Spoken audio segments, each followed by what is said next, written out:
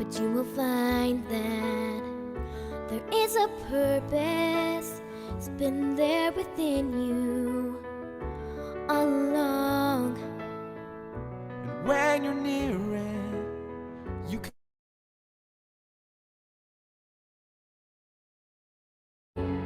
just keep listening, and pretty soon you'll start to figure out your part. Everyone plays a piece, and there are melodies. Each one of us. Oh, it's glorious.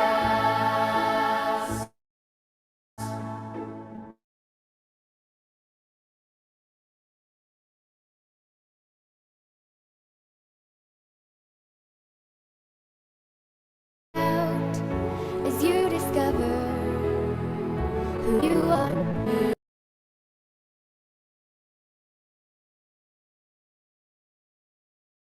amazing.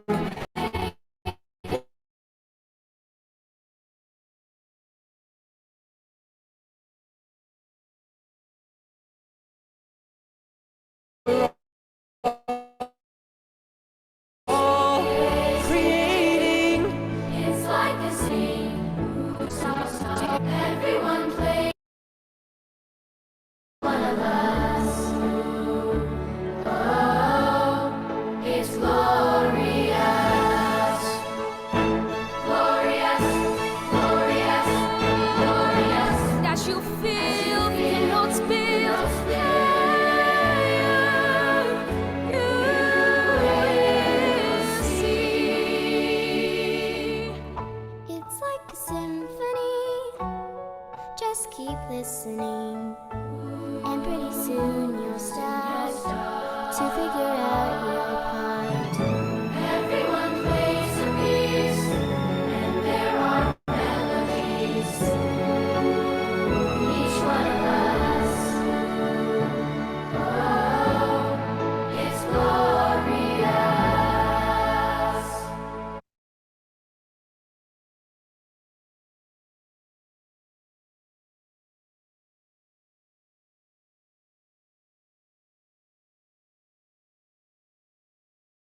Welcome. So today we'll be having ACLS. So we're gonna have a clear ano muna, quick review din na regarding the BLS. So we're having the BLS po in the new normal setup po natin for a while guys ha.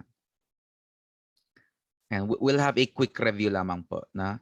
So kasi basic requirement po ng tinatawag na ACLS po natin na you need to have a strong foundation with the BLS. However, kasi pag sinabi po nating BLS, now we have the BLS outside the hospital, and then we have the BLS inside the hospital setup. At yun po yung i-apply po natin with your ACLS. Now, on the new normal pa rin po, the same pa rin yung priority po natin. We have the ABCD and then we have the CABD. Now, it depends na sa patient po natin. If the patient, guys, is a conscious patient, so you need to follow the airway, breathing, circulation. Then we have the disability. This is basically checking for the GCS status of your patient. Okay. But next, if the patient is unconscious po, so therefore you need to follow the protocol based on the American Heart Association 2020 guidelines. We're following the 2020 guidelines of AHA kasi wala pa naman silang 2021 and 2022. Na it's still 2020 guidelines. So we have the circulation to be followed by airway. Next, we have the breathing, and then lastly, we have the word, ayan, defibrillation. Okay, so we have for the conscious patient, guys, it's still ABCD. But for patients who are unconscious po, so we have the CABD po natin. Now, let's begin na po. Na? So with the ACLS. Don't worry, na madidiscuss pa rin later po ang BLS po natin. Lalo na with the BLS survey, if the patient is on an arrest setting. So brace yourselves na po. So we'll be discussing the ECG and pharmacology. So this is a combination of the analysis of the said ECG plus the administration of medication. And we will be following the latest protocol based on the AHA 2020 guidelines. Alam niyo ba may mga bago na po tayo ng mga protocols or latest protocols such as na in giving of your the atropine. Dati kasi guys, na it's 0.5 milligram na times 6 doses. Ngayon, ang pinaka-latest po will be the 1 milligram times 3 doses, a total of 3 milligrams. Okay, given every 3 to 5 minutes. And that's for the latest protocol, especially in treating patients suffering from sinus bradycardia. Now, for today's topic po, na I'll be, as aside from ayan, having the the discussion, I'll be showing also a DART simulator na as if parang nag-analyze talaga tayo ng ECG, guys.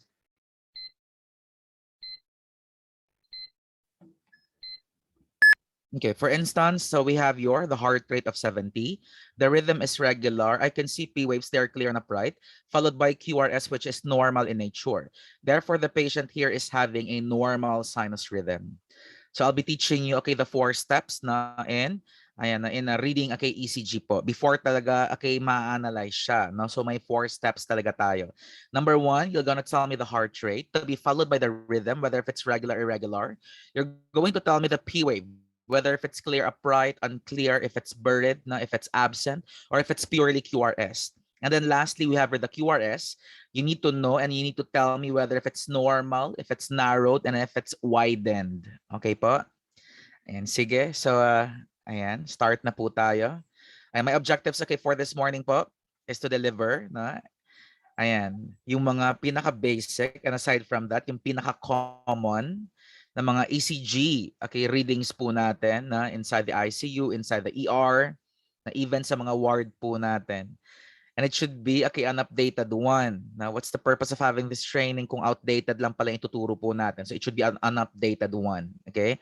Updated dapat. And to discuss the mega code na based on the AHA 2020 guidelines. Okay? And of course, yung BLS po natin later will be the new normal setup. So, yes, na i-discuss po natin yon. So based on the anatomy review, guys, na for today's topic, na syempre I won't discuss na the let's say the in-depth anatomy of the cardiovascular system, but rather I'll be focusing more on the conduction system of the heart. Now, before we begin na discussing the conduction system of the heart, let me show you a picture po. Now, so this is your heart, diba? So we have the major arteries na and that supplies, diba? This is syempre oxygenated blood na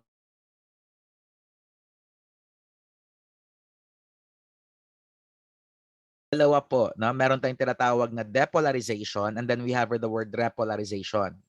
When we talk of polarization, this is the readiness state ng tinatawag na body po natin. Ng heart mo din, readiness state. So pag may term ako guys, na i-mention later, like depolarization, depolarization means stimulation. That means the contraction. Okay, we need to work. Diba? That's the depolarization.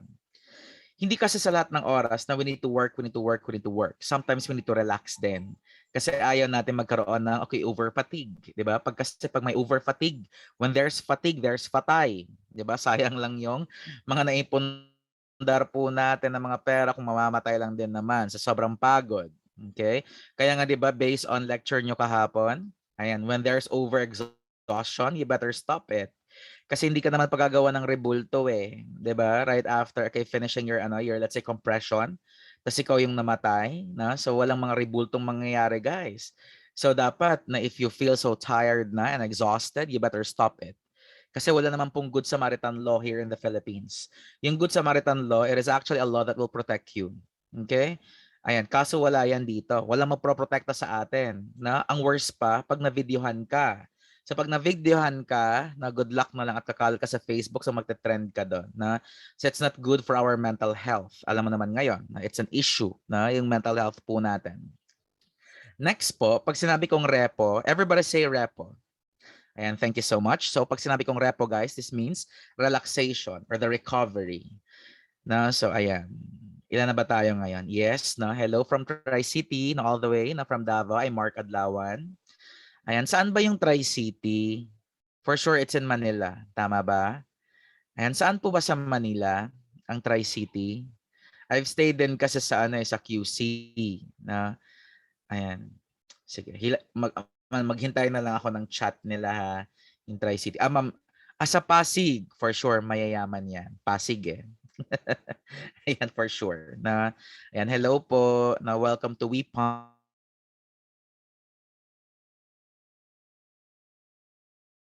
sinabi po nating atrial, good morning po, good morning doctors, good morning nurses. Ayan, for sure combination kayo dyan sa Tri-City. My nurses and my doctors po na inside this training na.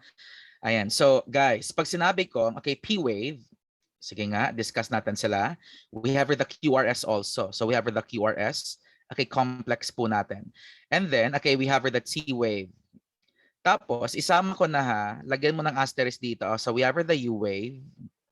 And then we have your, the pathologic Q-wave.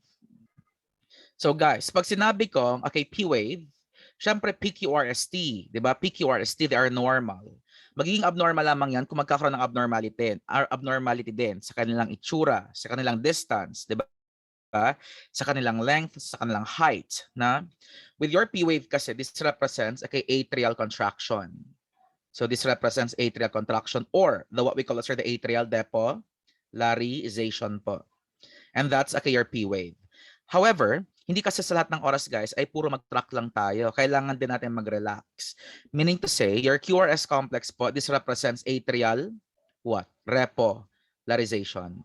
'Di ba? Pag sinabi kong relaxation, kailangan niya mag-relax. Now, sa pag-relax po ng tinatawag na atria po natin, hindi rin kasi puro relax lang. So we need to work. Okay? So meaning to say, your QRS also, it represents also ventricular, ventricular depolarization. For a while ha. Ayan, so it represents ventricular, ventricular, depolarization. So meaning to say, kailangan niya mag-contract. Tama po? Now, since nag-contract po, ang ventricles po natin, kailangan na ding mag-relax. So meaning to say po, your T-wave guys, this represents, ventricular, ventricular, repolarization po. So ulitin ko ha, your P-wave represents atrial depolarization. Your QRS represents atrial relaxation or repolarization, and this also represents ventricular depolarization. Next, we have the T-wave. Your T-wave represents ventricular repolarization. Now next po, guys, we have your the U-wave po natin. And alam niyo ba ang U-wave po natin, this represents hypokalemia. And alam niyo ba, if may hypokalemia ang patient natin, di ba everybody say potassium? And your potassium kasi it adds contractility sa heart po natin. If that adds contractility po, meaning to say, pag bumaba ang potassium po sa katawan po natin, babagal din po ang pagtibok ng puso. This means a slow heart rate. Pag sinabi kong slow heart rate, guys, syempre, I'm defining bradycardia. Sige nga, kahit nandyan ka sa screen mo, you say bradycardia. It's not brady but rather bradycardia. Okay? Di ba normally, ang heart rate natin, it should be 60 to 100. Pero pag less than 60 po ang term po natin doon, it's bradycardia. Pag greater than 100, anong term natin? Takey? Walang takey. Takey kasi, vitamins yan ng bata. It's still tachycardia pa rin po. So sige nga, everybody say tachycardia. Thank you so much. Next, we have the Q-wave. For the Q-wave po natin po, lalo na pag sinabi nating pathologic, of course, your pathologic Q-wave guys, that represents what? Nakakatakot, an irreversible one, and that's the myocardial infarction or the MI. Okay? So ano ba ang kina-complain ng patient po natin? Ganito kasi yan guys. Sa mga patients po natin, na iba-iba kasi ang presentation nila eh. Alam niyo ba pag adult po, na usual dapat talaga, na start talaga is the cardiac arrest talaga yan. Pero pag pediatric kasi po, usually respy arrest muna. Respy arrest precedes syempre what we call as the cardiac arrest. Mauuna talaga si respy. Magulat ka, ba't parang nag-DOB tong pediatric na to? And from that difficulty of breathing po, biglang nagkaroon ng cardiac arrest sa bata. Pero pag adult, automatic yan cardiac arrest agad. Pero sa babae at sa lalaki din, depende din yan pag nasa ER na po. Usually kasi pag babae, they present pagpunta the patient came in due to indigestion, cold chlamydia pharetic patient. Common yan sa mga babae. Indigestion, hindi natunawan, tas cold and clammy. Yes, very common sa babae. Kaya nga magulat ka na lang, wait lang, ba't parang hindi lang siya natunawan kanina? Ba't parang CPR na siya ngayon with high quality chest compressions? Na paglalaki naman po, usually kasi very common talaga yung Levine sign. in the clutching of their chest, na? Kaya nga pagkapasok sa ER, wag mo nang tanungin, na? Ayan, sir, masakit ba ang ano mo? Masakit ba ang chest mo? Automatic kasi hinawakan niya na. Ayan, baka sabihin ng patient, hindi, na natatay lang ako, ma'am. Na susuka lang ako ng tae ngayon. Na, so dapat po, alamin po dapat yung mga warning signs, yung mga flag signs po natin para masabi natin na, oops, kailangan na po na i-assemble na ang team kasi meron tayong future na cardiac, okay, magka-cardiac arrest po, okay, na patient. Alright?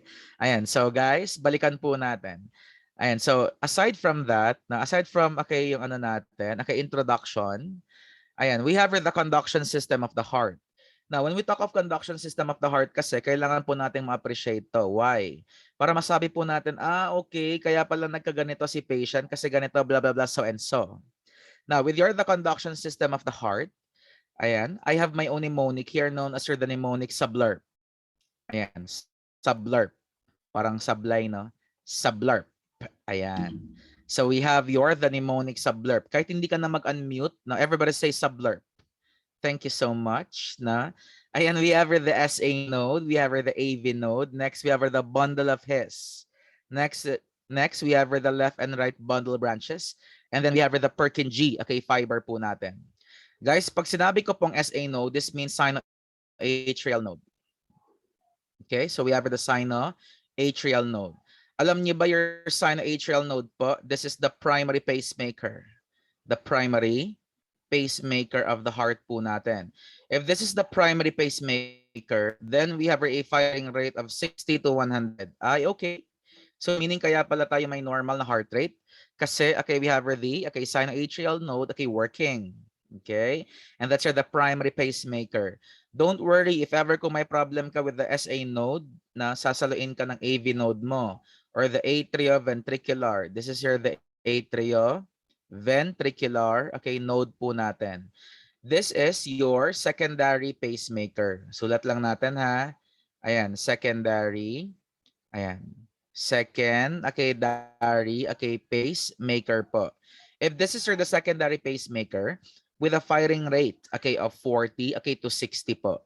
Guys, pag sinabi ko po ang okay, firing rate of 40 to 60, meaning to say it's below, okay, 60 already. Meaning yung patient po natin is suffering from bradycardia. All right? So we have the SA node, we have the AV node. Next, we have the bundle of His.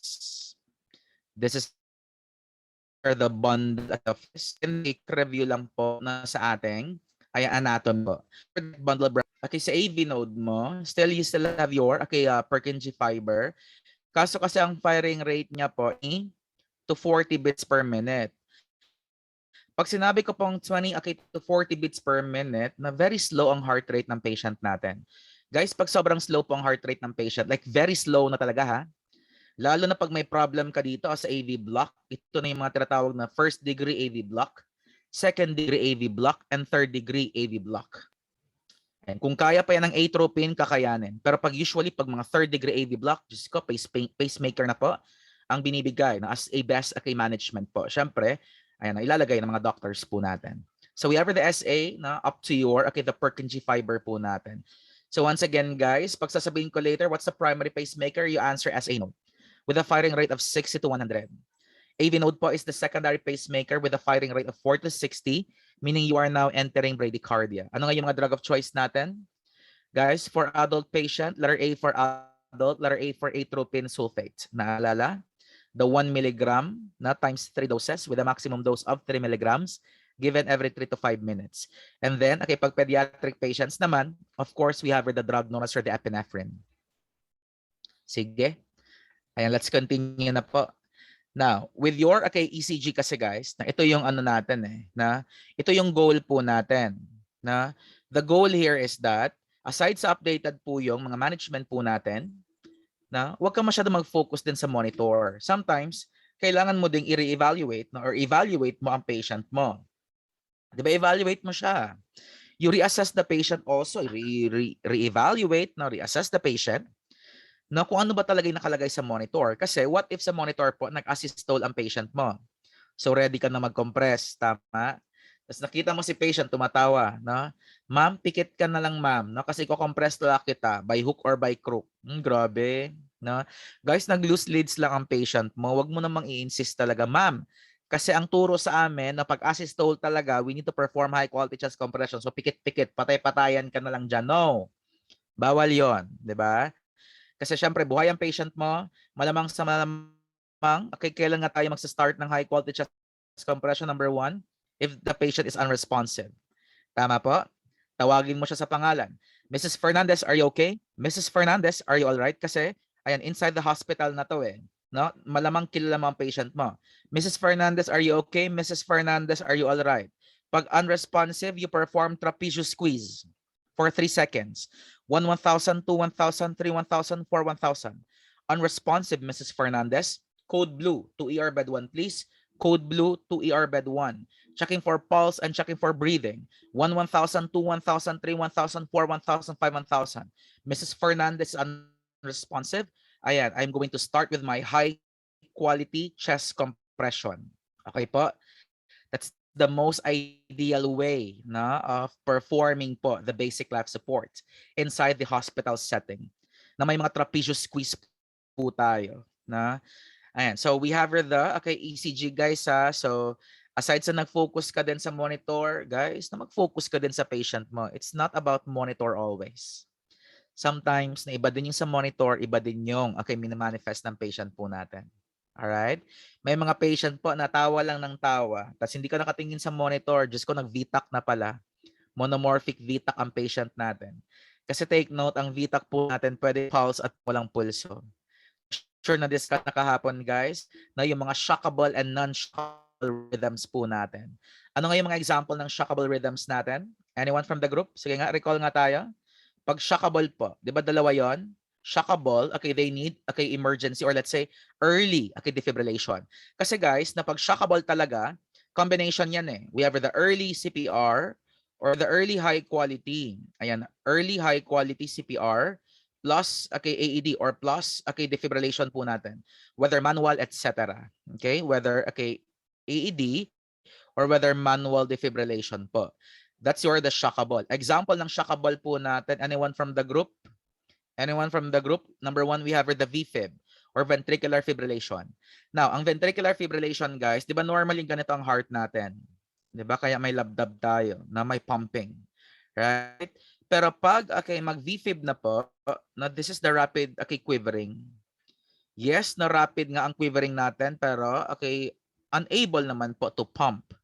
So meaning, okay, pulseless din ang patient natin dito. Now the heart rate here is indeterminate. Next, we have, aside from, okay, the VFib guys, we have the pulseless. Ayan, we have the pulseless, okay, ventricular. Ayan, tachycardia. Also runs through the pulseless VTAC.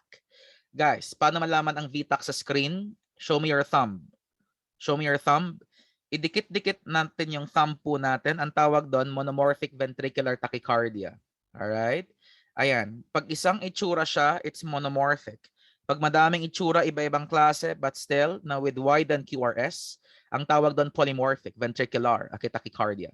Now, aside from shockable, now we have here the non-shockable. Sulat ko ha. So we have here the ayan, na shockable. So pag sinabi ko pong okay, non-shockable, syempre ang kailangan lang dito guys is that we need to have here the early, okay, high quality, okay, CPR. Okay po? No need for you to defibrillate kasi ang tawag nga, it's non-shockable. If you're familiar with your number one, we have the asystole. Diba? It's the asystole or the cardiac standstill. Diba meron po tayong protocols na before natin sabihing asystole yan. Number one, you check for the pulse rate. Ayan, utusan po ng doctor, okay, si nurse. Nurse, please check for the pulse rate. Nurse, please check for the ECG leads. And the nurse, okay, please maximize the ECG 5 to 10 times. So sasabihin po ng nurse, okay, doc, I already maximize it, na it's asystole. Okay, so asystole confirm tayo. So we proceed with asystole management natin. So ulitin ko lang guys ha. Protocols for asystole, you check for the pulse rate. You check for the ECG leads. Doc, all ECG leads are in place. I already maximized it to 5 to 10 times asystole confirmed. Why? Kasi guys, sometimes, pag maximize mo, akala mo kasi asystole. Alam niyo ba, pag maximize niya 5 to 10 times, hindi pala siya asystole. Fine ventricular fibrillation pala siya. 'Di ba? As taught kanina, na your asystole is a non-shockable. Well, in fact, na your ventricular fibrillation ng mga maliliit po, ang tawag doon fine. Kasi may coarse, may fine. Ang coarse malalaki, ang fine maliliit po. So meaning to say, ay, kaya pala, no, hindi na okay ang patient nag-assisto lang. Yun pala, no, nag-fine ventricular kayo nag-maximize eh. Only if nag-maximize kayo guys, buhay sana ang patient natin. Na iba kasi ang shockable, iba din po ang non. Okay, shockable po natin na ano yan, na mga okay, ECG po natin. Now aside from your diastole, we have another one known as your the PA. Guys, anyone from the group, no? Your PA stands for your pulseless electrical activity. Now, when we talk of pulseless electrical activity kasi, or your PA, ganito kasi yan. From series of arrests, no? Arrest.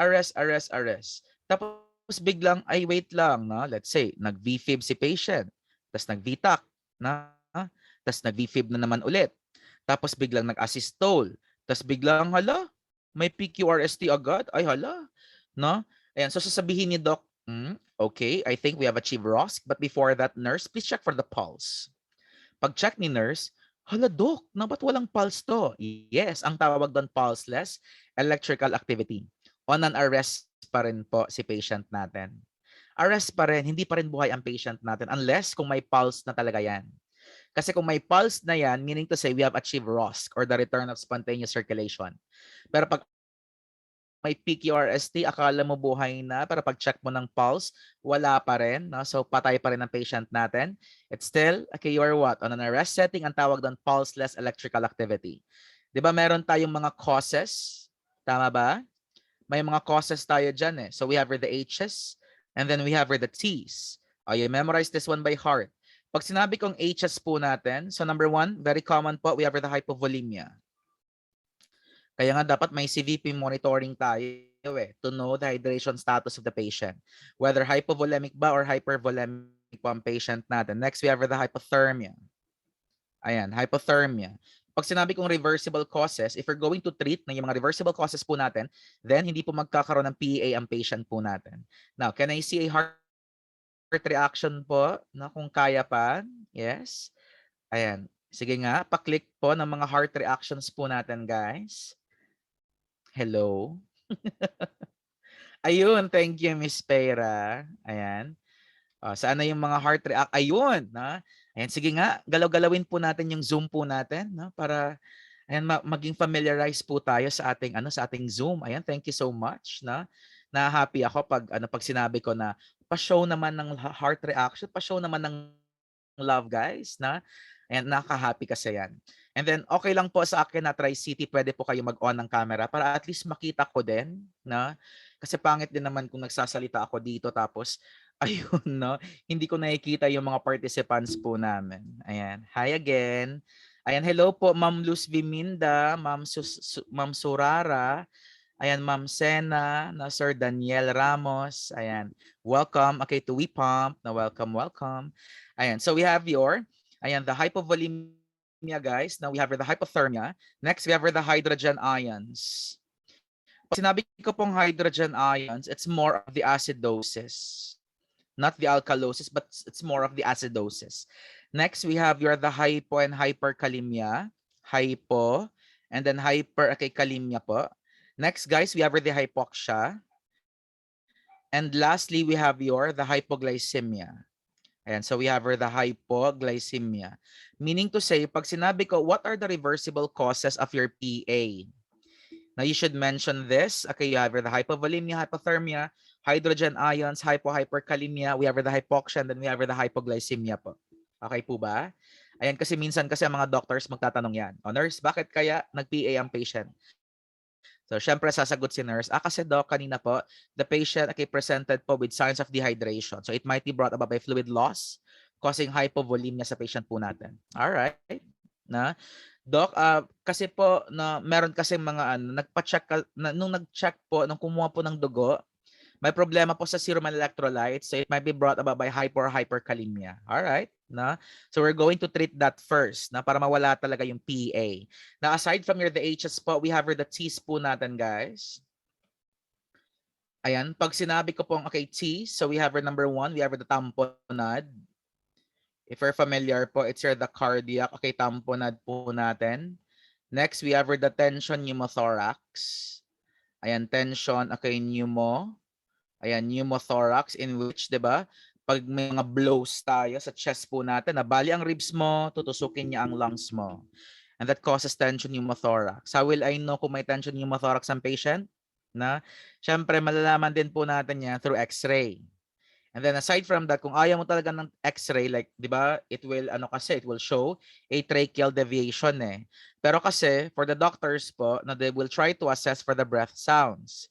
If the patient, okay, breath sounds are absent na po, and then that is a sign of tension pneumothorax. Di ba, if ever kung conscious ang patient mo, biglang magsasabi ng patient mo ng, but nurse, ba't parang ang sakit ng chest ko? No, tapos pag-check ni Docky, wait lang, ba't parang absent ng breath sounds nito? No? Tapos nung pa-x-ray po, no, may tracheal deviation, boom, may tension pneumothorax ang patient. Next po, we have the toxins po natin, pwede siyang drug toxicity po. Next, we have the thrombosis. Sulat natin ha. For the thrombosis kasi, whether if it's pulmonary, so we have the pulmonary thrombosis, and then we have the coronary thrombosis po. So again, we have the tamponade, we have the tension pneumothorax, okay, we have the toxins, and then we have the thrombosis po natin. Okay po? So again, these are the reversible causes. Now, balik na tayo. Ayan, let's discuss po. Ano bang itsura ng ating ECG? So this is your ECG paper, guys, 'di ba? Ayan, sa ECG paper kasi natin meron tayong mga big boxes eh. Ito yung big boxes mo. Ayan, big box. Ayan, big box. Ayan, big box. And then we have the big box. Tama po? Ayan. Tapos, alam niyo ba ang big box po natin? That corresponds to 0.20 seconds. Ayan. Sir, question, bakit kaya 0.20 seconds yan? Na, zoom natin. I-count natin. Kasi sa loob ng isang big box, meron tayong 5 small boxes. So 1, 2, 3, 4, 5. And alam nyo ba, yung 5 small boxes po natin that corresponds to 0.04 seconds. So meaning 0.04 times 5, a total of 0.20 seconds. But wait, this is not our goal today. Our goal, guys, is of course not to memorize, but to analyze the situation then. It's not purely memorization ha. Mas na-appreciate ko pa pag naintindihan mo at ma-analyze mo ang scenario kaysa sa memorize lang. What if pala ayaw mo na to? Ayaw mo na ang concept na to, 'di ba? So hindi mo na siya ila-love, no? So I hope na malalove po natin ang ECG starting at this point in time, at this very precious moment. 'Di ba? Kasi the more kasing i-hate ang ECG, the more mo po siyang hindi ma-appreciate. Okay po? But the more po natin i-embrace, no? Like in most difficult times then kasi like now, 'di ba? Now we are facing kasi but kinda the world is healing. Except for Russia and Ukraine, na medyo magulo talaga sila ngayon, na like hindi lang medyo, like magulo talaga sila. So you pray for world peace, guys, kasi us na in We Pump, na so yeah, we're advocate kasi of peace din, na and unity. Yun yung goal namin, lalo na in the healthcare setting po, healthcare professionals, doctors, nurses, midwives, na medtechs, respite therapists, 'di ba? Ayan, etc. Na basta na belong po na sa healthcare team. Then, ayan, we're advocate of peace, and love talaga. Yun yung pinakagusto namin. Ayaw namin ng away, no? Gusto namin love, love, love lang. 'Di ba? And we need to work harmoniously, na ayan, and then, well, para ma-save talaga natin yung patient po natin. Okay po? So, sige po, tignan natin yung mga waveforms po natin, guys. Now, with your waveforms kasi, di ba, we have the P wave, we have the QRS, and then we have the T wave po natin. Now, in your P wave kasi po, Ang sabi ko nga, this represents the contraction of the atria. Contract muna. You need to work muna before tayo mag-relax. So we have the P wave. Guys, pag ang P wave, ganyan ang itsura. Ito, this is clear and upright. Kaya pag mention man ako mamaya ng upright and clear or clear and upright P wave, ganyan ang clear and upright P wave. Okay po? Next, we have the QRS. Ito, Q, R, and S. Your QRS po that represents atrial relaxation plus the beginning of the contraction of the ventricles. And that's the QRS. And then lastly, we have the relaxation. Kasi kung nag-contract man ang ventricles mo, kailangan niya ding mag-relax. So ang tawag doon? Ventricular repolarization. So again, we have the PQRST. PQRST. Now, sir, pag sinabi po natin, okay, let's say for the ECG, how are we going to interpret ba, okay, your ECG? Number one, you're gonna tell me the heart rate of the patient to know whether if it's bradycardia, di ba? To know whether if it's tachycardic and to know whether if it's normal. Normal heart rate, guys, should be 60 to 100. Tama po ba? Pag less than 60, it's the bradycardia. Pag greater than 100, anong tawag? It's the tachycardia. Now, may ipapamemorize ako sa inyo ha. So you memorize this one by heart, 300, 150, 100, 75, 60, 50, okay, 40, 30, 20, and then 10. So again, that's for the heart rate of the patient. Now, pag within 60 to 100 yan, guys, it's normal. Pero pag less than 60 po, it's bradycardia. Pag greater than 100, it's the tachycardia. Okay? Next, aside from determining the heart rate of the patient, ayan, we need to know and identify the rhythm. Sulat natin. So we have the rhythm. Sabay-sabay nga po tayo. Everybody say rhythm. Great. Thank you so much. So again, you need to measure the distance. You need to measure the distance between your P is to P, your P wave is to P wave, and R wave is to R wave. Okay po? Guys, pag measure mo sa distance nila, if the same po ang distance, ang tawag doon, it's regular. But on the other way around, pag hindi po the same ang kanilang distance, ang tawag doon, irregular. Alright? So ulitin ko ha. We're done na with the heart rate. So again, i-memorize mo, 300, 150, 100, 75. 60, 50, 40, okay, 30, 20, and then 10. Next po, we have the rhythm po natin. Now, for the rhythm naman po, you simply, measure, the distance, ayan. Pag the same po ang distance, ng P is to P and R is to R, then meaning to say it's regular. Pag regular po yan, ayan, sige, mamaya, may explain natin yan. Pero kasi pag irregular yan, ang term natin doon will be arrhythmia. Pag regular po, pag the same ang distance. Pag irregular naman po, ang tawag natin arrhythmia. Right? Next, aside from rhythm po, ayan, we have your number 3. Yes, now let's identify the P wave of the patient. Ayan, alam niyo ba, ang P wave po, ito yung first name first name po ito ng ating ECG. I'll explain. If the P wave is clear and it is upright in nature, ang tawag natin doon, it's sinus. Ay, oo nga, no? 'Di ba? Ito yung first name, sinus bradycardia, sinus tachycardia, 'di ba? Sinus arrhythmia.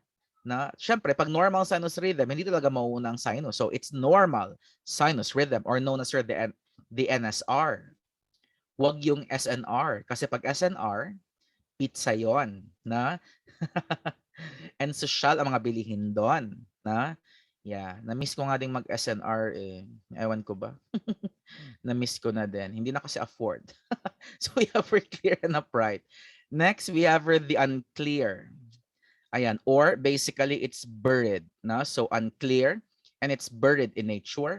Ang term po natin dito, it's an atrial problem, guys. O ganito, meron tayong technique dito ha. Alam niyo ba ang boundary ng sinus po? It should be less than 150 beats per minute. Now, meaning to say, may sinus brady ka, may sinus tachy ka, may normal sinus rhythm ka. Pero alam niyo ba pag atrial po, ang boundary niya para masabi mo talaga na atrial yan, greater than 150 beats. Ay, Diyos ko Lord, ang bilis pala sir. Yes. Na? So meaning to say, pag atrial problems po, automatic yan, greater than 150 beats per minute. At pag sinabi ko po ang greater than, okay, 150 beats per minute, wala po tayong tinatawag na atrial bradycardia. Tama ba? Kasi greater than 150 beats per minute ang start po natin. So ang mga terms natin doon, atrial tachycardia, atrial fibrillation, atrial flare, or the atrial flutter. Na puro po yan, okay, mabilis. Like, okay, ano po, fast. Okay, ang heart rate ng patient natin. Ang sinus kasi pwede rin kasi magkaroon ng slow rhythms yan eh, like slow heart rate. Pero for the atrial ay sa sobrang bilis talaga, no? Diyos ko po. From atrial tachycardia or SVT, na pwede po yan mag-progress to ventricular tachycardia. From ventricular tachycardia, dire-diretso na po yan sa jackpot round, ventricular fibrillation, asystole, and then the death of the patient. Pero since magaling kayo, na RNs, magaling kayo ng mga doctors po, no, na-recognize po natin ng patient po, no, kailangan niya ng i-resuscitate or kailangan mag-activate ng code blue, then ginawa mo yon, so mas maganda pong prognosis ng patient natin. Now, aside from that, okay, what if ang patient po natin, na ang kanyang P waves, guys, they are okay, absent. So we have the absent P waves.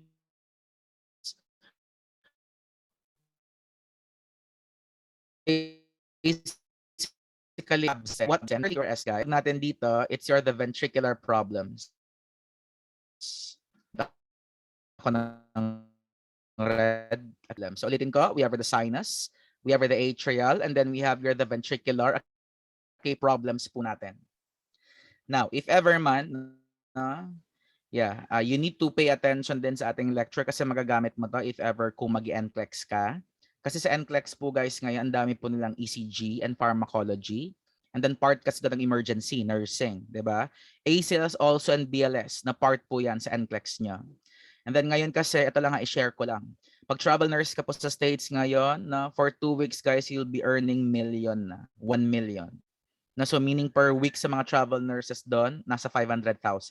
Ganun kabongga pag travel nurse ka sa States. And hiring po, mabilis lang.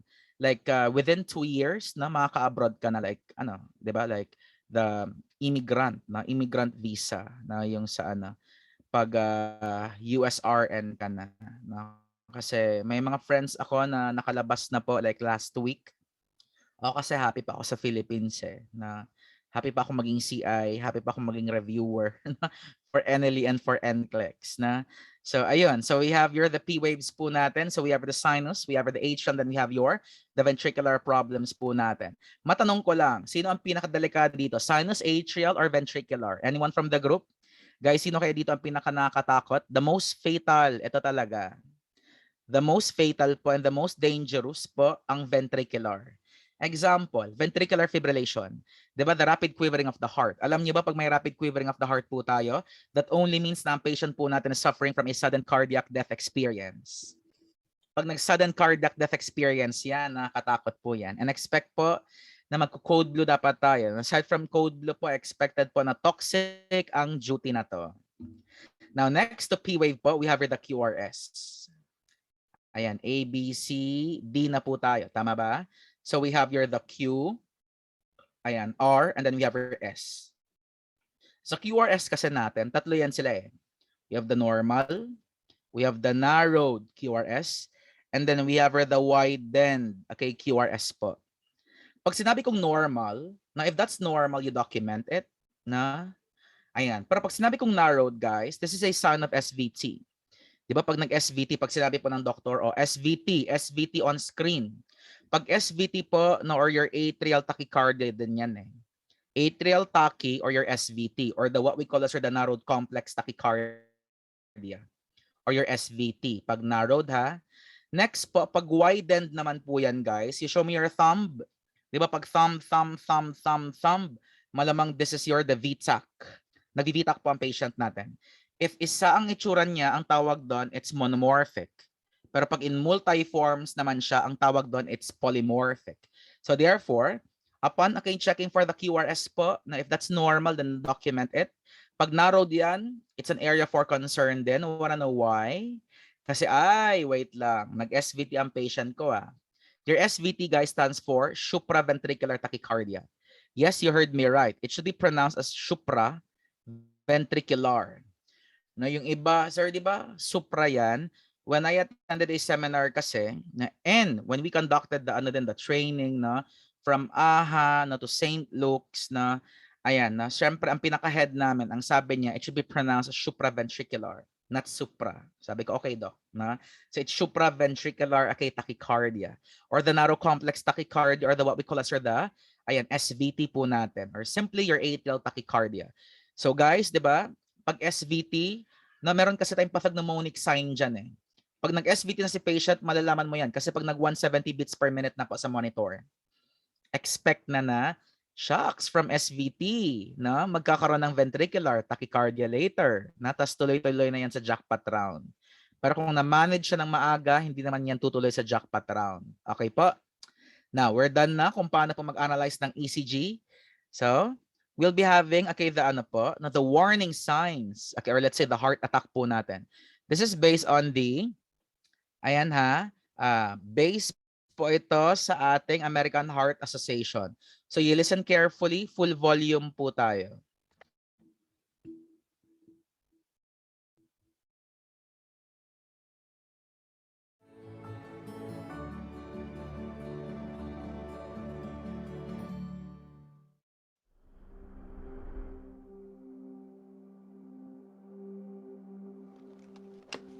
Leticia, Hey, Jack, what's up? happy Monday. When you finish with this, I need you to clear off the end cap down there. I got a whole bunch of promotional items coming in. We got to put them somewhere. Okay, sounds good. Oh, You all right, Jack? yeah. Yeah, I'm fine. I think it's that stuff that everybody's got going around. Okay. Acute coronary syndromes, or ACS, may suddenly strike men and women, often after years of asymptomatic coronary atherosclerosis and plaque formation. As plaque forms within the coronary arteries, several clinical syndromes may also develop, with varying degrees of coronary artery occlusion. Two of these syndromes are non-ST segment elevation acute coronary syndromes, or NSTEACS, and ST segment elevation myocardial infarction, or STEMI. STEMI is generally considered to be more serious and usually develops after a ruptured plaque or an erosion results in an acute blood clot that significantly or completely occludes a coronary artery. Either of these syndromes can, unfortunately, manifest as sudden cardiac arrest and death. It's estimated that half of the deaths from these syndromes occur outside the hospital, making early recognition and rapid response essential. The best outcomes from ACS occur in communities where programs with strong public education, PAD programs, and STEMI systems of care exist. Watch how emergency medical services and hospital personnel use the STEMI chain of survival to provide a system of care that recognizes and rapidly treats the underlying causes of ACS. What's going on? I think Jack's having a heart attack. I'm gonna call 911. You get the AED and first aid kit. Okay. 911, what is your emergency? I think my manager's having a heart attack. I see you're located at 459 Commerce Avenue, is that correct? Yes. Where is the patient? He's right here. He was wobbly on his feet, so we sat him down in the aisle. He's having chest pains and his left arm hurts. Is he awake? Can you talk to him? Yes, he's awake and able to talk. I'm going to dispatch paramedics to your location. Stay on the line with me, okay? Don't hang up. I'll have a few more questions to ask you. Okay. The first step in the ACS algorithm involves the patient, bystanders, and medical personnel recognizing the warning signs of cardiac ischemia. We all had basic first aid training and CPR training about 6 months ago, and when Jack said his chest was hurting and his left arm was hurting, that's when the alarm bells went off for me. Our system uses priority dispatching protocols, which help identify the problem and determine what type of response to send. What the caller described fit the protocol for ACS, which required a high priority EMS response. While waiting for EMS to arrive, dispatchers may advise patients to chew 160 to 325 milligrams of non-enteric coated aspirin. This recommendation should be in line with approved medical protocols, and only if the patient has no history of true aspirin allergy or gastrointestinal bleeding. Okay, paramedics are on their way. Stay on the line with me until they arrive. Do you have a first aid kit with you? Yes, and I have our AED too. Great. Is the patient still conscious? Yes, he is. Okay, then we won't need to use the AED right now. Ask if he has an aspirin allergy or any recent bleeding from his stomach. Jack, do you have an allergy to aspirin? No, Have you had any bleeding in your stomach recently? no, I don't think so, no. No to both questions. Look in the first aid kit. If it has aspirin, have him chew 2 to 4 baby aspirins or 1 adult aspirin while you wait for the paramedics to arrive. That brings us to the next step in the ACS algorithm: assessment, care, and hospital preparation. What happened? He's been having chest pains for about 10 minutes, and the 911 operator said to give him an adult aspirin to chew. Sir, how you feeling? Not so good. It's my chest. I feel like somebody's squeezing it. Okay, well, we're gonna help you out, reduce that pain. I'm gonna get a 12 lead. Go ahead and get his blood pressure and put him on a pulse ox. When we arrive on scene, the clock is ticking. I know I've got to assess, but if he doesn't need immediate resuscitation, my highest priority is to obtain a 12-lead ECG, manage the symptoms, initiate transport as soon as possible. Every minute matters. The longer it takes to get to the hospital, the poorer the outcome for the patient. In fact, half the people who die from ACS are dead before they even reach the hospital. So I follow the ACS algorithm closely just to make sure that doesn't happen. Administer supplementary oxygen if the patient's oxygen saturation value is less than 90%. Give aspirin if the patient hasn't taken any yet and there are no contraindications. It's critical that out-of-hospital healthcare providers obtain a 12-lead electrocardiogram. Looks like a STEMI. This early ECG helps classify patients suspected of having an ACS into 2 groups based on ST segment deviation before they reach the hospital. It's preferred that patients with ST segment elevation be driven, if feasible, to a hospital that performs primary PCI. This initial ECG speeds the patient's diagnosis and shortens the time to reperfusion. Recognizing ST segment elevation on a 12-lead ECG takes training and practice because different thresholds exist for patients depending on their age and gender. If a STEMI is suspected, EMS should notify the hospital or transmit the ECG for interpretation. The patient had ongoing symptoms of ischemia, so we administered nitroglycerin sprays every 3 to 5 minutes for a total of 2 doses. 3's the max. We monitored the patient's blood pressure in between each dose. Before giving nitrates in any form, make sure there are no contraindications, such as severe bradycardia, tachycardia, or hypotension. Also, confirm that the patient hasn't taken any phosphodiesterase inhibitors for erectile dysfunction in the past 24 to 48 hours. Patients with inferior wall STEMI on their 12-lead ECG can often have right ventricular involvement. This can be confirmed by a right-sided 12-lead. If RV infarction is present or suspected, nitrates in all forms are contraindicated. Clinically, it may be suspected in patients with hypotension, clear lungs, and elevated JVD. If the patient receives nitroglycerin but does not experience pain relief, healthcare providers can consider giving analgesics such as morphine while monitoring the patient's blood pressure and respiratory rate. Use morphine with caution for patients with unstable angina. County Medical, this is Rescue 1. We've got a STEMI alert. 46-year-old male, chest discomfort started half an hour ago. Current vital signs are BP 104/78 with a heart rate of 96. Pulse ox 95%. He's chewed 325 milligrams of aspirin and received 2 rounds of nitroglycerin sprays, but still says he has chest discomfort. 12 lead shows ST segment elevation of 3 to 4 millimeters and leads V1 through V4. ETA to your facility is 10 minutes. Rescue 1, we received your 12 lead and your initial report. We'll activate our heart alert system, contact the cardiologist and the cardiac cath team. We'll see you guys in a few minutes. Let's get ready. Getting this advance notice really helps us speed treatment of these patients, increasing their chance of survival. We can have the cath lab prepped and ready by the time the patient hits the doors of the ED. The American Heart Association recommends that EMS personnel transport patients who have a STEMI to the closest appropriate facility that provides reperfusion without delay. Hi, sir. I'm Dr. Taylor. We're going to take good care of you today. After we last talked, his pain is down to 2 out of 10. Otherwise, he's stable. Let's get him to bed. Right. Studies show that ED evaluations are responsible for as much as 33% of the total time from symptom onset to treatment. We try to reduce delays by having everything ready when the medics arrive. After seeing the 12 lead that the medics had sent, I immediately activated a PCI team and alerted the cardiologist. When the patient arrives at the ED, we move to the next step in the ACS algorithm, Reperfusion goals for STEMI patients include PCI within 120 minutes after the first medical contact, or fibrinolytics within 30 minutes from ED arrival. The appropriate therapy is defined by patient and center criteria. Within the first 10 minutes after arrival, the ED staff should provide an immediate assessment of the patient. That includes taking vital signs, getting a brief, targeted medical history, completing a fibrinolytic checklist, and obtaining blood studies. If the early ECG shows no signs of ST segment elevation, then a repeat ECG in the ED is warranted. Staff should also get a chest x-ray within the first 30 minutes after arrival. Draw the STEMI panel. I've activated the STEMI pager and get him to the cath lab as soon as they're ready. Adjunctive treatments include unfractionated or low molecular weight heparin, bivalirudin, P2Y12 inhibitors, IV nitroglycerin, beta blockers, and glycoprotein 2B3A inhibitors. Hi, I'm Dr. Taylor.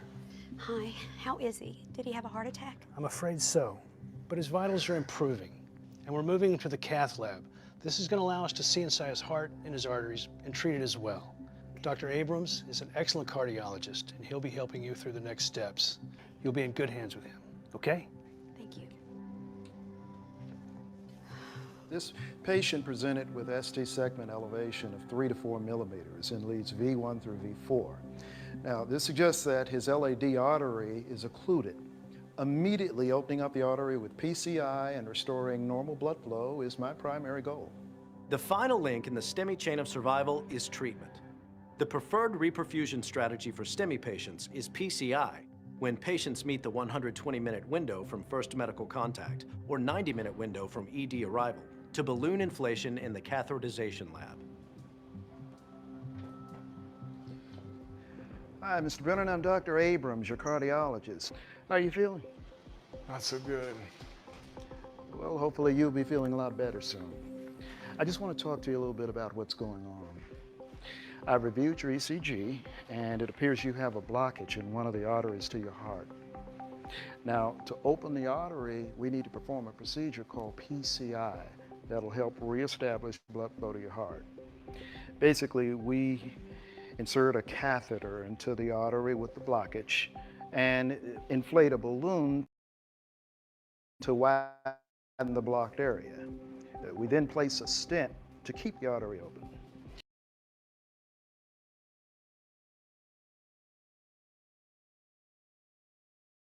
And the sooner we can do this procedure, the less damage may be done to your heart, okay? Okay. I understand. I'm ready. All right. Well, let's see what we can do to help you get better, okay? All right. PCI opens the blocked artery with a tiny balloon. Then a stent, or metal scaffold, is inserted to maintain blood flow to the heart. When choosing between this reperfusion strategy and fibrinolytic therapy, hospital personnel must consider a number of factors. Treatment delays increase mortality in both groups, regardless of the reperfusion strategy chosen, but were more pronounced among those patients receiving fibrinolytic drugs. In these cases, the more time that goes by, the more heart muscle is lost. The better EMS systems and medical centers work together, and the faster they can deliver treatment, the more heart muscle and patients can be saved. We had a great outcome with that patient, but we wouldn't have if every link in the chain hadn't been working cohesively. All the pieces fit together perfectly, and it all began with a call from his coworker. The dispatcher assisted in the administration of aspirin prior to our arrival. We were able to get to him in time, identify a STEMI, and move him quickly to a hospital where they were ready to do PCI. He's back at Alright, so guys, now it's already 9:11. No? Okay lang ba mag-break po tayo? Like for 15 minutes only. Na para makapag-charge pa yung iba sa mga gadgets po nila. So, we'll resume at exactly 9:30. Okay po? Pero I'll be playing videos po na while waiting. 9:30 po ang resume po natin.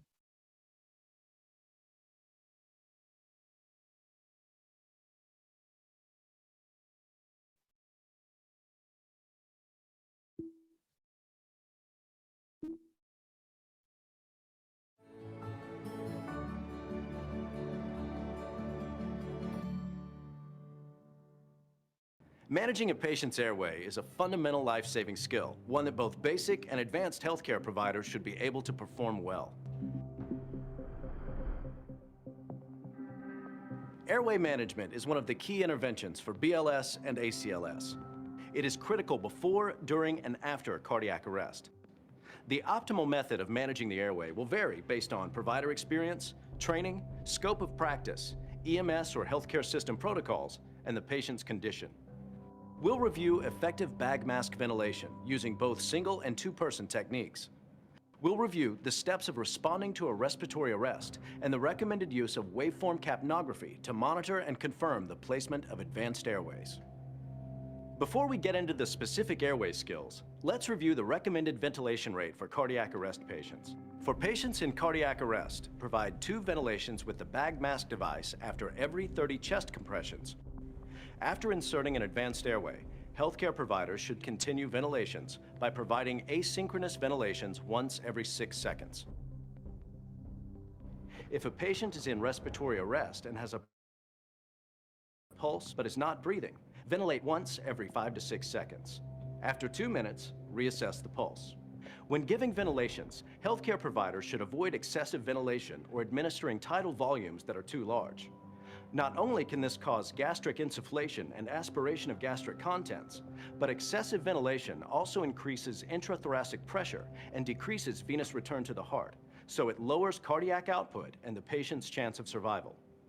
Tidal volume should be approximately 500 to 600 milliliters, enough to see the chest rise. This is about half a squeeze of an adult ventilation bag.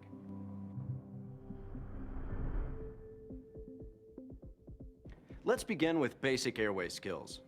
The first 2 steps in any airway management response involve opening and clearing the airway.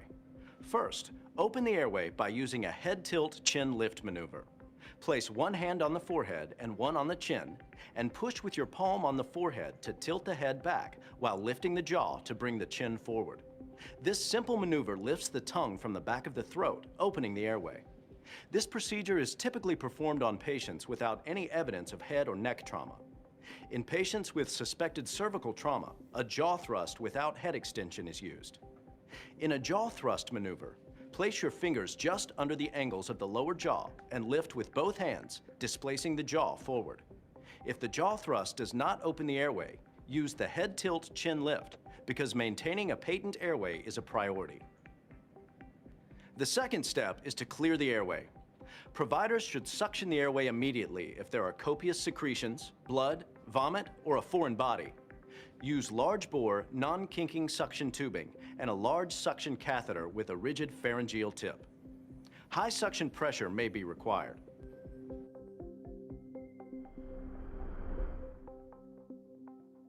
Once the airway is open and clear, you may consider use of an airway adjunct to maintain a patent airway. There are 2 types of airway adjuncts: the oropharyngeal airway, or OPA, and the nasopharyngeal airway, or NPA.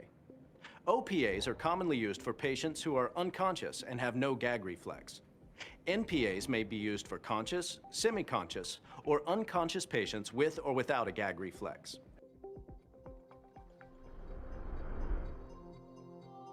The OPA is a J-shaped, single-use, disposable plastic device. OPAs are available in various sizes, with the most common adult size ranging from 8 to 10. Here's how to choose the correct size OPA.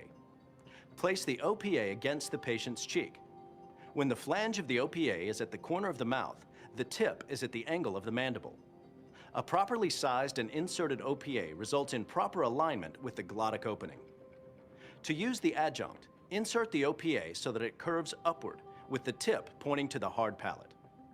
As the OPA passes through the oral cavity and approaches the posterior wall of the pharynx, rotate it 180 degrees into the proper position. Alternatively, the airway can be inserted sideways and rotated 90 degrees into place.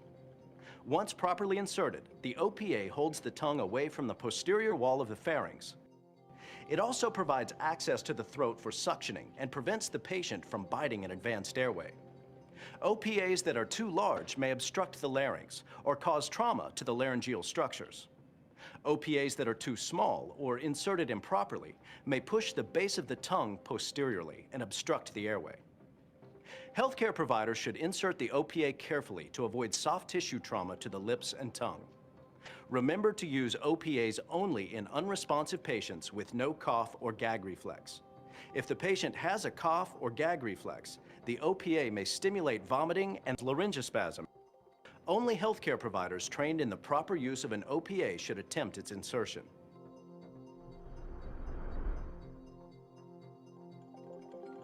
The NPA is a soft, curved, hollow tube that can be inserted through the nostril to facilitate ventilation and suctioning. Unlike oral airways, NPAs may be used in patients who are conscious, semi-conscious, or unconscious, with or without a gag reflex.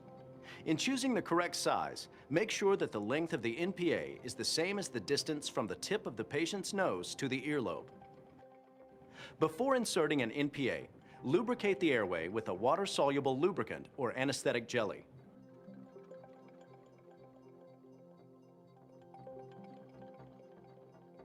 Insert the NPA through the nostril in a posterior direction perpendicular to the plane of the face.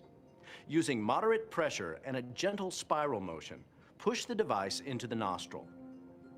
When inserted correctly, the NPA should reach beyond the nasal cavity to the pharynx, providing a clear path for ventilation and suctioning. If you encounter resistance during insertion, gently withdraw the NPA a centimeter or so, slightly rotate it, and gently try to insert it again. If you continue to encounter resistance, withdraw the airway completely. You may try inserting it in the other nostril. Use caution when inserting the NPA in patients with severe head or facial trauma because of the risk of misplacement into the cranial cavity. With a known basal skull fracture, an oral airway is preferred. Take care to insert the NPA gently to avoid complications such as tissue injury or bleeding. An NPA may also cause laryngospasm and vomiting. An improperly sized NPA may enter the esophagus and cause gastric inflation with active ventilation. After inserting either an OPA or NPA, it's important to check whether the patient is getting adequate ventilation by listening for breath sounds.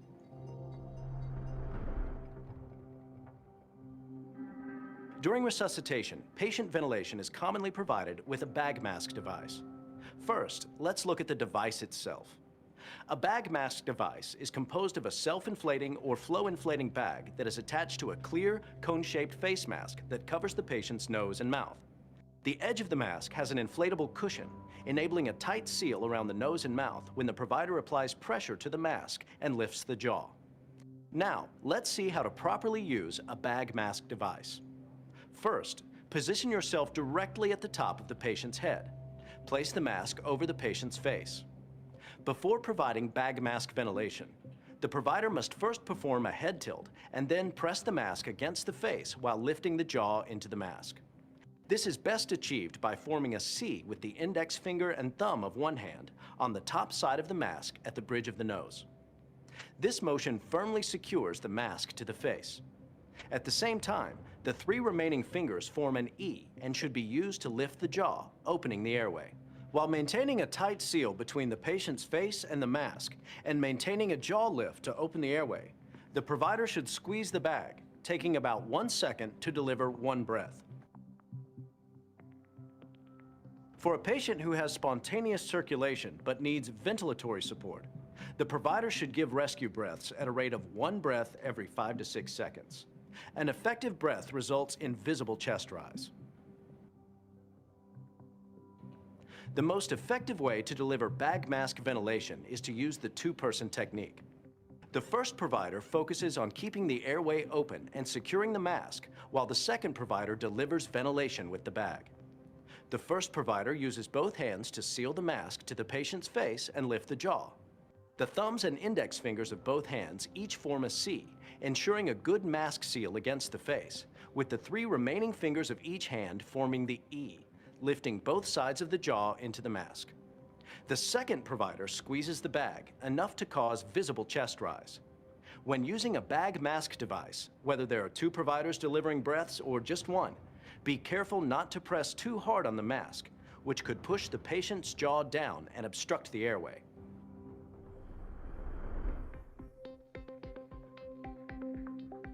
There are several possible indications for insertion of an advanced airway. These include difficulty providing effective bag mask ventilation, patients with actual or potential airway compromise, particularly with long transport times, or the need to isolate the airway. With careful attention, trained healthcare providers can use an advanced airway to safely provide ventilation that is as effective as bag mask ventilation. Advanced airway devices offer many advantages. These include isolating the airway and reducing the risk of aspiration and gastric insufflation. After inserting an advanced airway during CPR, providers should deliver one breath every 6 seconds without interrupting chest compressions. Unfortunately, insertion of some advanced airway devices, like an endotracheal tube, may require interruptions in chest compressions that last longer than 10 seconds. These interruptions may reduce survival rates for VF arrest patients. It should also be noted that there is no evidence that advanced airway measures improve cardiac arrest survival rates in either in-hospital or out-of-hospital settings. So providers must carefully consider all these factors before performing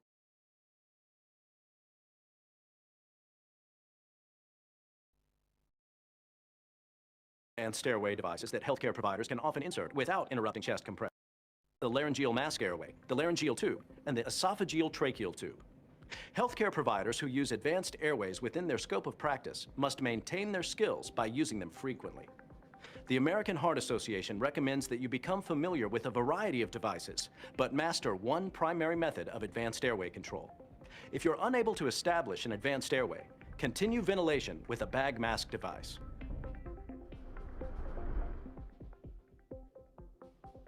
The laryngeal mask airway is a supraglottic airway device that healthcare providers can insert without visualizing the glottis.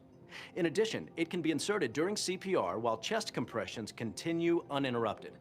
This makes training easier and insertion more reliable. The laryngeal mask airway is a tube with a distal inflatable cuff shaped like a mask that is placed in the patient's hypopharynx.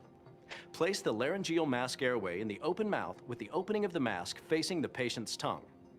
Advance the device to the back of the tongue. In a smooth motion, use your index finger to press the laryngeal mask airway against the roof of the mouth and guide it downward. Continue advancing the device until you feel resistance, which indicates the distal end of the tube has reached the hypopharynx. Withdraw your finger and inflate the mask. Once inflated, the laryngeal mask airway will center itself in the mouth. If placed correctly, oxygen will flow through the lumen of the device and into the trachea. The laryngeal tube is a supraglottic device that can be inserted in an unconscious patient. Providers can insert the device during CPR while chest compressions continue. The device can also be inserted without visualizing the glottis. The laryngeal tube is a single lumen device with two cuffs inflated through a single inflation port.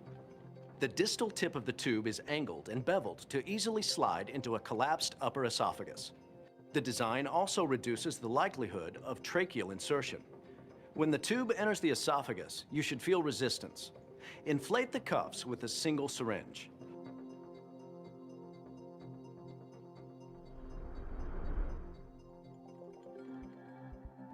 The esophageal tracheal tube is a supraglottic device that providers can insert during CPR without interrupting chest compressions and without visualizing the glottis. The esophageal tracheal tube is made up of two lumens permanently joined. Each tube can be used to provide oxygenation and ventilation, depending on how it's inserted. The longer blue tube, marked with a number 1, provides ventilation through 8 small side openings of the lumen in the pharyngeal section. The shorter, clear tube, marked with a number 2, provides ventilation directly through the lumen to the end of the tube. Once the tube is in place, use the large blue syringe to inflate the pharyngeal cuff through the port labeled number 1. Then use the smaller syringe to inflate the distal cuff through port number 2. The distal tip of the device will rest in either the esophagus or the trachea. If the tube rests in the esophagus, which happens most frequently, the cuff blocks airflow in and out of the esophagus, and ventilation occurs via lumen number 1 and through the small side openings into the trachea. If the tip of the tube comes to rest in the trachea, however, the rescuer can use lumen number 2 to deliver ventilation directly into the trachea. Caution: it's critical to confirm the proper placement of the esophageal tracheal tube, because if ventilation is delivered to the incorrect lumen, It will prevent adequate oxygenation and ventilation and result in severe hypoxia. Incorrect delivery of ventilation to the esophagus will also produce gastric insufflation that will complicate ventilation.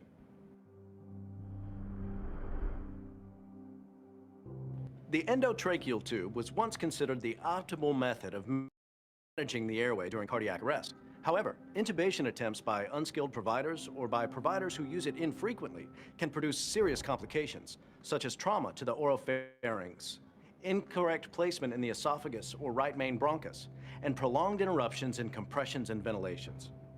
Despite the risks of intubation in inexperienced hands, there are many benefits to endotracheal intubation. These include keeping the airway patent, allowing suction of the airway, speeding the delivery of high concentrations of oxygen, providing an alternative route for some drugs when intravenous or intraosseous routes are not available, and, when using a cuff, potentially protecting the airway from aspiration. The endotracheal tube is a single clear lumen with a single cuff. To insert the endotracheal tube, place the patient's head in the sniffing or neutral position. Insert the laryngoscope blade into the patient's mouth. Lift the laryngoscope vertically up and away to expose the vocal cords and glottic opening. Insert the endotracheal tube directly between the vocal cords and into the trachea until the cuff passes the cords. Once the endotracheal tube is in place, inflate the cuff and attach a waveform capnography monitor to confirm proper tube placement. When choosing to use an advanced airway, you need to be confident that it is inserted correctly and that you're providing effective ventilation while avoiding excessive ventilation. Watching for chest rise, checking for bilateral breath sounds, and listening for gurgling sounds coming from the stomach can help you confirm the placement of an advanced airway. Beyond these clinical assessments, there are several devices that can help you determine whether you have inserted the airway correctly. Waveform capnography monitors how much carbon dioxide is exhaled by the patient.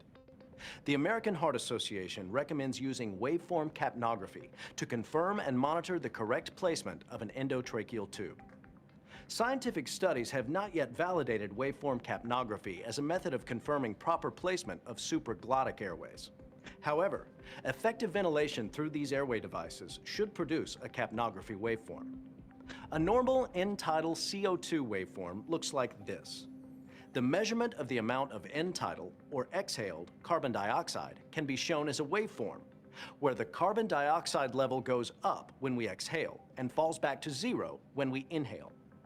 Even when healthcare providers are properly ventilating the patient, chest compressions will produce a low end-tidal CO2 reading because even the best CPR produces cardiac output and pulmonary blood flow that's about 25 to 30% of normal. In contrast, ROSC can cause an abrupt increase in end-tidal CO2.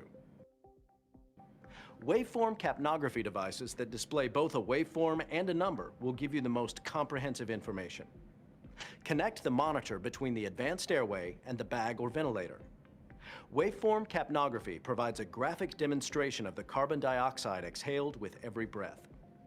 Humans with healthy lungs have a characteristic waveform that is divided into 4 phases that occur during inspiration and expiration. When the patient first begins to inhale, the curve falls sharply to 0. As the patient continues to inhale, the reading on the monitor should remain at 0. When the patient first exhales, the initial portion of the breath consists of the air in the dead space from the breathing tube and the trachea. As air from the alveoli begins to empty into the circuit, carbon dioxide levels start to increase. This is shown as an upward deflection at the beginning of the exhaled carbon dioxide curve. As exhalation continues, carbon dioxide continues to pour out of the lungs until the next breath is initiated. The highest value in the curve is called the end-tidal CO2. For patients with normal perfusion, an end-tidal CO2 reading of less than 35 millimeters of mercury indicates hyperventilation. A reading of more than 45 suggests hypoventilation. In the patient with adequate circulation, the key uses for waveform capnography include the placement and monitoring of an advanced airway and the management of ventilation support. In cardiac arrest patients, Waveform capnography reflects the effectiveness of chest compressions during CPR, and a sharp increase in end-tidal CO2 signals the return of spontaneous circulation. The higher the end-tidal CO2 pressure, the higher the cardiac output is during resuscitation. An end-tidal CO2 of less than 10 millimeters of mercury suggests that the cardiac output is insufficient to achieve ROSC. If the CO2 readings are low during resuscitation, the team should optimize CPR quality by minimizing interruption in compressions, delivering compressions at a depth of at least 2 inches and at a rate of at least 100 but no more than 120 compressions per minute, allowing complete chest recoil and avoiding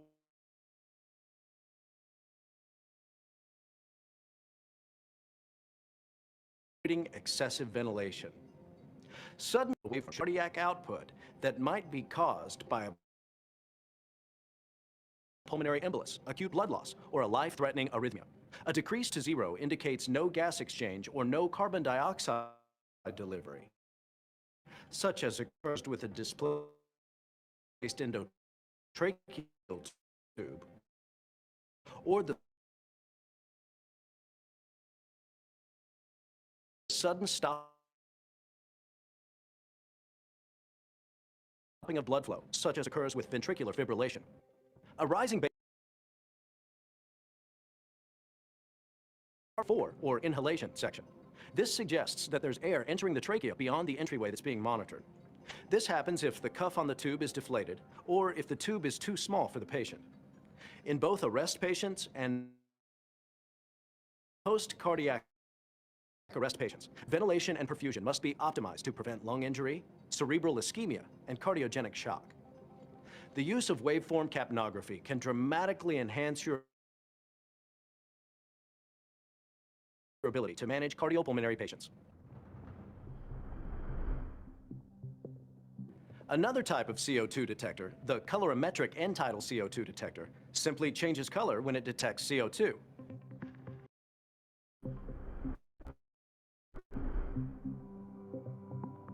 One additional confirmation device is the esophageal detector device, or EDD. The EDD is a bulb that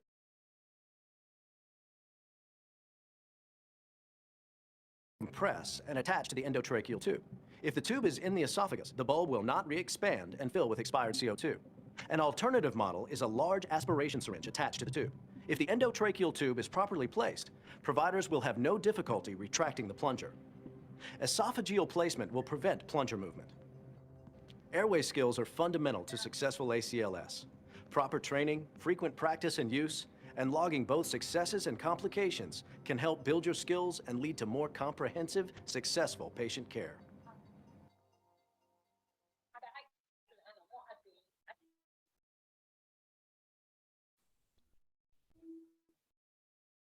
Okay, let's resume na po. Ayan, pa-heart react naman po guys, kung andyan pa rin kayo sa ating screen po. Ayun.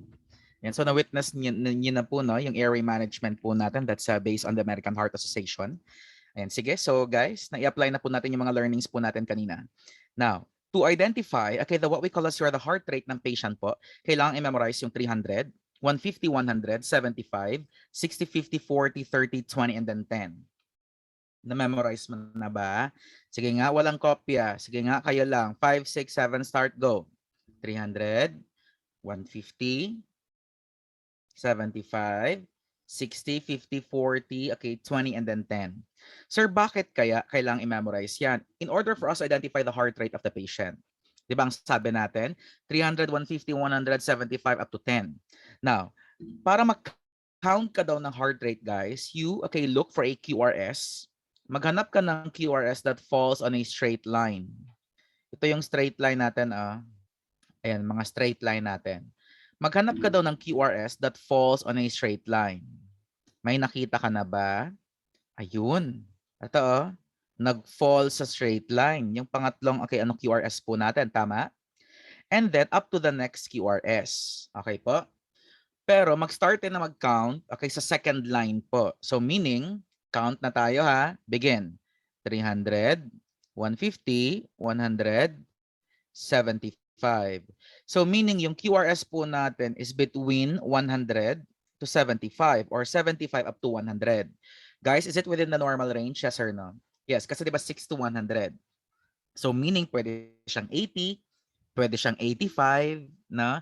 Ang importante it's within the normal range. Okay po ba? So again, para makuha po natin, ayan, tignan mo daw yung QRS that falls on a straight line. So ito 'yon. And then mag-start na mag-count on the second line, 300, 150, 100, 75. So the next QRS falls between 100 and 75. So normal bang heart rate natin? Definitely. Now, aside from normal ang heart rate mo, tignan mo ang ating rhythm. Guys, pag sinabi kong rhythm, yung distance between the P is to P. O, bilugan mo ang P. P, P, P, P, P, P, at saka P. I-connect mo. The same ba ang distance nila? Yes, walang problema, sir. The same ang distance. Kung ayaw ko ng P, guys, may R naman, oh. R, R, R, R, R, R, R. I-connect mo. Okay, the same naman ang distance, sir. So ang tawag doon, regular rhythm. Okay po ba? So again, normal ang heart rate, regular ang ating rhythm, guys.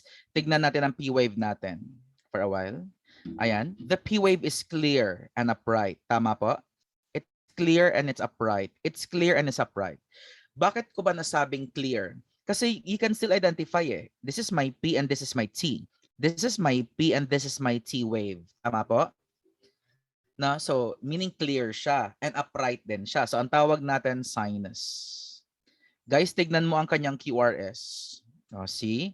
May space pa, meaning to say it's normal. Tama po? Kasi pag masyadong narrowed na po yan, masyadong dikit na, it's narrowed. Pag masyadong widened naman, malamang it's vita, na it's widened. So therefore, everything is normal here. Ano kayang tamang sagot dito? This is for the normal sinus rhythm or the NSR. Lahat po ay normal dito. No? From heart rate, di ba? From the rhythm to the P wave to your QRS po, everything is normal. So this is the normal sinus rhythm. Oh, wait lang. Bibigyan kita ng another scenario pa. Another situation po natin, ha. Ito yung sabi ko kanina, oh. You determine the QRS. If this is wide, ayan, widened. Ayan, pag narrowed naman, masyadong dikit na. Pag may space pa in between, that's where the normal QRS po natin. Kaya di ba sabi ko kanina, you identify also the QRS, whether if it's normal, whether if it's narrowed. Kasi pag narrowed po, ito SVT talaga yan. Tapos pag widened naman po, malamang VTAC. Depende. Pag ang widened na yan, the same ang itsura, it's monomorphic. Pero pag in multiform, ang tawag doon, it's polymorphic. Okay, another example, sir. Sige nga, i-determine natin to. Ayan. Maghanap ka daw ng QRS that falls on a straight line. Sige nga, guys. Ito, pwede na ba to? Lagyan ko ng red mark, ha. Ito, pwede na ba to? Yes. Para mag-start na mag-count, okay, sa green ko, ha. So, begin. 300, 150, 100, 75. So, meaning to say, 75 po ang heart rate ng patient. Guys, is it a normal heart rate? Yes, it's a normal heart rate. Now, please identify the rhythm. Is it regular? Yes, the same po ang distance nila, oh. P is to P is to P is to P is to P. Connect, connect, connect, connect, connect. The same ang distance. Kahit walang ruler, kahit gamitin mo lang yung mata mo, ang tawag doon, regular ang rhythm nila. Now, tell me, okay, the P wave, yes, it's clear and it's upright. So meaning it's sinus. And then followed by QRS, which is normal. Walang problema. So everything is normal ang tawag doon. That's a normal sinus rhythm. Next, ito. Maghanap ka daw ng QRS that falls on a straight line. Maghanap nga tayo. Ito, pwede na to. Ito, tama? Ito guys, yung red mark natin. Ayan. So magbigin tayo mag-count ha sa green po. Let's begin. 300. Ayan, 150, 100, 75, 60, 50, 40. So it's between 50 and 40. Napagitnaan po yung next QRS natin ng 50 to 40. Kahit sabihin mo pang 50 yan, na it's still okay, bradycardic patient. So abnormal ang heart rate natin, it's bradycardic patient. Now, you tell me the rhythm. Is it regular or irregular? The same ba ang distance niya? Yes. If that is okay, regular po, then tignan mo ang P wave natin. Is it clear and upright? Yes po. Clear and upright? Yes po. Clear, clear, upright? Yes po. So meaning this is your sinus bradycardia. Okay po? Kasi Ayan, less than 6 heart rate. So well, I guess na let's begin na po sa ating first topic known as the sinus. Okay, rhythm po natin. Siguro mga matapos na tayo ng mga 3 o'clock no, for this, let's say for this day, for this training. Ayan. So provided na madidiscuss na po natin yung ating, let's say, mega code. Meron din ako ipapakitang video later for the mega code. Ayan, an actual, mega code din. Nasa training din naman yon. So we have for the first topic, Master the sinus rhythm. Guys, sabi nga ng American Heart Association, di porket NSR yan, forever nang healthy ang patient natin. No. Kasi pwede rin po siya magkaroon ng mga dysrhythmia. Okay po ba? So meaning, di porket NSR na yan, hindi mo na i-check ang kanyang vital signs. I-check mo pa rin. Paano ba tayo mag-check ng vital signs? Gagamit pa ba tayo ng mga sphygmo? No. Yung iba sa sobrang galing, tatanungin na lang, sir, masakit po bang ulo mo? Hindi. Okay, sige. BP of 110/70. Ay, Diyos ko, ang bilis naman nun. Eh, lalo pag diabetic din, no? Ma'am, ano bang nararamdaman mo ngayon? Wala naman sa, okay, so normal ang sugar. Grabe ka, hindi mo i-check. Grabe, i-check mo pa rin. Minsan kasi yung iba, oy Marites, kunan mo nga ng vital signs si room 1. Sige, kunan ko. Na biglang tatayo si Marites. Dahil since Marites siya, hahawakan niya lang yung door, no? Normal lahat. Yes, normal po. Yes, opo, no? Tama po, no? So yun, normal lahat ng vital signs ng patient. Normal naman si patient no? Grabe, you check vital signs. Lalo na pag alam mo namang may cardiac problem po yan. Kasi anytime pwedeng sumabog po yung patient natin. Diba mga walking time bomb ang patient po natin. Alright? Lalo na yung may mga hypertension. Tama ba? Ay, anytime pwedeng sumabog yan at anytime pwedeng magka-stroke. Kaya kailangan talagang alagaan ng patient po natin. Huwag mamili ng patient. No? Whether pangit or gwapo yan. No? Parehas po yan. No? Patient pa rin po natin yan. Sometimes nga lang, no, kung sino pa yung mahirap, 'di ba? Sila pa yung din, no, yung tipong nagte-thank you talaga sa atin. Pero may mga may mga ganun din na hindi talaga nagte-thank you din. Sila pa yung mas maaarte din. So, yeah, mix and match na. So, hindi talaga natin masasabi na kung ganyan na talaga ang patient natin. Okay po? So, one thing's for sure, yung mga sinumpaan po natin, 'di ba? Lalo na sa nursing is caring. And then for the doctors din, kailangan talagang itawid po natin ang patient natin sa kamatayan. Huwag po nating ilagay ang patient sa kamatayan but itawid po sila. Alright? And so we have the sinus rhythm, guys. Everything is normal here. From the heart rate down to the QRS. Lahat po ay normal. Ang pinaka-importante lang is that na you need to what? No, check pa rin your patient po. So again, nasagutan na po natin to kanina. This is the NSR or the sinus rhythm. Heart rate here is within the normal range. Rhythm is normal. P-wave, PR interval, QRS, everything is normal. It's for the normal, sinus, rhythm po. Next. Let's have sinus bradycardia. For the sinus bradycardia, guys, from the word itself, bradycardia, so may abnormality tayo dito. Abnormal po yung heart rate po natin. At ito yon. It's less than 60 beats per minute. And are you aware na your bradycardia kasi, di ba, letter A na? Ayan, letter A. It's really common sa mga athlete po natin. Pansinin mo yung mga athlete talaga, yung totoong atleta, yung totoong atleta talaga, like, patakbuhin mo ng 1 kilometer yan, na bradycardic pa rin sila. Ako na obese, na patakbuhin mo ako ng 50 meters, guys, siguro nag-VTAC na ako, or nag-VFib na din ako. Na? Ayan, so, yun po. Kasi, sanay na yung heart nila na masaktan. Siyempre, hindi. Sanay na po yung heart nila for, strenuous activity. Siyempre, pag may mga BMI, na mga obese class 1, class 2, class 3, siyempre, hindi po yan sanay sa mga activity. Puro sedentary lifestyle po yan. At ako yun.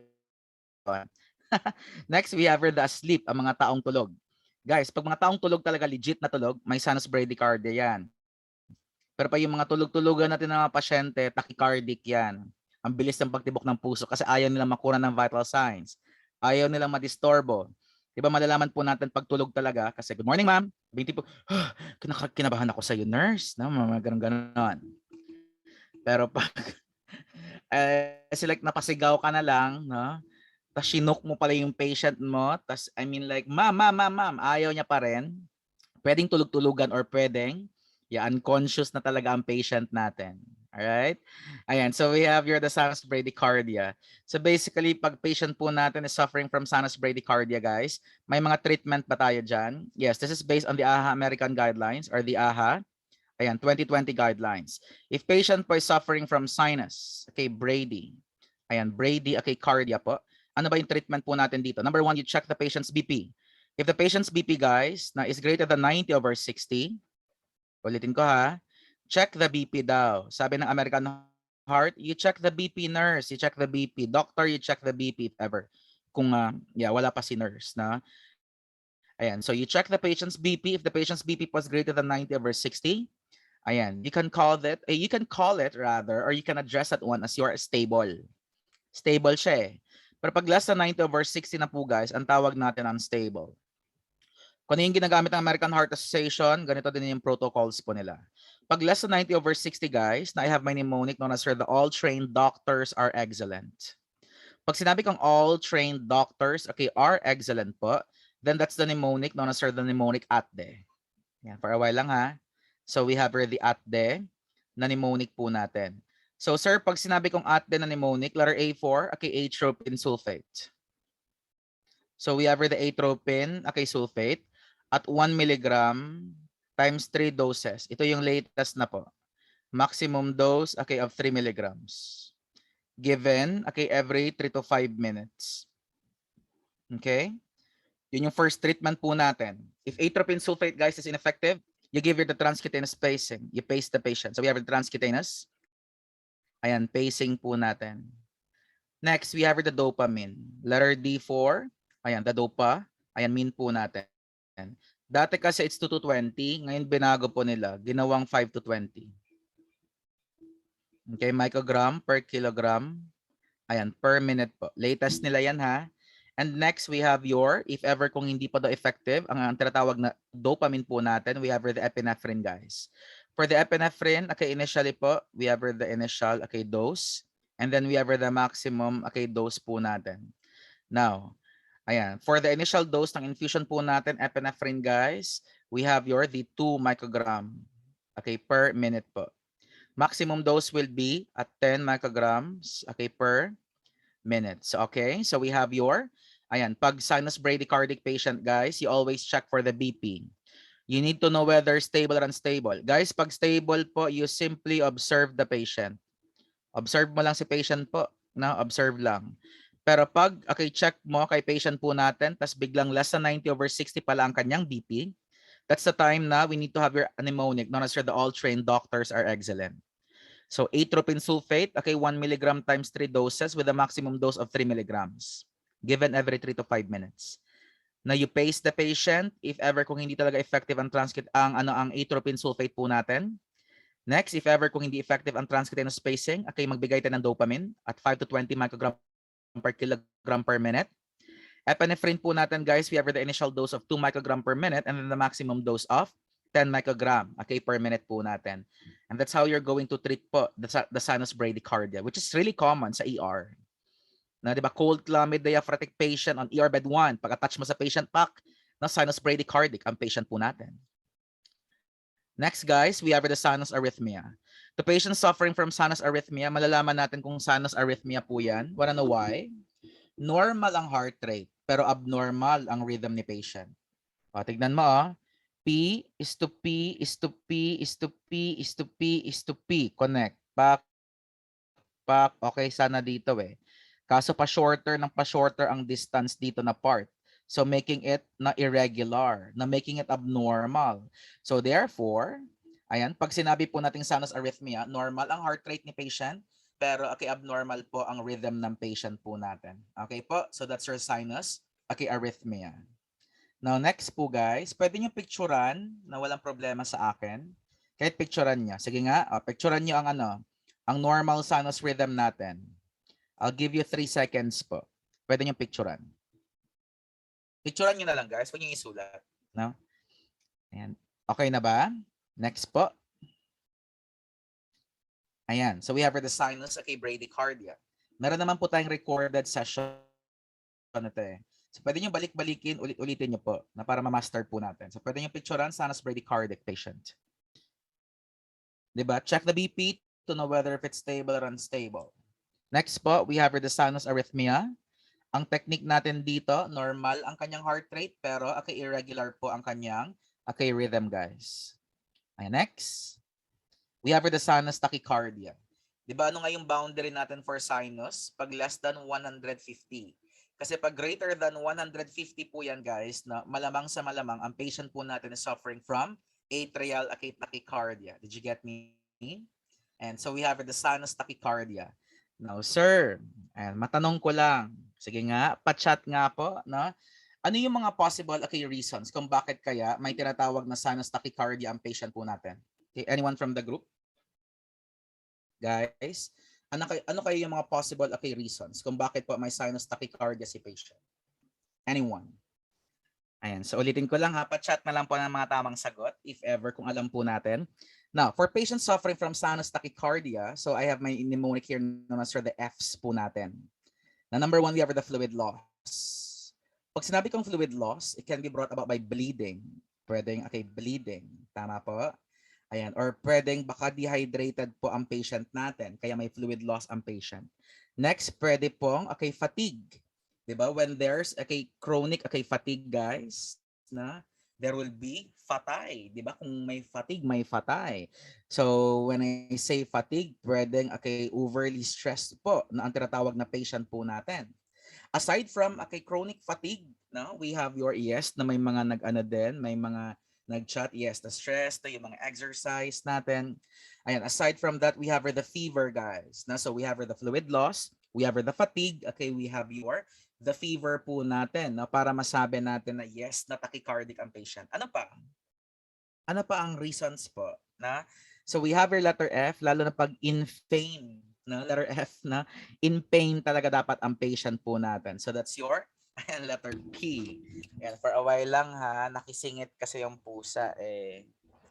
You say hi, Snowy, you say hi. Yan, to the doctors and nurses. Say hi to my ragdoll, guys. I have actually 15 cats na inside my house. Meron ako mga sphinx na meron akong, I have 5 sphinx na. And then ragdoll na, and then American short hair, British short hair, and Persian na. Madami sila. Kaya madami akong pinapakain. So we have the fluid loss, we have the fatigue, we have the fever, and then we have pag in pain po ang patient natin. Expected po yan guys na tachycardic po ang patient. Okay? Ayan. Kaway-kaway po sa mga bibili ng mga pusa na all the way from Davao City. Pwede naman na via plane naman sila eh. Na mas mura nga lang dito sa Davao. Mahal nga lang kasi may plane din. Ayan. So pag sinabi po nating sinus tachycardic patient guys, expected talaga na greater than or less than. It's greater than 100 but it's less than 150 beats per minute. Now kasi pag 150 beats and above po, atrial tachycardia na ang tawag doon. So therefore, we have the sinus tachycardic patient. So, ayan. Sir, ito, i-correct ko lang to ha. It should be 115. Okay po? So 101, to 150. O, ayan. Picturean mo na yan. So we have the heart rate of 100 to 150, but less than 150. The rhythm here is regular. Na? The P waves po, they're clear and they are still upright. Kasi ma-identify mo pa whether if it's P wave or T wave po natin eh. Wait lang ha. Encircle ko. This is my P wave. So meaning to say ito, this is my T wave, 'di ba? So this is my P, this is my T, this is my P, this is my T. So therefore it's clear and it's upright. So ang tawag natin, this is the sinus. Ayan, tachycardia. All right? Sige po. So bibigay ko na yung mga moving ECG po natin. Ayan, ipapakita ko ang moving ECG po. Ayan, let's begin with the first what? No scenario. Now, in analyzing ECG kasi, you tell me the heart rate, no? You tell me the rhythm, you tell me the P wave, and then the QRS complex. Now, the heart rate here is 70. Tama po ba? Guys, baka mag 300, 150, 100 ka. Wala pong mga lines na nakikita. Tama ba? Naka-attach po yung patient natin sa cardiac monitor. And then, sumisigaw na po yung 70. Di ba? So the heart rate here is 70. The rhythm is regular. I can see P waves. They are clear and upright, followed by QRS, which is normal in nature. So therefore, the patient here, is suffering from what we call as the normal sinus rhythm. Now next, ano po? ECG. On screen po.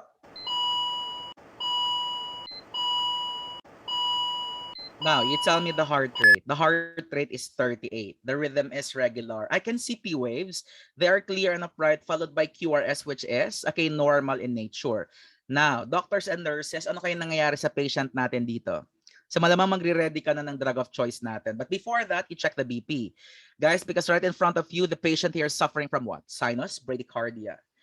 And diba, as mentioned po kanina, if patient suffers from sinus bradycardia, you need to what? Na-give, okay, diba, the mnemonic ATDE, or all trained doctors are excellent.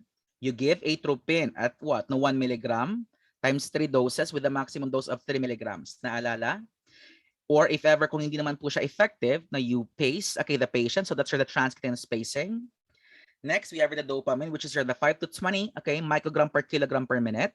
And then we have your, no, syempre yung tinatawag na epinephrine po natin. Initially, it's your 2 microgram per minute. Now with the maximum, okay, dose of 10 microgram, okay, per minute po na, 10 micrograms po natin. All right? Sige. So we're done na sa ating sinus bradycardia. Next po.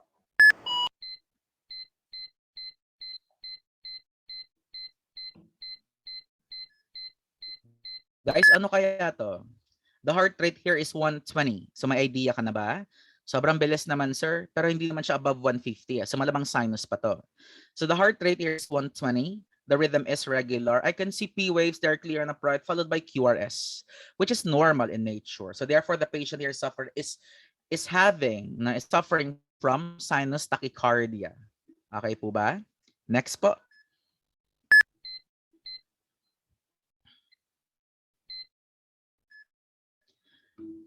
Mapapansin po natin, the patient's heart rate here is 76. Uy, wait lang. Normal ang kanyang heart rate ha. Pero irregular ang kanyang rhythm. So may clue ka na. Normal heart rate, irregular rhythm. Ang tawag natin dito, it's sinus arrhythmia. Okay po ba? Sige, let's try to kayo lang daw guys, na try natin i-identify kung ano yung ECG.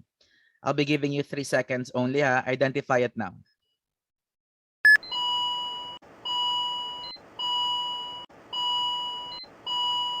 Yes, correct po. It's sinus bradycardia. Next.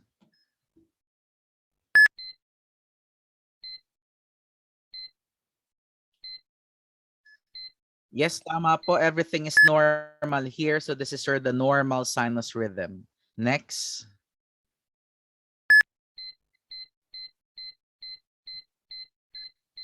Yes, tama po. Sobrang bilis. Pero hindi naman po siya greater than 150. So malamang it's sinus tachycardia. Next.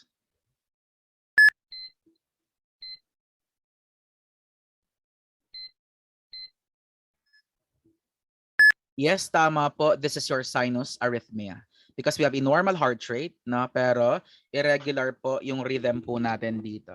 Okay po, guys? Ayan. So next topic po natin will be the atrial problems po. So we have the first topic known as the atrial tachycardia. Guys, everybody say atrial. Bakit nga natin nasabing atrial po yan? Kasi the P waves, they are unclear and they are blurred.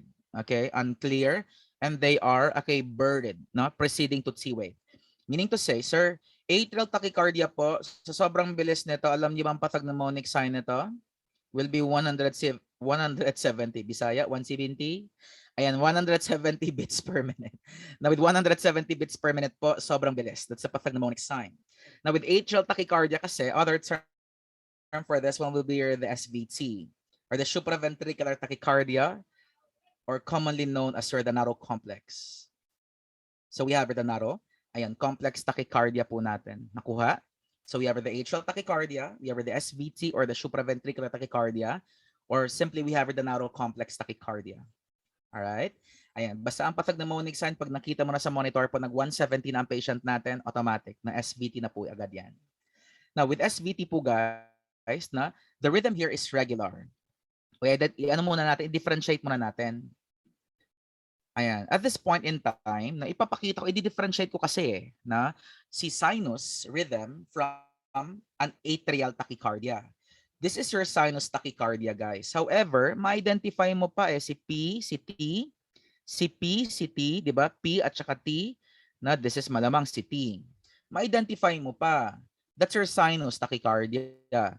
Malalaman mo na pag atrial po, I'm not sure anymore whether if it's P or a T. Is it a P or a T? No, you're not sure anymore. Kaya pag hindi ka na sure po ang tawag doon, hindi mo na siya mahal, char. Na pag hindi ka na sure po, ang tawag doon atrial tachycardia. Alright? So pag sinabi pa ng atrial tachycardia, na the P wave is buried preceding to T wave. Meaning, okay, ang P wave mo, kinain siya ng T wave po natin. Kaya nga preceding to T wave. Dahil gutom daw si T, kinain niya si P mo. Ano daw? Ulitin ko ha. Dahil gutom daw si T, kinain niya si P mo. No? And that's your atrial tachycardia. Matakot ka na te. Why? Kasi pag nag-SVT na yan, na ma-action na po no, ang ating duty. And gusto mo ba yarn? Gusto mo yarn, guys? Na ang ating duty po ay masyadong toxic? depende po, no? Depende sa sahod, charing, na para syempre depende talaga 'yan, no? Kung gaano ka ka-dedicated sa work po natin. Kasi sabi nga nila, if pagod ka, no? Well, nakakapagod din kasi pag nagko-complain ka na lang, no? Why not mag-resign ka na lang, no? Kasi napapahamak lang po, no? Nako-compromise po ang delivery of care natin sa patient natin. Sayang, no, si patient. Na pwede pa naman sana siyang mabuhay. Kaso kasi bad ano ka na, 'di ba? Bad vibes ka, 'di ba? And you're not motivated to work, na. So might as well, 'di ba? Na yeah, sayang din. Ako naaawa ako sa mga patients na alam mo yung sinisigawan ng mga nurses, no? Kesyo kasi daw like pagod na si nurse, na kung pagod kasi rest if you must but don't you quit. And then yeah, sinumpaan kasi natin na it may be so din na parang plastic masyado, pero yeah, sinumpaan natin yan. Madadamay pa ang hospital, na madadamay pa yung mga healthcare team din natin, right? Although kasi alam man na lahat po talaga ay hard worker, pero may mga moments talaga na yung tipong napapagod din tayo. Tama? And I cannot blame you for that. Na kaya pero if hindi na talaga kaya guys, wag na talagang pilitin. Okay po? Ayan. Pero I'm here naman na to train you na para ayan, if ever kung may mga fears ka, 'di ba sa ACG, malay mo at least may na-contribute man lang ako no, at the end of this day po, at the end of this training.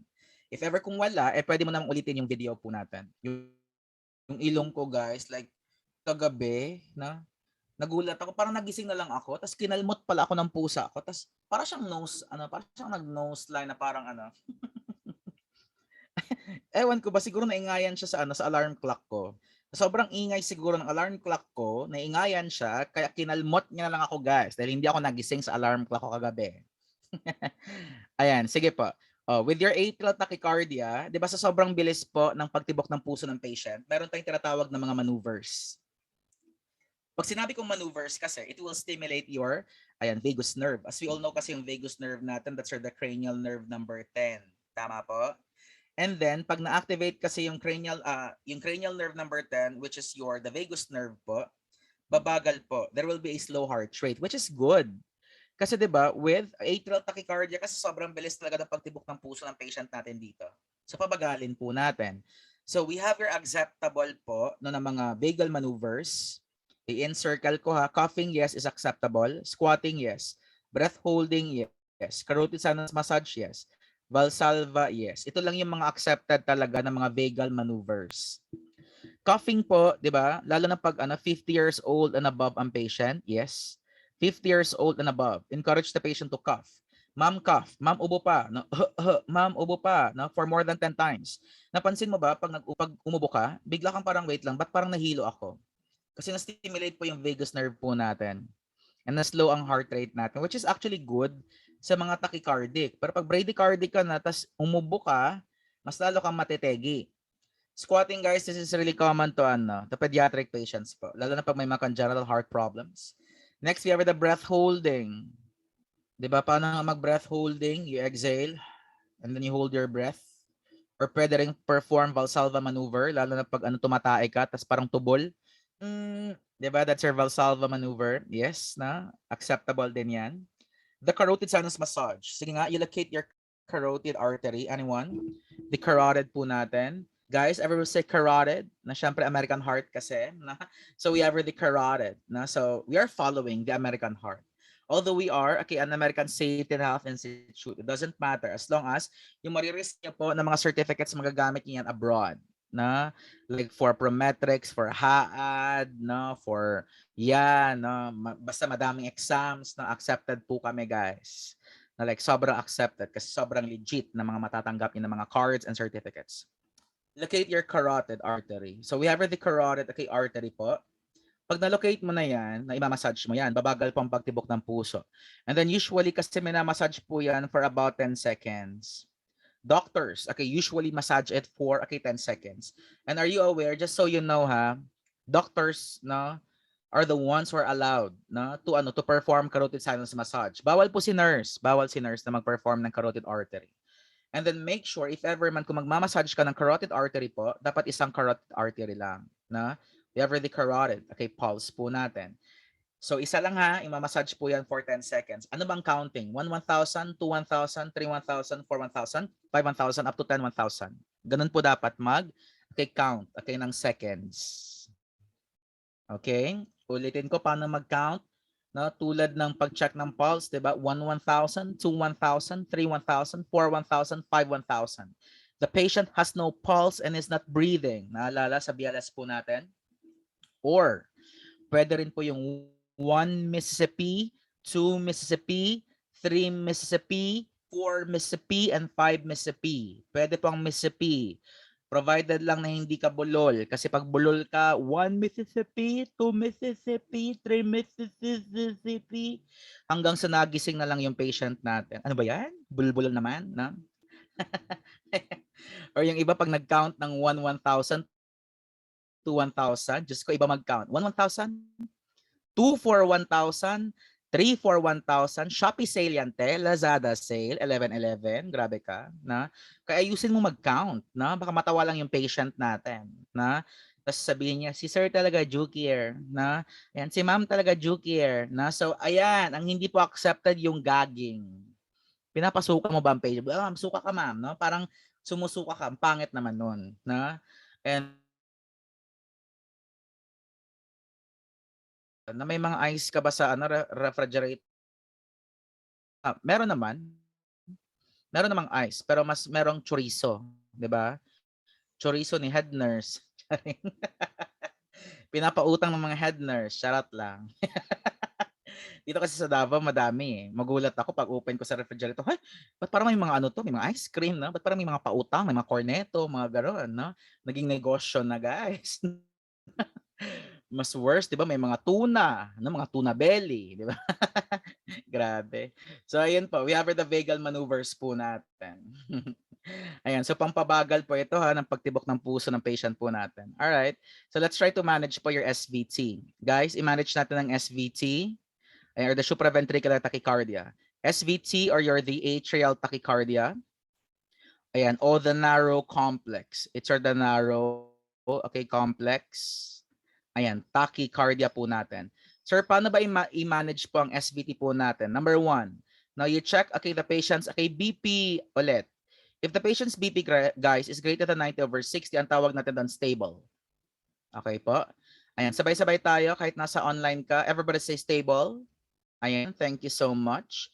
O ito, gusto kong marinig ang mga boses nyo. Pa-unmute nga, pa-unmute po. Everybody say stable.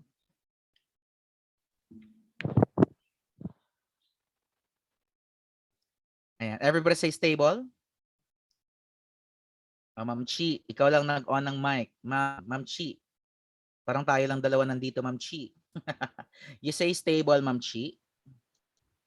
Stable. And then, thank you so much. Thank you so much. Na-happy ako pag naririnig ko yung mga boses ng estudyante or ng mga trainees po natin. Miss Peira, are you there? You say stable. Stable. Toxic. Thank you so much, ma'am. No? Toxic yung yung instructor, kailangan talaga mag-participate eh. So, yeah, no. Kasi nga, guys, clinical instructor ako ng isang school dito sa Davao. I'm a full-time clinical instructor. Ayan, so we have the stable and then we go online kasi halos lahat naman we go online. Pero this coming March 28 na mag-start na po yung yung face-to-face. Kasi Davao is on alert level 1 na po. Di porket taga Davao pro Duterte agad, no? Who knows, pro Pacquiao pala ako. Magulo ang politics dito sa Davao din na like if you're gonna vote for Lenny, if you're gonna vote for Duterte or for BBM, no, sasabihan ka agad ng mga bobo, mga ganon. Kaya sabi ko, kay Pacquiao na nga lang ako para walang problema. At so-so, 'di ba? Ayan. Ayan, kasi grabe mga judgmental mga tao dito. Yes, at hindi pag taga Davao like puro lahat na for BBM, no, may mga for Lenny din dito. Kaya yeah, magulo din, sobrang magulo. So we have the stable guys. Pag stable po kasi, we have the two piece po natin. Pag sinabi kong piece po, we have the physiologic. Ayan, we have the physiologic and then we have the pharmacologic po. Pag physiologic po, syempre, now that's with the use of the CSM or the carotid sinus massage. Or pag 50 years old ang patient, guys, di ba 50 years old, okay, and above, dapat po na may coughing tayo. CSM for 10 seconds. And then, okay, coughing for 10 times. Yun yung rule of 10. If hindi naman po siya 50 years old and above, no, okay lang naman po no, ang CSM. Bakit delikado, sir? Bakit ba okay coughing pag 50 years old at hindi CSM or carotid sinus massage? Ganito kasi yan. If you're going to massage a 50 years old and above, matagal na yan sa mundong ito. Madami na mga fat deposits sa kanilang mga neck. If you're going to massage it, na baka kasi, ano 'di ba, yung mga thrombus ma-dislodge at maging embolus. From thrombus to embolus, baka magkaroon ng stroke ang tinatawag na patient po natin. So never massage the carotid artery of a 50-year-old and above. Yung iba ding mga books po 60 years old. Basta pag feeling mo elderly na yan, then do not massage it. Na coughing na is the another management, another way around. Ayan, next po we have the pharma. Ayan, for the pharma naman po natin guys, na 'di ba? SVT. Syempre we have the adenosine, the adenocard. Okay po, so we have the adenosine po natin. Are you aware that your adenosine has a half-life of 10 seconds? Ay, kaya pala sir. When we talk of half-life, meaning pag lumagpas ka ng 10 seconds, okay, 50% na lang na gumagana ang ating adenosine. So again, it should be rapidly IV push. So dapat may rapid IV push po tayo pag magbibigay po tayo ng adenosine. Now, sir, pag sinabi ko bang rapid IV push, yes, you heard me right, for about 1 to 3 seconds only. I-push mo talaga yan para hindi po tayo lumagpas ng 10 seconds. Now, with your adenosine po, since rapidly IV push, we have the doses here. Ayan, the doses po natin, we have the first dose, we have the second dose, and we have the third dose. Guys, pag sinabi kong doses po, first dose, kaya nga adenosine, adeno 6. So we have the 6, 12, 12. 6 milligrams, 12 milligrams, and then 12 milligrams. And then they should be given po every, 1 to 2 minutes. Ulitin ko ha. They should be given, Q, 1 to 2 minutes po. Meaning, if hindi po effective ang first dose mo, you give, the what? Na the next dose, after, 1 to 2 minutes. Dapat mabilisan yan. And then if ever kung wala pa rin po, you give the third dose po natin. Nakuha? So therefore, we have the stable guys SVT. So we have the two-piece, we have the physiologic, and then we have the pharmacologic therapy po natin. Next po, no, next to SVT natin, what if pag-check mo ng BP ay less than 90/60? Guys, is it stable or unstable? Stable or unstable? It's it's unstable. By the way, no, the usual setup ko kasi pag online talaga, ayan, I usually end at 11 and then I will resume at exactly 1 o'clock. Okay po? So we will end at 11 na and then we will resume at exactly 1 o'clock. So, we have the less than 90/60 guys, na kasi yung iba masakit na ang mga mata nila. And yes, kailangan po na healthy ang mga mata po natin, right? And then yung mga gadgets po natin, kailangan din kasi na ma-charge, no? Halatang sanay talaga ako sa online, guys. 1 year ba naman ako nag-online din, no? As a clinical instructor kasi nga bawal po ang face-to-face, right? So may mga trainings po, no, halos lahat ng trainings ay online din. Sige lang, if ever kung babalik na po tayo, kunin niyo din kami ulit na for the face-to-face. At hindi po kayo magsisisi kung kukunin niyo po kami. Ayan, so we have the less than 90/60. Sinabi ko na din yan sa ex ko na hindi siya magsisisi. So we have the less than 90/60 pero naghiwalay pa rin kami. Syempre nag-abroad na siya. naging travel nurse na kasi siya doon sa Florida na kaya nakaka-happy. Na. Siguro sooner or later ako din. Ayan, pero happy pa naman ako dito eh. So less than 90/60 guys na ayan, with your less than 90/60, this is the unstable, okay, SVT. So we have the two S's po natin. The first S, you need to what? Sedate the patient. Okay po? So you need to sedate the patient. Ano bang ginagamit pang sedate? Letter D. Diatabs. Pang sedate guys, we have the diazepam. Ayan, so we have the diazepam. We have the midazolam. Ano yan? Ano daw? Biglang nag-draw. We have the midazolam. Next, we have the propofol. Ito si Michael Jackson na addict sa propofol. Alam niyo ba, nung inotopsy po si Michael Jackson, 7 to 8 gallons of propofol ang nakita po sa kanya. Kamusta naman yan, te? We have here the etomidate. Ito hindi masyado common sa Philippines, sa States, common yan. If you want to sedate the patient, utang na loob, mamimili ka lang. Diazepam, midazolam, propofol, or etomidate. Huwag ibigay lahat, baka kasi sedated ang patient mo for life. Okay po ba? Huwag ibigay lahat ha.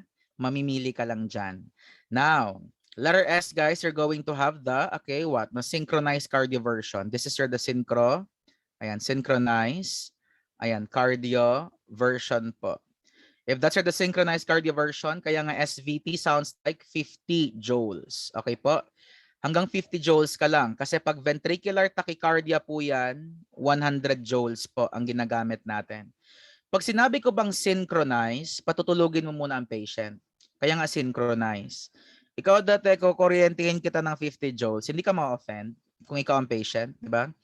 O preparing, charging to 50 joules, paddles on chest, please clear the patient now. Syempre yung patient, what's happening? Na?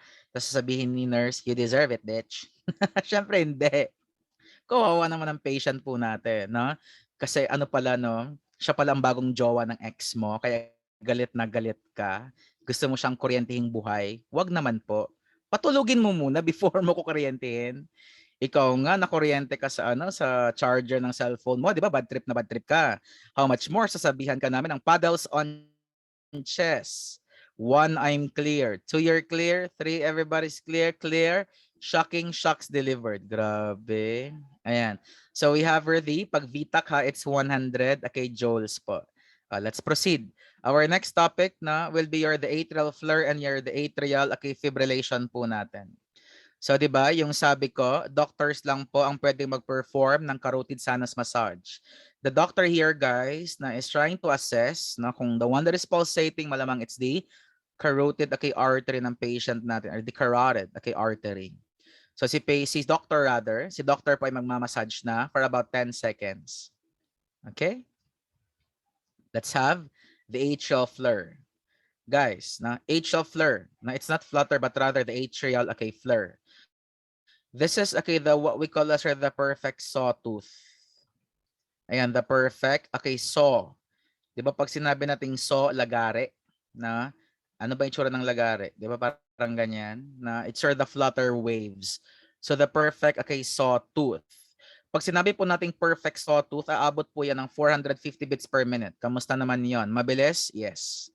Pero may mas nakakatakot pa dito, guys. And that's the atrial fibrillation. Sige lang, we'll discuss that in a while. Na? So pag sinabi kong atrial flare, yes, the rhythm here might be regular or irregular. Kaya sinabi ko siyang perfect sawtooth. Ayan, depende din daw on the atrioventricular conduction and blockage po natin. The P waves natin dito, ang term natin will be the perfect sawtooth or the flutter waves ang tawag natin dito. And that's your atrial flutter.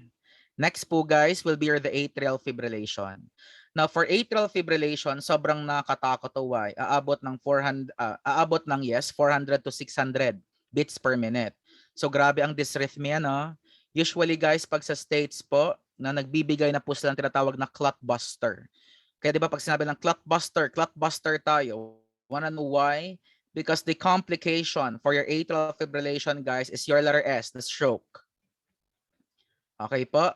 Stroke ang complication natin pag may atrial fibrillation ang patient po natin. Nakuha? Now, with atrial fibrillation kasi, Ayan, pakita lang po natin ha. Sir, alam niyo ba na meron na po tayong pinaka-latest po, okay, for the warning signs ng tinatawag na stroke po natin. Ano yung warning signs, okay, ng tinatawag na stroke? Ulitin ko.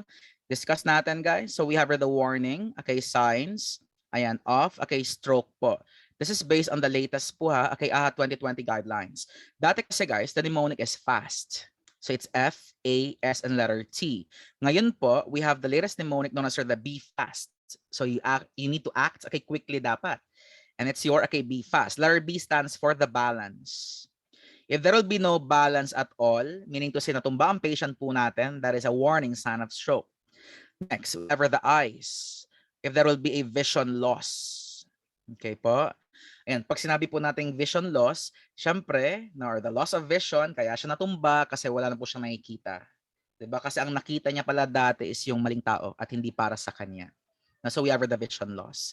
Next, we have the facial droop. So we have a letter F, the facial. Okay, drooping po natin. 'Di ba biglang nagsag, no, ang one side, 'di ba?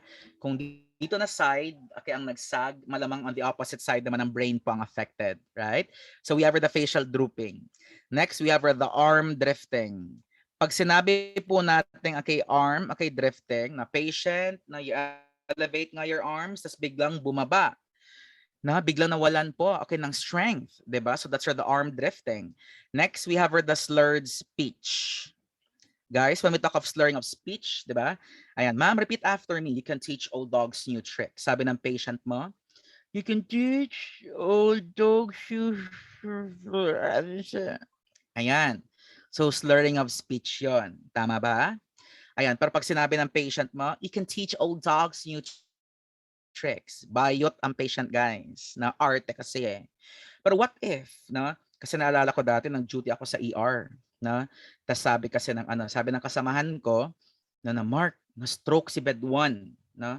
So syempre, na-inform na daw si doc. So syempre, no, andun yung confidence ko din na sige, for sure kasi magaling kasi yung kasamahan ko. So ni-report ko na sa doc. Doc, kasi po doc, no, ang patient po natin ay may warning signs of stroke. No? But before that, doc, kumain ka na po ba? Ay, doc, milk tea later. Na. So, ayun, doc, meron kasi siyang slurring of speech. No? Sabi niya, anong bed yan, Mr. Adlawan? Bed 1 po. No? Bed 1?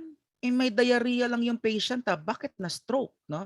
Sabi ko, sige po, doc ha, puntahan ko ulit, doc. Balikan ko at i-reassess ko. Tapos, tawagan po kita na agad-agad rather, doc. Sige po, doc. Milk tea later, doc ha. So, ayun na guys. Pagpunta ko guys, nasa bed 1. Sabi ko, hello, Mr. Fernandez. Kamusta po? Sabi ba naman ng patient, I'm okay, Mr. Adlawan. Sabi ko, oh my God. Ang patient, wala po siyang slurring of speech, na but rather may speech problem po ang patient. Kasi ang patient may cleft lip. Na may cleft lip si patient. So sabi ko, no, kasi ano nga yung sa Tagalog, guys? Ano nga sa Tagalog ang may cleft lip? Kasi sa Bisaya, it's bungi. Na? Ayan, sa inyo, ano nga yung term natin sa sa Tagalog? Kalimutan ko tuloy. Ano nga yan? Ang cleft lip, guys, sa Tagalog, ano nga yung term nila? Sa Bicol, ano ba yung term niya doon? Siya, ngongo, 'di ba? Ngongo din. Yeah, yun ba yung bingot? 'Di ba may bingot? May bingot nga na may bingot. Yeah, naalala ko tuloy na. So ngongo, 'di ba may bingot, no? And then minsan din guys na napadpad kasi ako sa 911 din. So nag-training din ako doon. No? So nag-run kami. Patient, no? Ang patient actually may cleft lip na nga tapos na stroke pa. Grabe, no? Kasi like sabi ko, ang hirap naman nito, no? Hindi ko alam kung stroke pa ba ito or ngungo lang talaga si patient, mga gano'n. Alam mo yung mga gano'n na mga scenarios po. Kaya sabi ko, grabe, ang hirap. Pero syempre na-determine ko talaga kasi may mga other signs pa eh. So guys, if ever po kung na-determine na po natin na may stroke ang patient natin, so we have a letter T. This is the time, okay, to call 911. Okay po? So we have that time, okay, to call 911. So basically, ano bang number ng 911 po natin? Syempre 911 din. Tama ba? At pag sinabi kong okay, emergency hotline, baka kasi iba yung idadial nyo na hindi kayo magdadial ng 911. Ang number na alam nyo is hashtag 87000. Jollibee delivery yon. Ibang emergency yon. Lalo na pag bigla kang umabsent, tas galit na galit sa'yo mga kasamahan mo, you call, okay, 87000 para ma-okay po yung mga patay gutom natin ng mga kasamahan. Yeah, based on experience na yan, guys. Na, ayan, sige po. Lalo na yung biglang absent na walang mga ano man, walang mga pasabi, di ba? Tapos biglang nasa Boracay, biglang nasa Siargao, na biglang nasa Baguio, biglang nasa I miss BGC, na miss ko. Sobrang na miss ko ang Manila life. Kasi bumalik na po ako ng Davao 2 years ago na ayan, para ano po, na kasi wala naman kasi mga reviews for NLE, for NCLEX, mga ganon. So sabi ko, uwi na nga lang ako ng Davao, wala akong choice na the life here is really boring nasa Davao. Sorry pero boring talaga dito. Gusto ko sa Manila kasi challenging eh. Yung tipong before ka lalabas ng bahay, you need to pray, Lord, sana Lord, paglabas ko, buhay pa akong darating. Na-miss ko na din mag-drive no along EDSA. Na-miss ko yan. Yan, sobra kong na-miss na like challenging na like party ka sa BGC, Bisaya dong. Partner ka sa BGC tapos alam mo yung makaka-uwi pa ako ng maka-drive pa ako papuntang QC. Sobrang kong na-miss. So guys, since na-discuss ko ang stroke, ayan, this will be my last topic before our break po. Na ipapakita ko ang ating video regarding stroke. Full volume po tayo.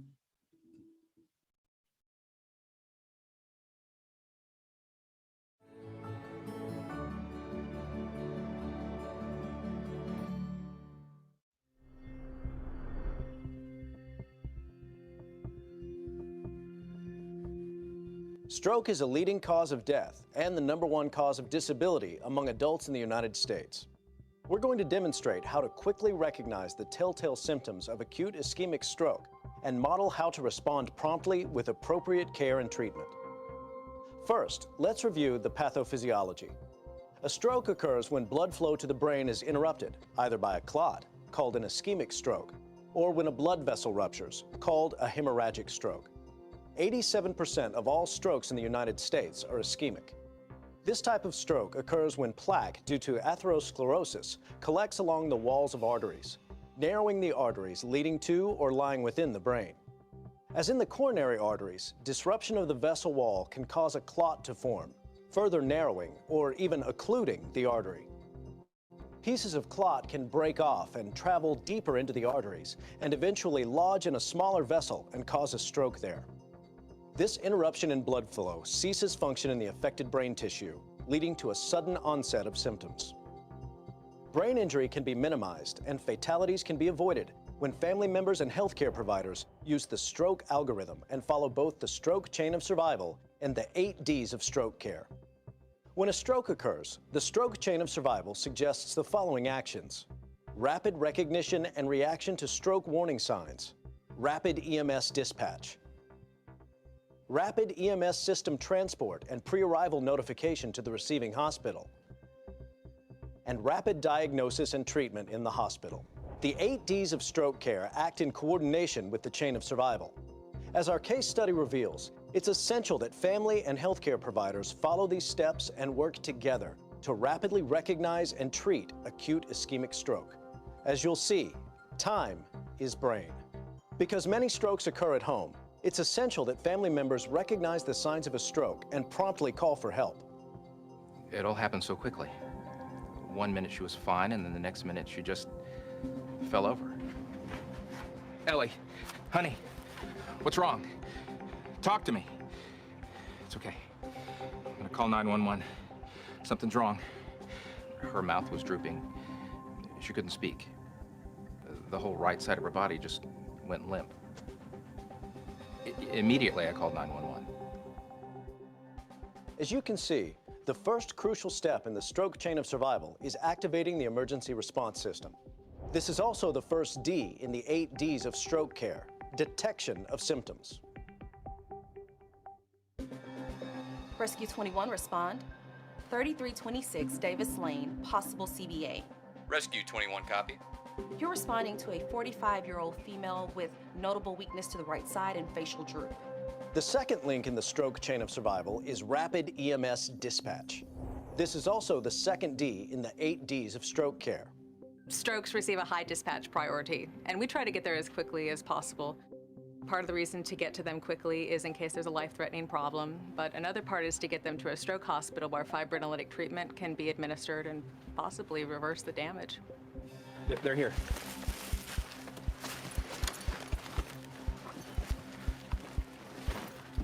Hi, Mrs. Vega. We're going to help you out.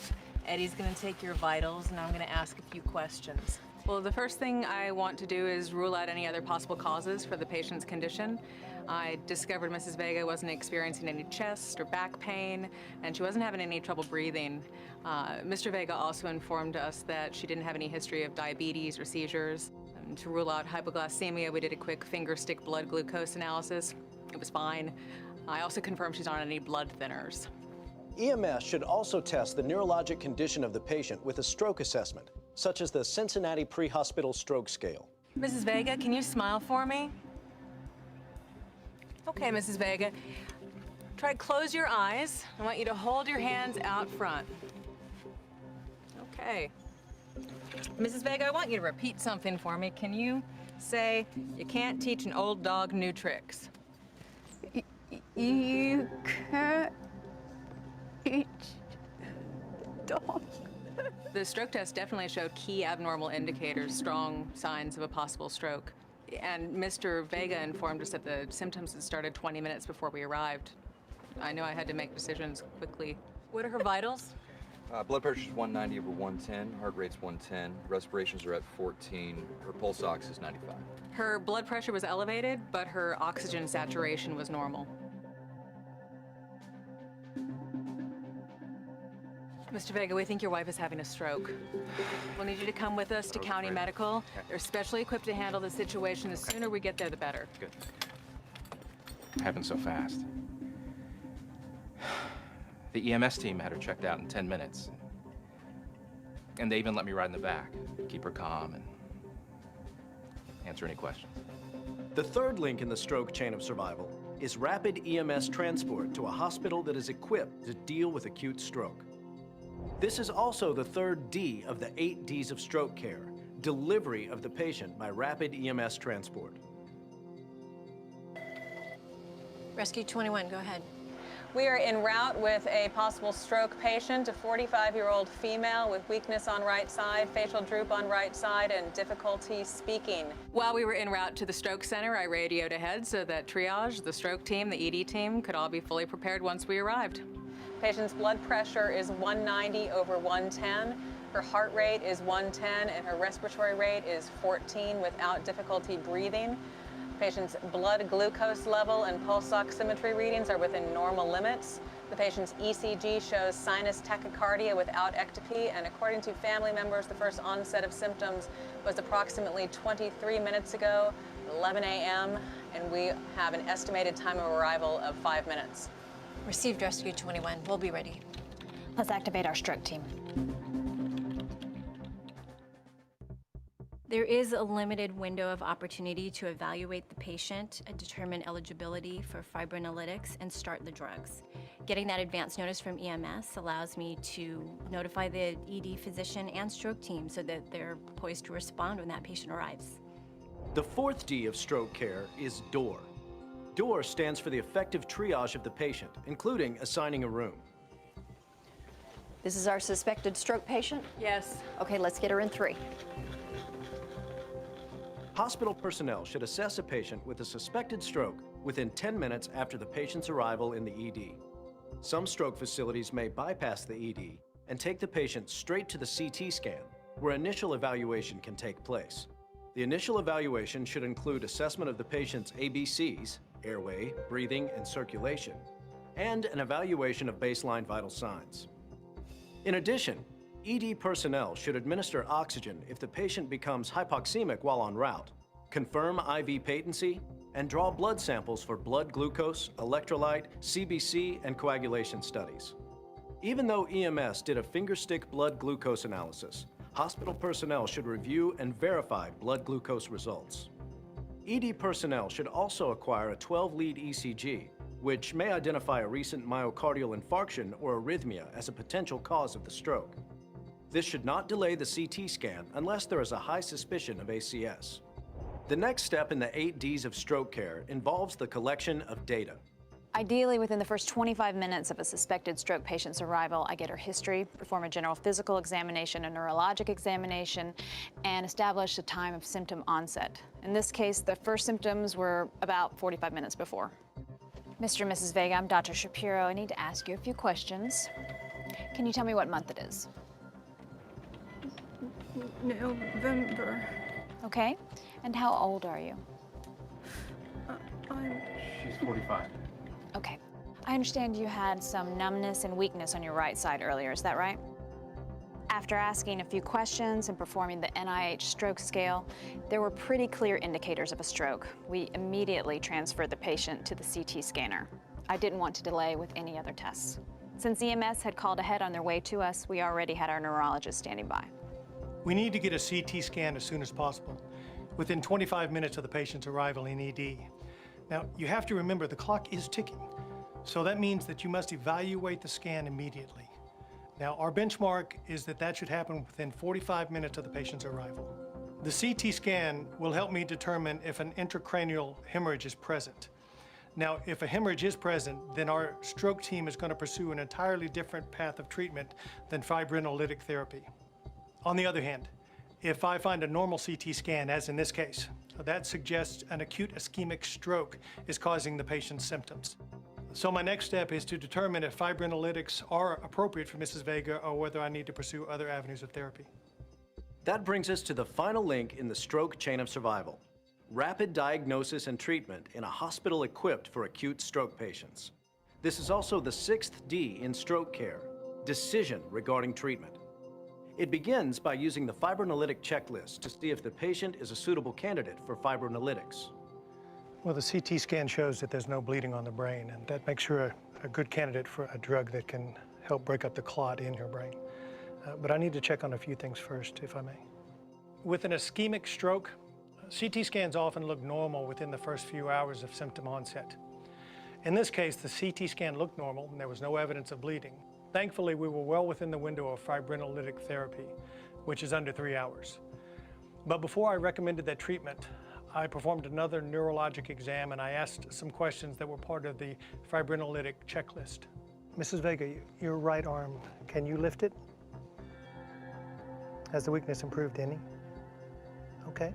And what about your right leg? Can you move it at all? Okay, all right.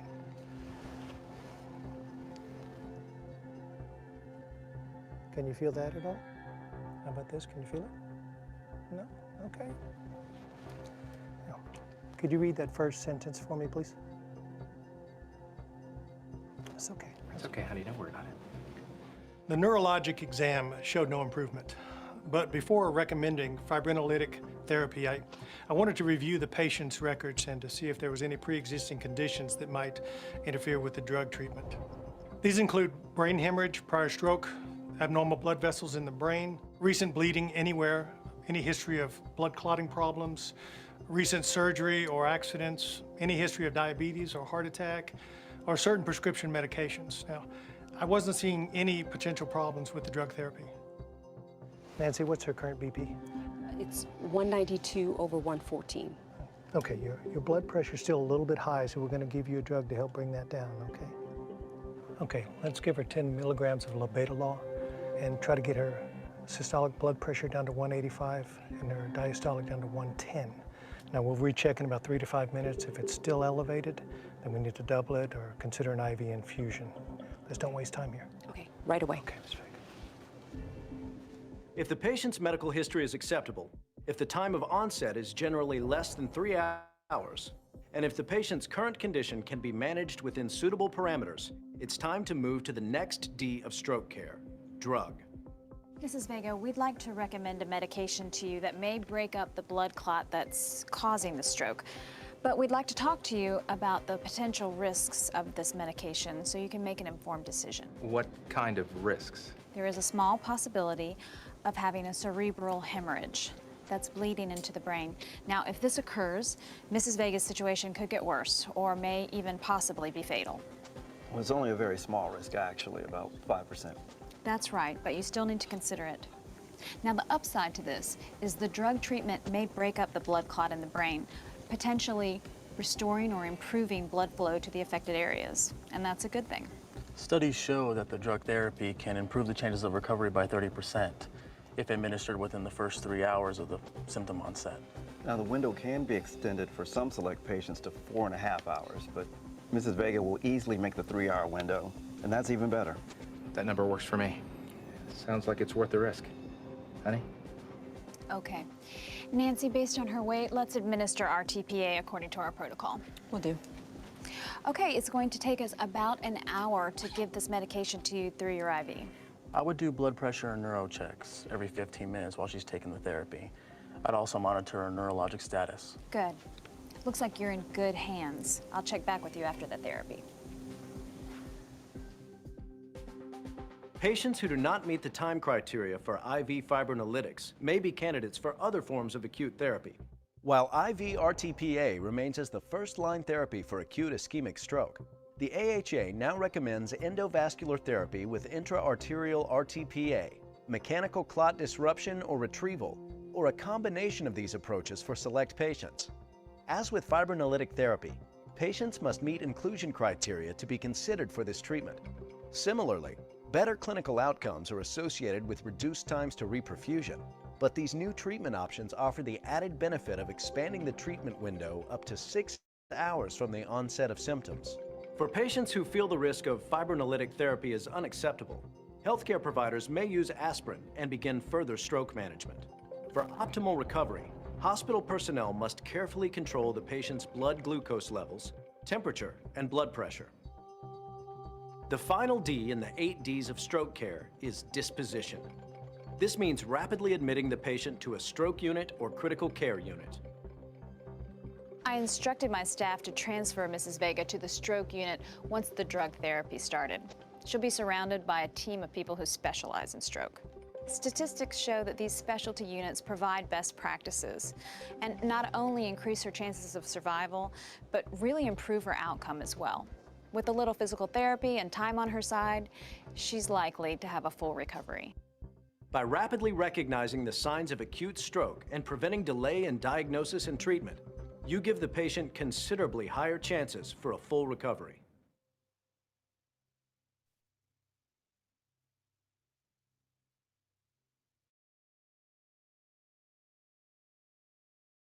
Ay, so may mga questions po ba? Kasi that's the end of the first part muna ng ACLS po natin. And then we'll resume at exactly 1 o'clock. Questions po? Clarifications? Ayan. After this training po, you'll be having the post-test. So may post-test po tayo. Pero before po tayo mag-end mamaya, we'll be having the mega code, simulation of mega code po natin. Alright?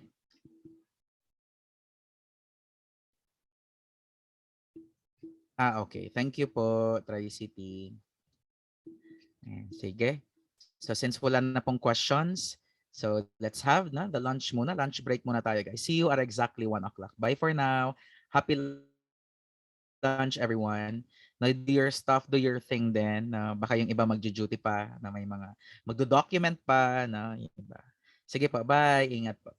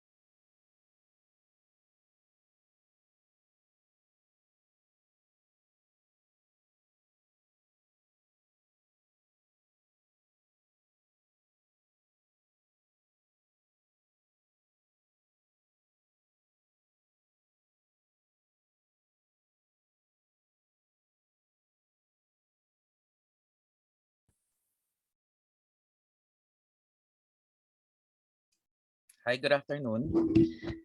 Ayan, sige po. Please settle down for we're about to start. I'll be playing the video, guys, regarding cardiac arrest.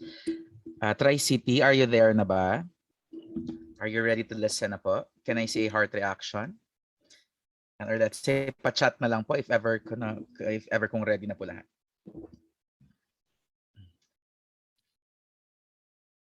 Galaxy A02, Miss Peira, Miss Nicolas, nag-heart reaction na po. At least alam ko na may student na po.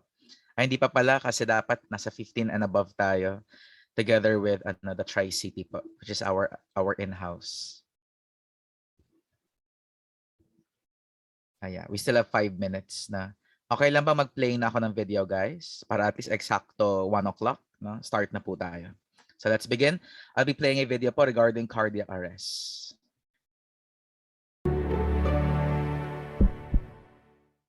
Hello. Now I'm going to talk about one of my favorite topics, which is basic life support for cardiac arrest. So let's start off with a case scenario. We have a 58-year-old man. He's running along in a sporting event, and he suddenly drops, becoming pulseless and apneic. What do you want to do to save his life? We're going to talk about the most important interventions that you can perform right there on the scene that are most likely to improve his outcome. We're going to talk about why this happened physiologically, what might be going on with him, and we're going to talk about the supporting evidence that helps us know what the most effective interventions are. So what is cardiac arrest? The term cardiac arrest refers to the abrupt cessation of effective circulation. Basically, it means the heart is stopped. It encompasses a lot of different underlying diseases and conditions, but the final common pathway in each case is that the heart is not producing the effective circulation of blood to the body. So the primary cause of cardiac arrest, first and foremost, is coronary ischemia. The whole world over, that is the #1 cause. But there are other things that can lead to cardiac arrest as well, including cardiomyopathies, structural heart lesions such as valvular disease, electrical conduction abnormalities such as Brugada syndrome or other channelopathies, metabolic disturbances, particularly those in electrolytes, toxic ingestions. There are a number of poisonings that can produce cardiac arrest, and there are other non-cardiac conditions that can lead the heart to stop. When we look at the epidemiology of cardiac arrest, in the United States, we have about 500,000 arrests per year. Of those, about 60% occur outside of the hospital, and for out-of-hospital arrest, there's only about a 10% survival rate, although that number does go up to 30% for cases which are witnessed by bystanders and the victim receives rapid CPR. About 200,000 of these events, or about a little more than a third, occur inside of the hospital. And in the hospital, we have a 20% survival rate, which is double what we get outside of the hospital, but it's still really not great. Obviously, that survival is going to be affected by the etiology of the arrest, the hospital itself, how prepared it is to deal with high acuity events, and believe it or not, the time of day. As far as the epidemiology goes, the incidence of cardiac arrest increases linearly with age. So as you get older, you have a higher and higher risk of having an arrest, and 57%, or almost 2/3 of the patients, are men. When you look at the cardiac rhythm in patients with cardiac arrest, about a quarter have either ventricular fibrillation or ventricular tachycardia, which are known as the shockable rhythms. Among those patients, you have about a 30% survival rate. The remaining rhythms, which are pulseless electrical activity and asystole, only produce about a 10% survival rate. So there's a big difference in how likely you are to survive based on what type of rhythm your heart goes into at the time of arrest. Overall, shockable rhythms represent a minority of arrests, only about 25%, but 3/4 of patients who survive have shockable rhythms. So you are much, much more likely to survive a cardiac arrest if you have ventricular fibrillation or ventricular tachycardia rather than one of the other two arrest rhythms. When you see somebody in cardiac arrest, they are invariably, 100% of the time, unresponsive, pulseless, and most commonly apneic, although a few will have preserved agonal respirations or gasping. When you're evaluating an unresponsive patient, You want to always get help right away. Not every patient who's unresponsive is in cardiac arrest, but you should assume the worst case scenario. Assume that your patient is in cardiac arrest and that you need immediate backup. And even if your patient doesn't turn out to be in cardiac arrest, it's never a bad idea to get help because the things that make you unresponsive are never good. Once you have help on the way, the next question you want to ask yourself is, does this patient have a pulse? This is why in cardiac arrest, we don't use the old ABC mnemonic that we talked about in prior lectures to assess the patient. We use CAB, circulation first, because the first and most important question is whether or not your patient has a pulse. We want to check the pulse for a maximum of 10 seconds, always in the carotid. And if at the end of that time there either is no pulse or we have any question as to whether or not there's a pulse, we're going to go ahead and initiate CPR. Only after we've decided whether or not a pulse is present are we going to worry about airway and breathing. So while you're checking the pulse, you can look for clinical evidence of respiration.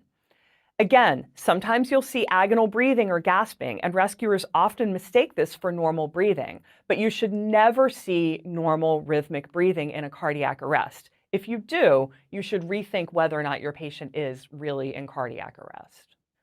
So like I said, your most important question is whether a patient has a pulse. We're going to assess that by palpating the carotid pulse. The reason we go for the carotid is in shock, this is the last pulse to go. So patients who are hypotensive but still do have spontaneous circulation might lose their radial or their femoral pulses, but they're always going to keep their carotid pulse up until the last moments before they cease to have circulation.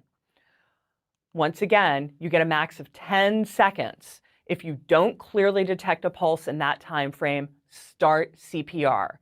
You're never going to hurt a patient by performing unnecessary CPR, but you will absolutely hurt people by withholding CPR when, in fact, they don't have spontaneous circulation. Hi, so good afternoon. Ayan, let's resume na po.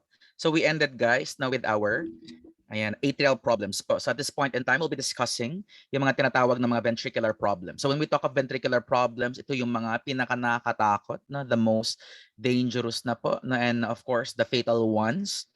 Kasi 'di ba, from ventricular fibrillation kasi na pwedeng magkaroon po ng asystole ang patient natin. Tapos na ang dami pang mga further complications po. Now, we have the first topic, guys, known as the monomorphic ventricular tachycardia. Now, when we talk of monomorphic, can I see some heart reactions po? Yes, nag-chat na po kami ng Tri-City.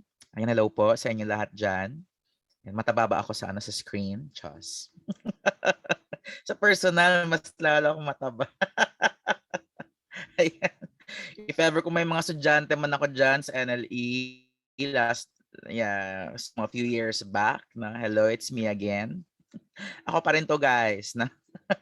Ayan, we have the monomorphic ventricular tachycardia. Now, for the monomorphic ventricular tachycardia po, ayan, expected kasi na pag monomorphic po, one form lang siya, kaya nga it's mono. So, yan, show me your thumb, guys. If ididikit natin yung thumb po natin, ang tawag doon, it's monomorphic. Pero pag iba-iba na po yung mga itsura niya, it's the polymorphic. Na, balikan po natin yung mga na-experience po natin. Ano bang toxic na duty? Monomorphic na or monomorphic ba or polymorphic? Mas grabe ang polymorphic. Like as in, toxic yung duty po natin. Like sobrang magulo kasi ang kanyang rhythm po. With monomorphic ventricular tachycardia, pwede po siyang may pulso at pwede rin po siyang walang pulso. Right? And then we have the rhythm here. This is basically regular. Kahit sabihin natin walang P wave, pero it's purely RRRR. Diba? R, the same ang distance. Ayan, so malamang, it's regular. However, there's no P wave. So malalaman natin yan pag VTAC na po kasi it's purely QRS or pwede rin po, syempre absent ang P wave po natin. So again, guys, pwedeng picturean and that's the monomorphic ventricular tachycardia. Next po, we have the most severe and mas nakakatakot to. No, ang polymorphic ventricular kasi grabe yung dysrhythmia ng patient natin, grabe yung irregularities po ng rhythm ng patient natin. As you can see, yes, makikita po natin dito, ayan, meron po tayong mga different forms ng tinatawag na QRS natin. Pag in multiform po sila, ang tawag natin doon, it's polymorphic ventricular tachycardia. And marami tayong mga klase ng polymorphic eh. Pero one thing's common po, no? Bottom line is, very common to, and that's your the torsa de pois. Ito guys. In-circle ko ha. Ayan, this should be pronounced as a torsa de pois kasi this is a French term. If this is a French term po, this is brought about by hypomagnesemia. So baba nga ang tinatawag na magnesium sa katawan ng patient natin. So if ever kung bababa po ang magnesium, so magkakaroon po ng mga let's say irregularities, na mga ECG, na tracing po ay papangit po, na yung heart activity ng patient natin papangit. And expected po si polymorphic, ventricular tachycardia. If we're familiar with the Brugada syndrome, ito po yung reason kung bakit po nagkaka-stroke ang tinatawag na less than 18 years old or mga teenagers po natin. Naalala ko to sa segment ni ni kapuso mo Jessica Soho. Okay, the Brugada syndrome. So again, ang pinaka-common na in multiform will be your torsa de pois. Again guys, anong baba? It's the magnesium. So ano ibibigay po natin? Malamang we have your na magnesium sulfate. Now, before ako mag-proceed po sa next topic po natin, try natin i-discuss na si VTAC. However, kasi ang VTAC po natin dito is with pulse. Okay po? If ever guys, kung VTAC with pulse po, so we have your check the BP. If you're going to check the BP guys, if the BP is greater than 90/60, malamang it's stable. So if that is stable, na the same lang din siya, parang kanina kay SVT, 2Ps din tayo. So we have the 2Ps. The first P, tatawagan po natin ang physician po natin. So there should be physician consultation. So we have the physician consultation. So therefore, you need to seek. No, you need to seek physician consultation. Tawagan na po ang physician po natin. Hello, doc. No? We have a patient here, doc, suffering from ventricular tachycardia, but with pulse naman po, doc. By the way, doc, kumain ka na po ba? Milk tea later, doc. Charot. Ginawang sa hospital ko lang din, no? Ayan, yung mga beshi ko, mga beshi syempre ng mga doctors po. Lalo na yung mga crush natin ng mga doctor. Rar. Ayan, we have the physician consultation po natin. Next guys, we have the pharma. And sabay-sabay nga tayo. Everybody say pharmacology. So I'm referring to medications here. Right? Ano kaya yung drug of choice natin dito, sir? If that's our VTAC. So walang ibang sagot. This is your letter A. This is a class 3. Bigyan kita ng background. This is a class 3 antiarrhythmic drug which blocks the sodium, the potassium, and then we have the calcium channels po. Ano tawag doon? It's the amiodarone. Ulitin ko ha. And so we have the amiodarone. Guys, your amiodarone is a class 3 antiarrhythmic drug. So therefore, it blocks the sodium channels, the calcium channels, and then we have the potassium channels po natin. So sodium, calcium, and potassium. Now, ano ba yung dose natin dito? So dapat may slow infusion lang po tayo. Ayan, kasi dapat half lang tayo ng full dose. So we have the 150 mg, ayan, over 10 minutes po. So slow infusion lang ha. So we have the over 10 minutes po. Again, if meron pong tinatawag na VTAC tapos may pulso siya, and therefore magbibigay po tayo ng drug of choice po natin. Pero again, before po magbibigay ng drug of choice, tatawagan muna si doktor na informing the physician, Doc, we have a patient here suffering from ventricular tachycardia but with pulse. Nag-VTAC po ang patient. Since nag-VTAC po ang patient, na-inform na po ang physician po natin, then we have the pharmacology of choice which is the amiodarone. Sabay-sabay nga po tayo. Everybody say amiodarone. Thank you so much. Ayan, this is a class 3 antiarrhythmic drug which blocks the sodium, the calcium, and then we have the potassium channels po natin. With its dose, 150 mg. Slow infusion guys, over 10 minutes po. Now, however, what if, ito yung ayaw natin pag less than 90/60, malamang this is unstable siya rather. This is ventricular tachycardia, but with pulse. So guys, the same pa rin po sa SVT. Meron tayong S's po. So first S, you need to sedate the patient. Ayan, sedate mo. Lalo na pag pangit, isedate mo. Charing, na? So pag gwapo, seduce, na? So we have to sedate the patient. So guys, ano nga yung gagamitin natin pang sedate kay patient? So, na-discuss na po kanina. We have the diazepam, ano pa? Midazolam, na? We have the propofol. Okay? Ayan, for a while lang ha. Wait lang, for a while lang. All caps. Wait lang guys. May nag-ano lang. All caps. Okay. May nag-text lang na estudyante. Kasi nagpa-quiz ako kanina eh. So we have the sedate po. Aside from sedate, ayan, aside from mga sedatives po natin, we have the synchronized cardioversion. Guys, di ba nasulat po natin to? If ever it's ventricular tachycardia, it should be at 100 joules po dapat. Okay po? So ulitin ko ha, yung pang sedate natin, the same pa rin. Yung mga sinulat natin kanina. So we have the diazepam, di ba? Ano pa yon? Ayan, midazolam, na the same pa rin. Propofol, ano pa? So we have the, ayan, ito amidate po natin. So therefore, ayan, the same pa rin po na, ayan, so ayan, aside from, okay, your mga ventricular tachycardias guys, whether if it's with pulse or without pulse, ganito kasi yan. Lahat ng walang pulso, malamang nag-arrest na ang patient natin. So pwede kong sabihin, pag itong VTAC mo, na lalo na pag monomorphic or polymorphic man, wala silang pulso, meaning to say, arrest setting na po tayo. So let's discuss, okay, cardiac arrest. So yung mga cardiac arrest po natin, ano yung mga ano natin, mga situations? So pwedeng nag-VFib ang patient, pwedeng nag-VTAC ang patient pero walang pulso. Kanina kasi 'di ba may pulso? Next, pwede rin pong may asystole ang patient po natin. And then lastly, baka kasi nag-PA ang patient natin or baka nag-PEA po ang patient natin. Did you get me? Ayan. So for the attendance po, no, pwede naman pong i-chat na ang ating WePump.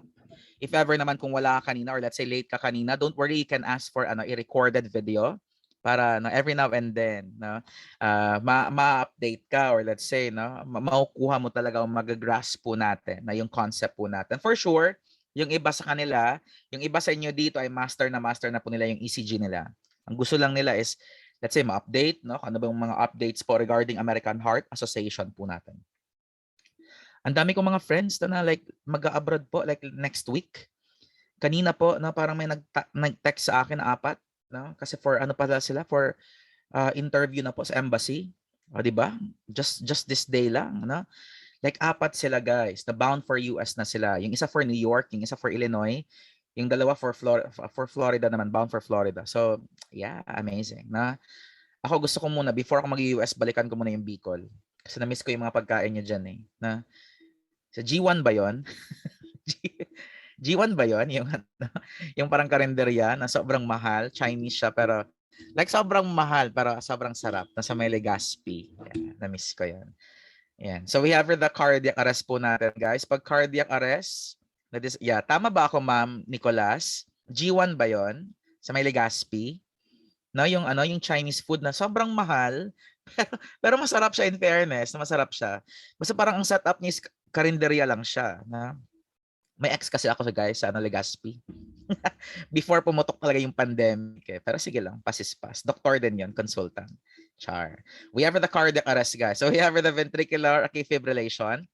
So ang sabi ko nga, pag ang patient po natin nagkaroon ng ventricular fibrillation, it is actually expected na ang patient po natin is suffering from a sudden cardiac death experience. Meaning, okay, patay ba ang patient natin? Yes. Pero if dahil magaling ka, no? Nurses and doctors ka na from Tri-City, na from Naga and from Bicol din, then malamang na may tatawid po natin ang patient sa kamatayan. So pag sinabi ko pong VFib on screen, sounds like defib, di ba? VFib sounds like defib. However, kasi wag ka muna mag-defib talaga. Kasi it prepares it takes time pa kasi. You need to prepare that, no? To be exact. Kailangan mo pang i-prepare yan. So therefore, while preparing po, why not? No, as a team leader, let's say as a doctor, pwede mong sabihin, okay, now let's begin with a high quality chest compression. If the AED is okay, then we need to defibrillate the patient now. Because a high quality chest compression plus your early defibrillation, that's a perfect tandem eh. Lalo na pag shockable po yung rhythm po natin. However, may nakikita po ako at may naririnig po ako sa mga hospitals na pag na ventricular fibrillation, ang focus lang nila is defibrillation. No. Magpa-compress muna tayo. Okay po? Magpa-compress muna. And then pag ready na po, kasi it takes time pa eh. 'Di ba? Para i-ready pa, conduction gel natin, 'di ba? Yung defibrillator natin, no? Baka hindi kasi na-charge 'yan, no? Ayan, so ayun po. So we have the VFib po natin. Guys, pag nag-VFib ang patient, rapid quivering of the heart. It is actually expected na 0 po ang heart rate ni patient dito. There's no rhythm, na? There's no P wave, there's no QRS, na? Ayan, so meaning to say, it's really chaotic. yung term natin, it's chaotic. Kasi kung ako ipapa-analyze ng tinatawag na ventricular fibrillation, the heart rate is 0. The rhythm is irregular. There's no P wave, no? There's no QRS, right? It's really chaotic. So ang tawag doon, it's your ventricular fibrillation. Wait lang ha. Ayan, kasi mag-recap muna tayo. Baka kasi ma-overwhelm tayo, dumiretso tayo sa ventricular. Ipakita ko muna yung mga moving atrial problems. Ano yung na-discuss kanina? We have the atrial tachycardia or the SVT. Next, we have the atrial fibrillation and the atrial flutter. For a while. I-change ko lang to ha. For a while lang po. Okay, next. Okay. Sige.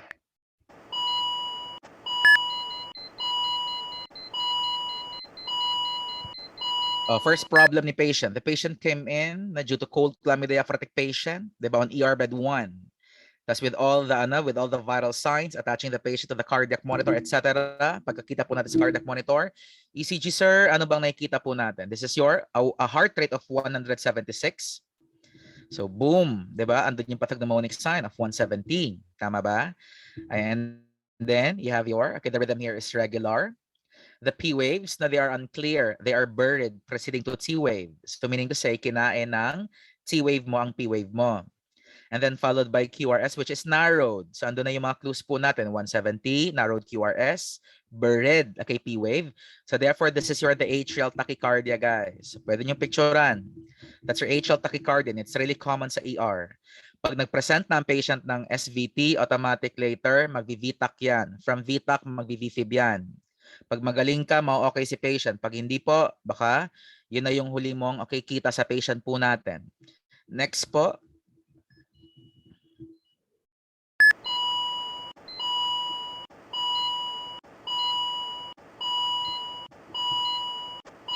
All right, the heart rate of the patient here is 372.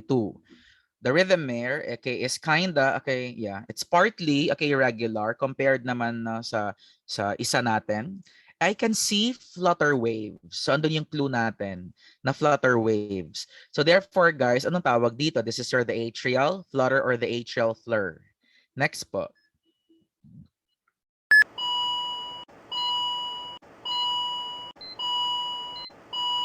Yeah, ito yung sabi ko kanina, na irregularly irregular, na kung saan grabe, 600 beats per minute.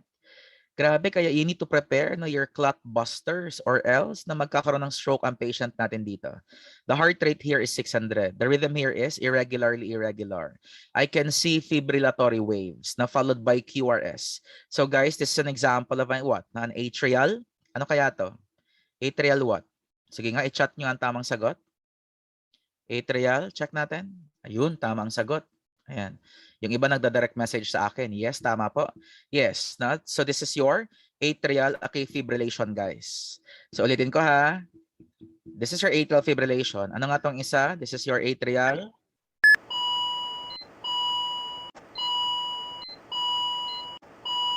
Yeah, ito yung flutter natin. It's more regular compared sa ating atrial fibrillation po. Now let's try. Now recall tayo, recap tayo ng mga topics natin from sinus to atrial problems. Kayo lang ha, kayo lang po. Tapos sabihin ko ang tamang sagot. Let's begin.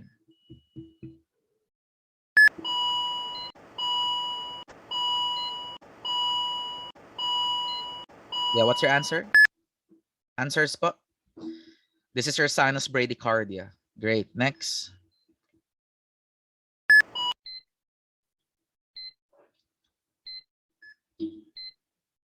Answers? Great. That's the normal sinus rhythm. Next.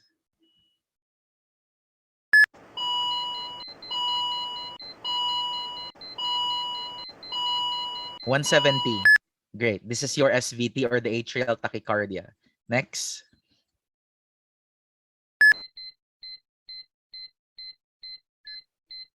Guys, mabilis siya pero hindi pa siya lumagpas ng 150. So malamang this is your sinus tachycardia. Next.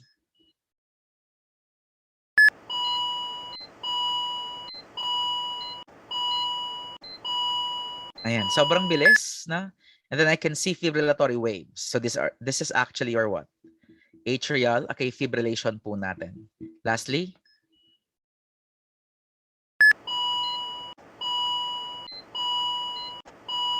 So we have your, I can see flutter waves. So ang tawag dito atrial flutter.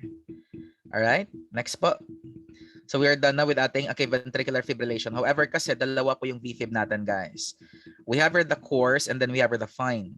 Pag sinabi kong coarse, malalaki. Malalaki mga worms yan. At pag mga maliliit, very tiny worms po, ang tawag natin fine ventricular fibrillation. Ano nga yung rationale behind this? Kung bakit po kailangang di ba sa asystole natin, kailangan mag-zoom in? Kasi baka akala mo, no, flatline si patient. Pag zoom mo, zoom. Ay, kanina dapat kasi kaya pala hindi tayo defibrillate kasi non-shockable. Pero dapat sana pala na tayo guys, nag-maximize tayo 5 to 10 times para makita po natin na fine ventricular fibrillation pala. Pag fine ventricular fibrillation po yan, malamang sa malamang kailangan pong i-defibrillate ang patient natin. Alright? Sige po, so we have the coarse and then we have the fine ventricular fibrillation. Now, sir, let's try to manage. We have the VFib or we have the VTAC, negative pulse. So, paano natin sila i-manage? This is based on the AHA 2020 guidelines po natin. Now, guys, no need for you to check the BP of the patient here kasi malamang pulseless po ang patient natin. And the patient has gone into an arrest setting, meaning nag-arrest na ang patient natin. So, therefore, we have the class 1. And for the class 1 po natin, and then we have the class 2 also. So, class 1, class 2A. And then we have the class 2, B po natin. Now, for the class 1, sisigaw po ang mga doctors natin ng high quality chest compression now.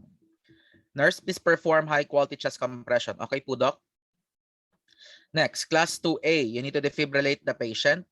Ayan. Sir, in defibrillating kasi the patient, mamimili tayo. Pero ideally, it should be biphasic dapat. Pag biphasic kasi dalawang paddles ang magbibigay ng energy. And malalaman mo din na biphasic po, na pag mag-iiba na yung colors po natin, lalo na sa di ba, pag attach ng leads, ayan, this is the right side of the patient, this is on the left side of the patient. Guys, kunwari ha, ayan, si patient po natin yan.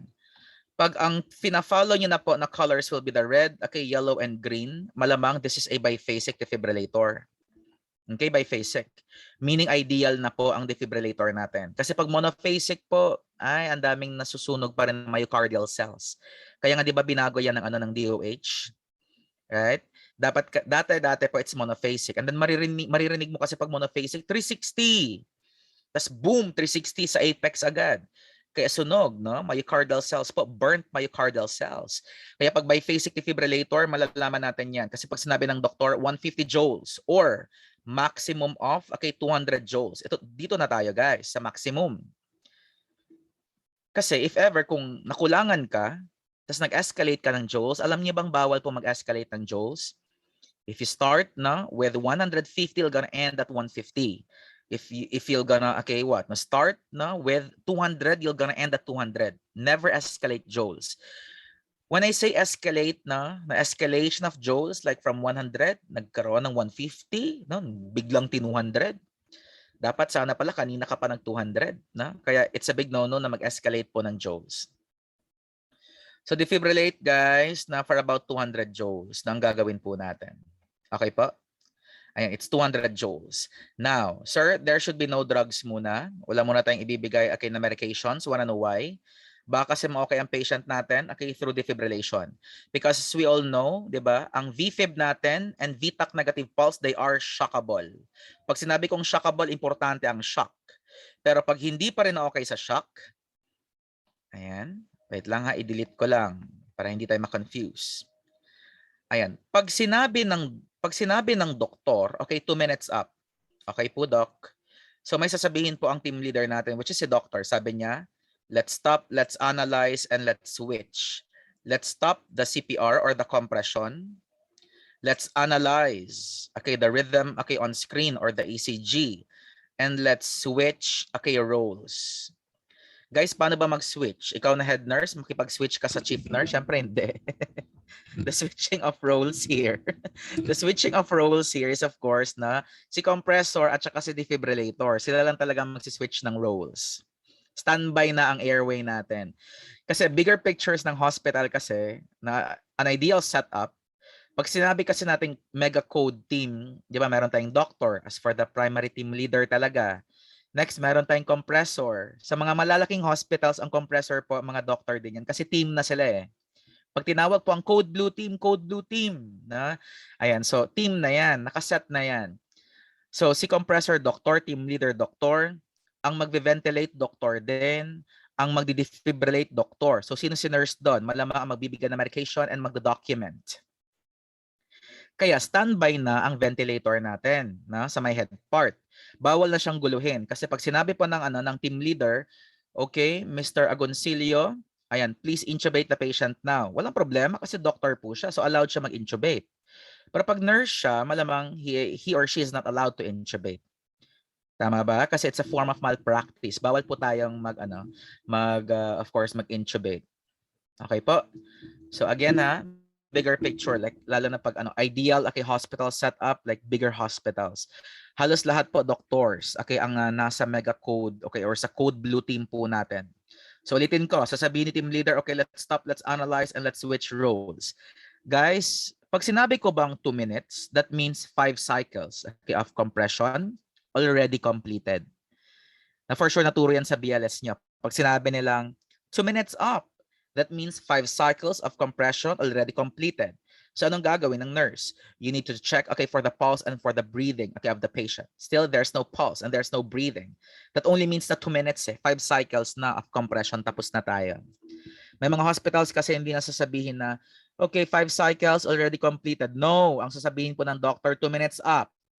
Meaning, ayan, 5 cycles of compression already completed po, doc. Okay, let's check for pulse and breathing. 1,000, 2,000, 3, 1,000, 4, 1,000, 5, 1,000. Doc, wala pa rin pong pulso ang patient po natin. Alright, let's analyze the rhythm on screen. And then we switch, roles. Okay po? Ang magsiswitch ng roles, guys, ulitin ko lang. Compressor, kailangan niyang, magpa-switch siya kasi for sure napagod yan. And of course, yung defibrillator din natin, kailangan din po. Okay po? Ayan, sige. So, ayan. Sir, what if 2 minutes po? Tapos ng 2 minutes, ay, bumalik. Bumalik po ang VFib natin at bumalik din po ang VTAC, negative pulse. Guys, pag bumalik po sila, ang tawag doon, refractory. Okay, refractory VFib, refractory, what? Ventricular, tachycardia, negative pulse. Now, ano pong gagawin po natin? Sisigaw na naman si Doc, class 1. O nurse, class 2A. Nurse, class 2B. For class 1 po, we have the high quality CPR. Guys, it should be high quality, not CPR alone lang, but rather high quality. Next, class 2A. Pag class 2A po natin is of course, we have your defibrillation. You need to defibrillate, the patient, diba? For about 200 joules dapat po. And then, sir, are we going to give drugs na ba? Yes, you're going to give, the drug, of choice. Sir, ano yung drug, of choice po natin dito? You listen carefully. For the first drug of choice, we have the epinephrine, 1 milligram. 1 is to 10,000 dilution.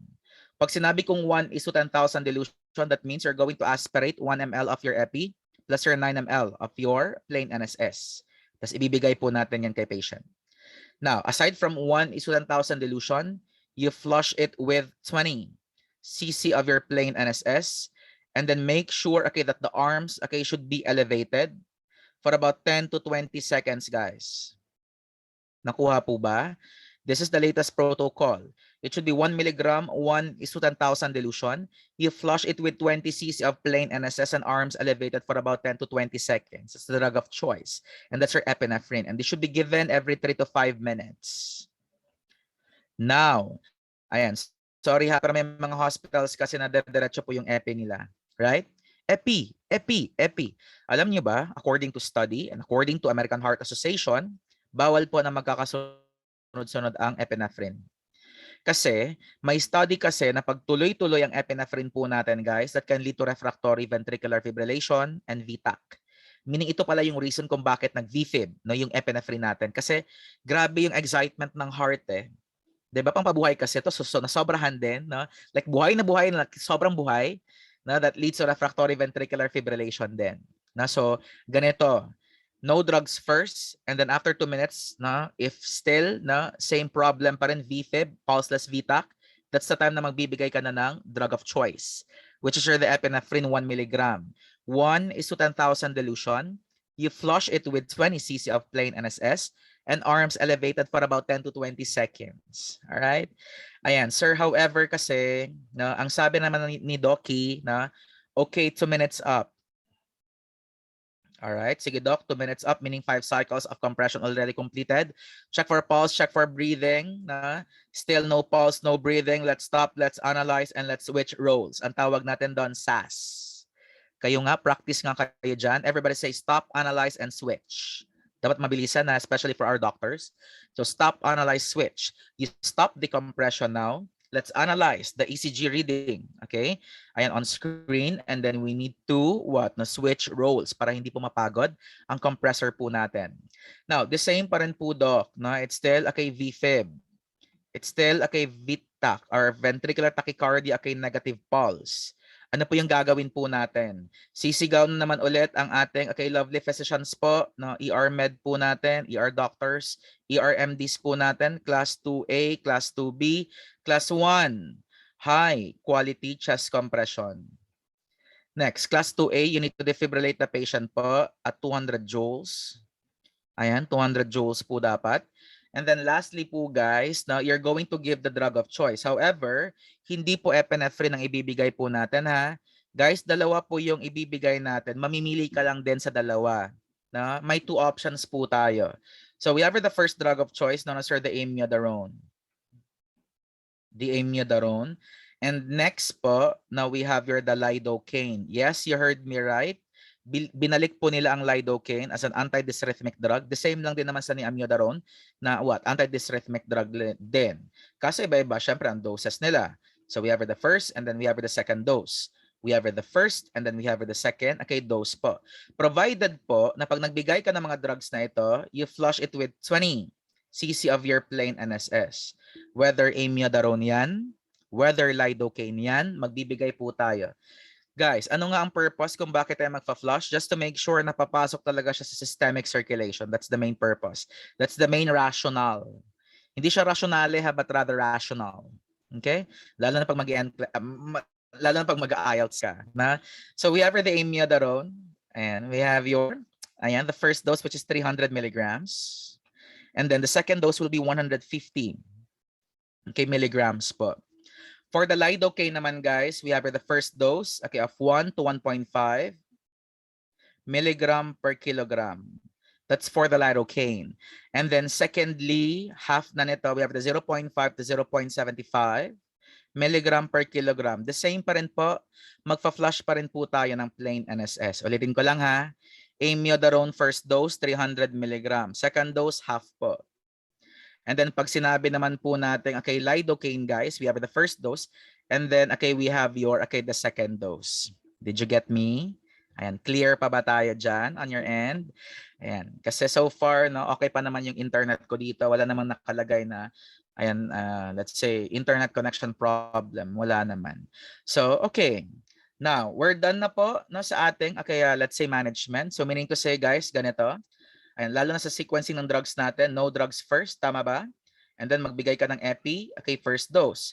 Tapos next po, we have the amio or lido, okay, ayan, first dose din, tama ba? If ever kung tapos na. And then balik ka ulit kay epi, this is the second dose, and then balik ka ulit sa amio or lidocaine natin, which is, okay, on the second dose. So hindi siya talaga pwedeng, hindi talaga siya pwedeng epi. Alam niyo ba, wala po tayong maximum dose for epi. Ethically ha, wala talagang maximum dose. So wag pong ipagdamot ang 75 pesos kapalit ay kaligayahan ng family. Kasi ako dati nung niresuscitate kasi yung father ko, napansin ko, sobrang mura lang ng epi, nasa 75.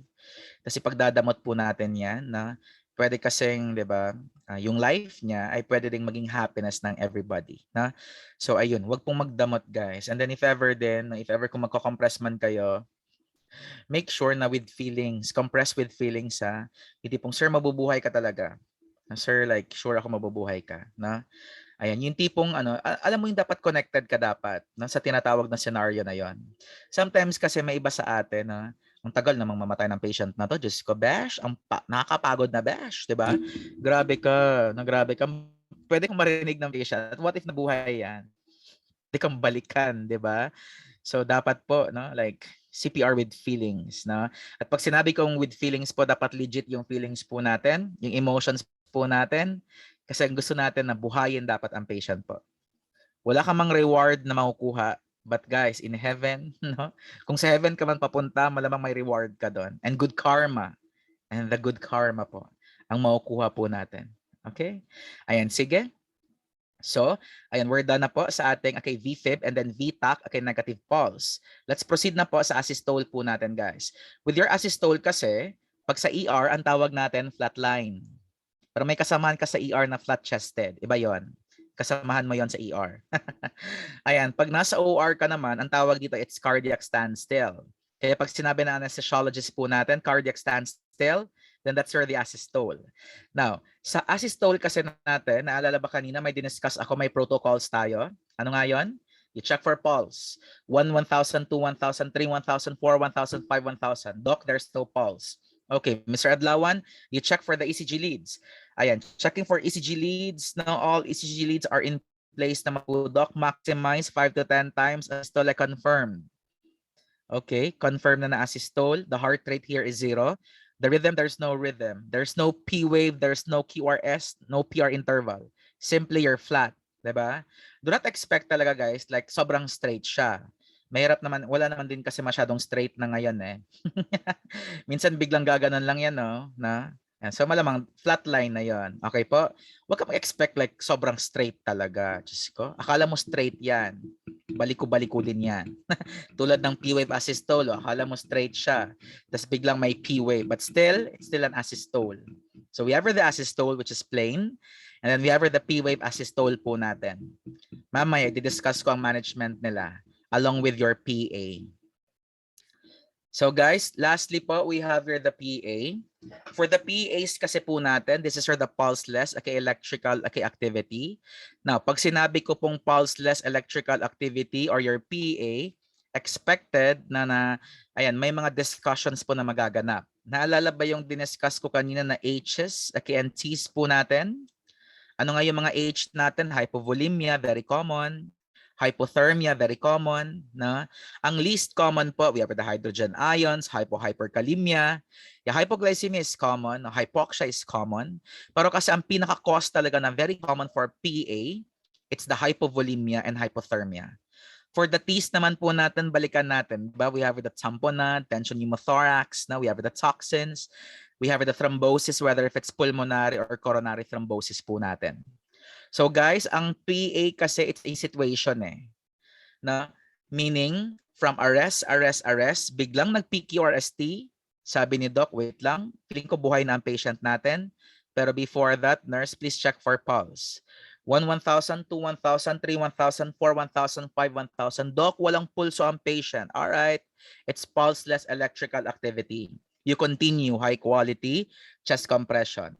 Let's try to manage na po. So we have the asystole and then we have the PA. Guys, yung mga minamanage po natin, ito kasi yung pinaka-common The purpose of having this training is for you to recognize na okay, kailangan ko palang i-activate ang code blue.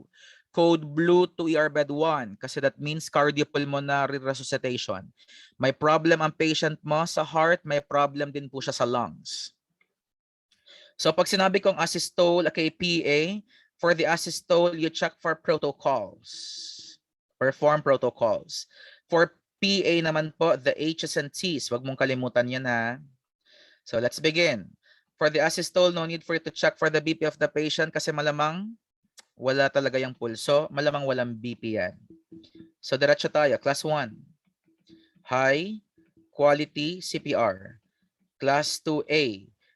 There should be no defibrillation dapat. Okay? No defib kasi non-shockable to. And then class 2B, we have the drug of choice.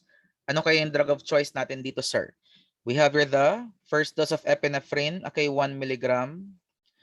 1 is to, the same pa rin po, 1 is to 10,000 dilution. You flush it with 20 cc of plain NSS. And then arms, elevated. Ayan, for about 10 to 20 guys. Ulitin ko ha. For asystole, PA, ayan, high quality chest compression, no defibrillation kasi non-shockable naman to. You give epinephrine 1 milligram, 1 is to 10,000 dilution. You flush it with 20 cc of plain NSS and arms elevated for about 10 to 20 seconds. Did you get me? Can I see some heart reactions now? Ayan, may mga, ayan, thank you so much. No? Ayan, before I'll proceed po sa next na topic po natin, may papakita po ka na video na nag-run sila ng code during COVID.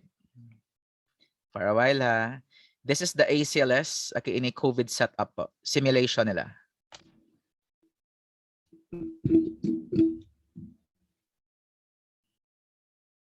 COVID-19 has resulted in several important changes to the adult in-hospital advanced life support algorithm. These changes were updated and released by the Resuscitation Council UK on the 26th of March 2020, yesterday. Today, in this simulation, we will present an adult in-hospital cardiac arrest in a suspected COVID patient. There are two overarching principles. Number one, early decisions regarding treatment escalation and not for resuscitation need to be made early and communicated with the team. Two, chest compressions is considered aerosol generating. As a consequence, full personal protective equipment must be worn by every individual in the room before chest compressions is commenced. We would like to present a 50-year-old gentleman who's come in with a cough, breathlessness and fever over the last 7 days, worsening and being admitted to hospital yesterday. Today he's deteriorating rapidly and the team already knows that they will go all out for him, including resuscitation and intensive care. John? John, can you hear me? John? John, can you hear me? Can I have some help, please?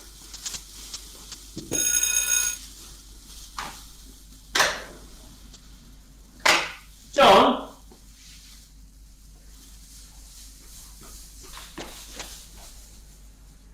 He's in cardiac arrest. Put out an adult COVID cardiac arrest. 2222. Adult COVID cardiac arrest in the sim lab.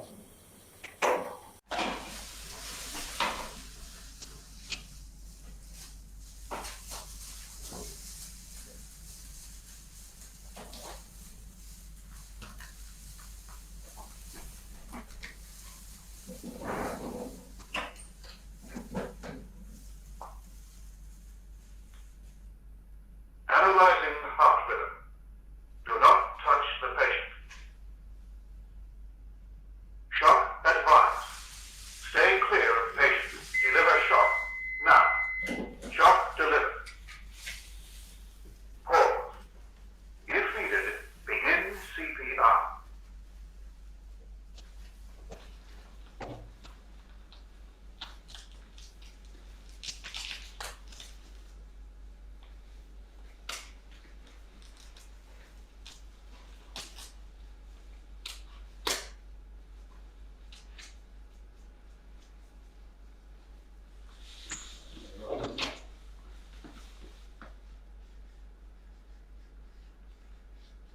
Good, sir.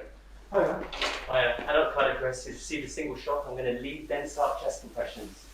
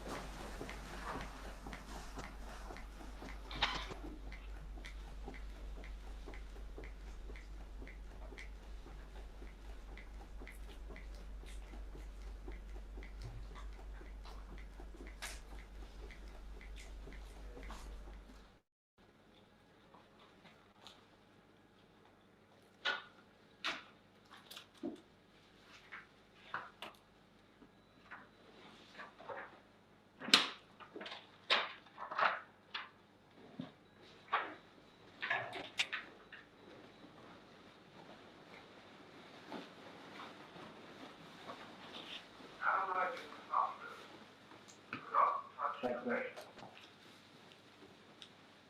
No shock advised. You've needed begin CPR. Okay, can we watch on these? Thank you.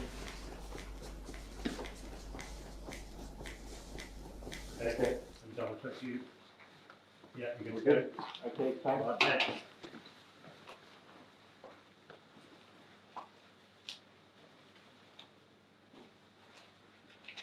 We're about to take over, don't worry.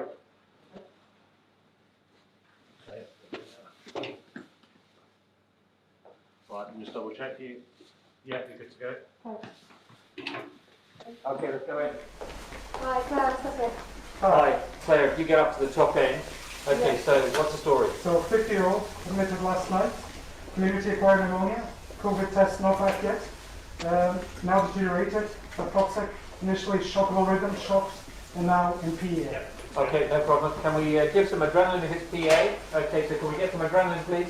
Yeah, the adrenaline's here. Okay, could you take the adrenaline and give? Okay, fantastic. Carry on the CPR. Claire, tell me when you're ready to intubate. Okay, getting ready now. Can I just confirm he's definitely for resuscitation? Yep, for resuscitation. Okay, fantastic. Thank you. Yep. Okay. 3, 2, 1. Great, thanks. Take over. That's great. Have we done our pulse check to make sure that there is still different PEN? Yep. Okay, fine. So carry on the CPR until we intubate. Can we go through the possible causes? Has he had some fluids? Yep, fluid's still running. Okay, fantastic. He's in hospital. He's not going to be hypothermic. Okay, so can we check the potassium, please, from this morning? Yeah, I'm ready, if you want to pass the chest. Okay, so stop, pause that, please, while we intubate. Tell us when you're done, Claire, and we'll start massage again. Okay, we've got potassium as 3.9 this morning.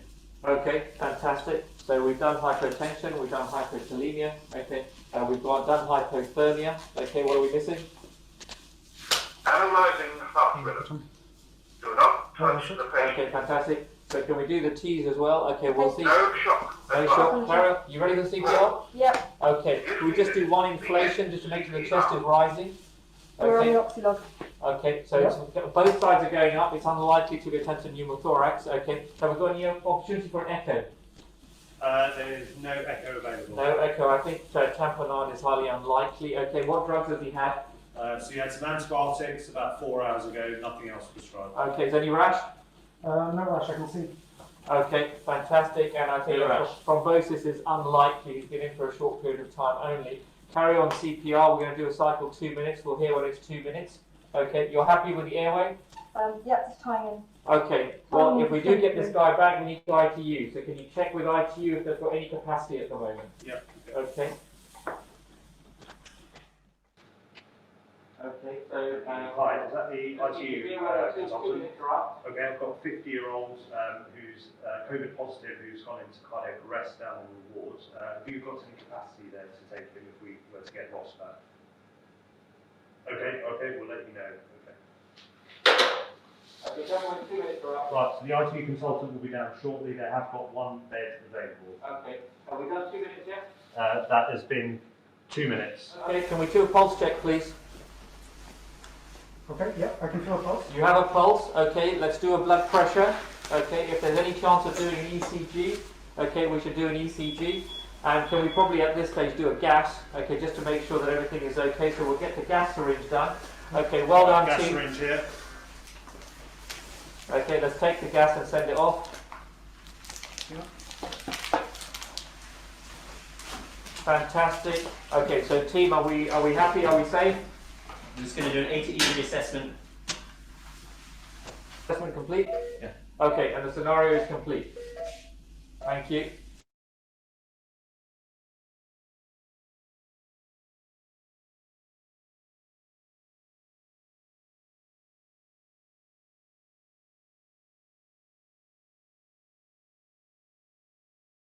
Okay.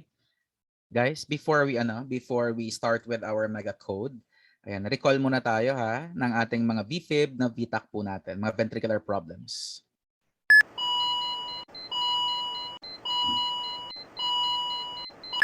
Okay, so right in front of you, we have a heart rate of 154. The rhythm here is regular. There's no P waves. No, it's purely QRS. And it's widened in nature. So this is your monomorphic ventricular tachycardia. It's monomorphic na one form. Now, what if ganito ang nangyari?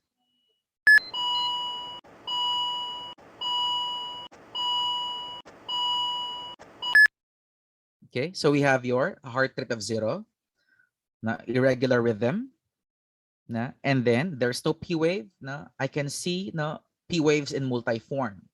So this is the polymorphic, okay, ventricular tachycardia. Pag parang tinwist po siya, ang term po natin dito, it's the terza de poids. No, it's brought about by hypomagnesemia. Next.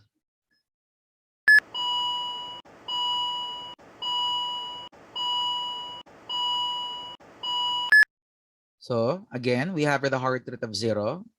There's no rhythm, there's no P wave, there's no QRS. So this is your asystole. However, di ba tinuro ko na po yung mga protocols po natin. You check for pulse first before mo sabihing asystole. Check for pulse and breathing. 1, 1,000, 2, 1,000, 3, 1,000, 4, 1,000, 5, 1,000. Sir, there's no pulse, okay? Now checking for ECG leads. All ECG leads are in place. Maximize 5 to 10 times asystole confirmed. That's for asystole. Pero pag PA po guys, ganito ang itsura ng PA. Oh. From sinus bradycardia,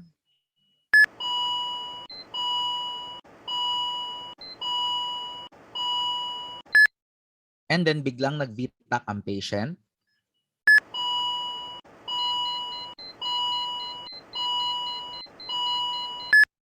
And then biglang nag-ventricular fibrillation. From VFib guys, biglang gumanito.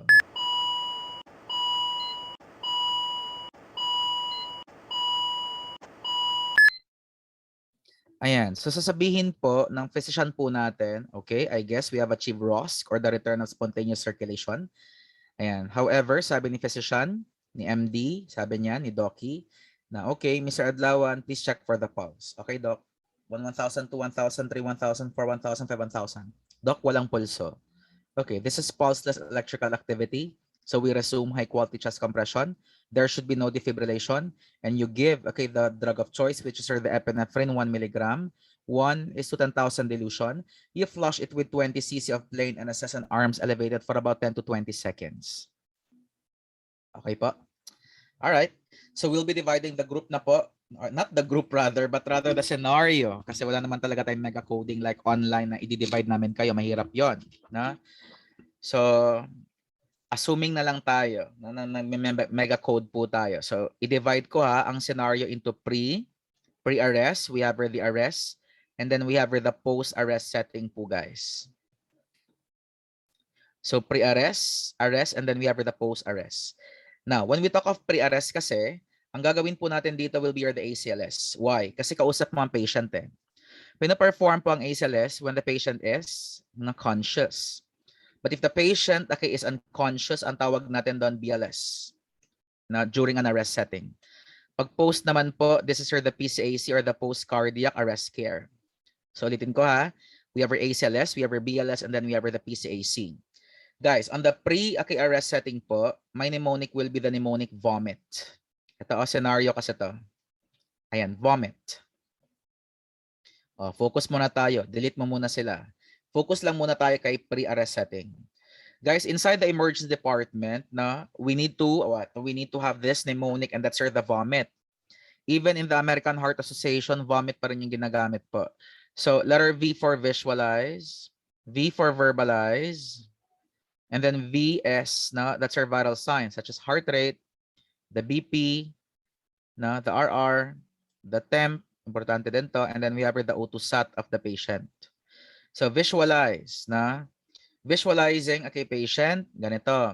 The patient came in, ayan, at your emergency department, a cold chlamydia-fatigue patient, ayan, complaining of indigestion. So, na-visualize mo na, tapos narinig mo na din, tapos lapitan mo si patient. Good afternoon, Mrs. Fernandez. I am Mark Adlawan, your most responsible nurse. Or pag doctor po, pwede mo sabihing doctor ka or pwede mo sabihing nurse ka. Ayan, I am Mark Adlawan, your most responsible nurse. How are you feeling today? Sabi ni Mrs. Fernandez, I feel like I'm not okay. Mr. Adlawan, I feel like I'm dying. Oh, Mrs. Fernandez, you seem so upset. But before that, let me check your vital signs first. Kasi ito yung basis po natin di ba? Ayan, so heart rate, BP, para malaman mo kung stable or unstable, di ba? Iba kasi ang treatment ng stable, iba din po ang treatment pag unstable. For the O2 sat po guys, na dapat kasi ang O2 sat natin normally, na it should be 95 to 100%. Pero pag less than 94% na po or equal to 94%, that's the time na magbibigay po tayo ng letter O, oxygen. So we have the O2 therapy. Now, American Heart Association, okay, recommends na, ayan, if you're going to use your nasal cannula, we have the simple face mask, and then we have the non-rebreather mask po natin. Alam niyo ba ang pinaka-ideal po, it's the non-rebreather mask. Pag wala talagang options, na, or let's say wala talagang NRM, sige lang, we have the nasal cannula at 2 to 4 liters per minute. Simple face mask at 6 to 10 liters per minute, pero ang ideal talaga, it's the non-rebreather at 11 to 15 liters per minute. Di ba may protocol tayo ngayon na with the American Heart na pag mag-NRM ka at 15, na gamitin mo talaga si 15, lalo na pag cardiac problem po yan. Nag-heart attack or nag-cardiac arrest po ang patient natin. Aside from your letter O, we have a letter M. I-attach the patient to the cardiac monitor via the 12-lead ECG para makita po natin ang complete picture ng heart po ng patient. Yeah, it's raining here. It's raining cats and dogs here in Davao. Parang feeling ko may bagyo kami. Ayan, we have your letter I. Ayan, you insert IV, you insert IO. Guys, pag IV po natin, ang pinaka-latest po, it should be at the left, okay, brachial vein. Alam niyo ba kung bakit left brachial, okay, vein? Kasi 'di ba with its close proximity po sa heart ng patient. Na 'di ba sa left, andun din yung okay, heart po natin.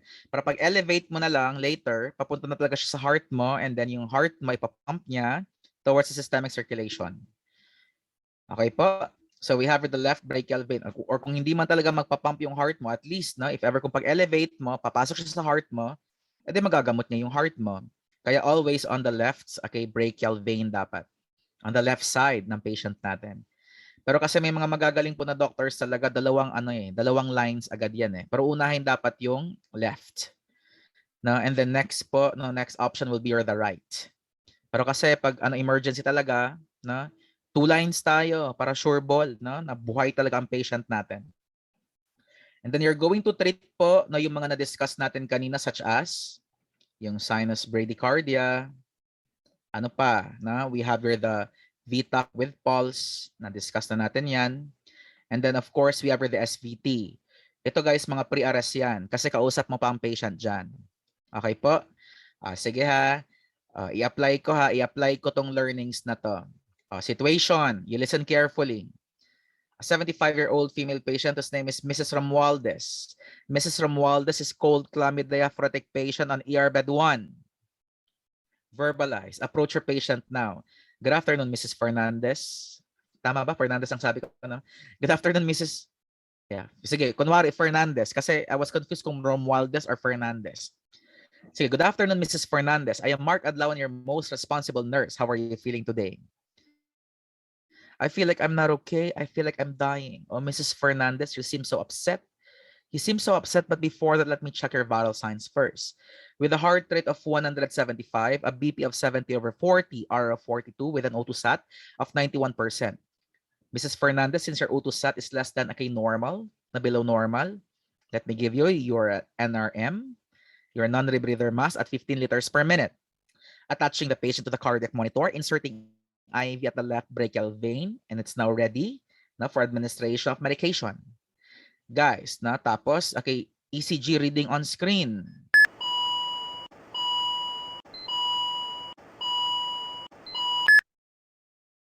Okay, Mrs. Fernandez, okay, is suffering from sinus bradycardia with an unstable BP. So therefore, we're going to give treatments po such as, okay, the ATDE. Letter A for the H-tropin sulfate at 1 milligram times 3 doses with a maximum dose of 3 milligrams given every 3 to 5 minutes. Then okay si patient. However, ay biglang nawala ng malay ang patient. We are now entering the arrest, okay, setting na po. Guys, on the arrest setting, malamang unconscious ang patient mo. Kailan nga tayo nagsa-start ng high quality chest compression? Number 1, if the patient is unresponsive. Gisingin mo. Mrs. Fernandez, are you okay? Mrs. Fernandez, are you all right? Trapezius squeeze, 1,000, 2,000, 3,000. Unresponsive, Mrs. Fernandez. Code blue, 2 ER bed 1, please. Code blue, 2 ER bed 1. checking for pulse and checking for breathing. 1,000, 2, 1,000, 3, 1,000, 4, 1,000, 5, 1,000. Mrs. Fernandez has no pulse and is not breathing. I'm going to start with my high quality chest compression. So perform BLS survey. And then you're going to treat the patients. Okay, problem here. Syempre si VFib, nag-arrest kasi yan. And then we have the VTAC, okay, negative pulse. Next, guys, aside from VFib and VTAC negative pulse, we have the asystole. And then we have the PA po natin or the pulseless electrical okay, activity po. Nakuha po ba? Ayan, so alam na kung paano i-treat sila, no? Na-discuss na po natin kanina yon. And then my last topic, okay, for today po will be the post-cardiac arrest care. And so we have the post-arrest. In the post-arrest kasi guys, may gagawin po tayo and that's the post, ayan, cardiac, ayan, arrest care. Pag sinabi kong post, okay, cardiac, okay, arrest care, ayan, number 1, no, we need to determine for the return of spontaneous circulation. Guys, your ROSC stands for return. Ayan, no, return, okay, of spontaneous circulation. If there will be the return, okay, spontaneous return of circulation po, such as, what if my pulse rate ang patient? What if my RR? What if my BP? And then what if my PETCO value or PET-CO2 ang patient natin? So these are the signs of life. So therefore, you better stop with your high quality chest compression kasi buhay na ang patient. Now, on the post-arrest setting, guys, may mnemonic ako dyan, and that's the AB, meaning airway breathing, to be followed by circulation, and to be followed by the disability. And then lastly, we have the sign, okay, of the cross. Ba't magsa-sign of the cross? Patay ba ang patient? Ba't tayo magpapatraining? Kung mamamatay lang din pala siya, syempre hindi. Nabubuhayin natin with all our might na, and of course your knowledge, 'di ba? And your skills na, at sinumpaan po natin bubuhayin dapat ang patient. Checking for airway breathing. The patient has pulse rate, but the patient is not breathing. So anong gagawin natin? It's your rescue breaths or the rescue breathing. However, what if ang GCS niya is less than 8? Nye.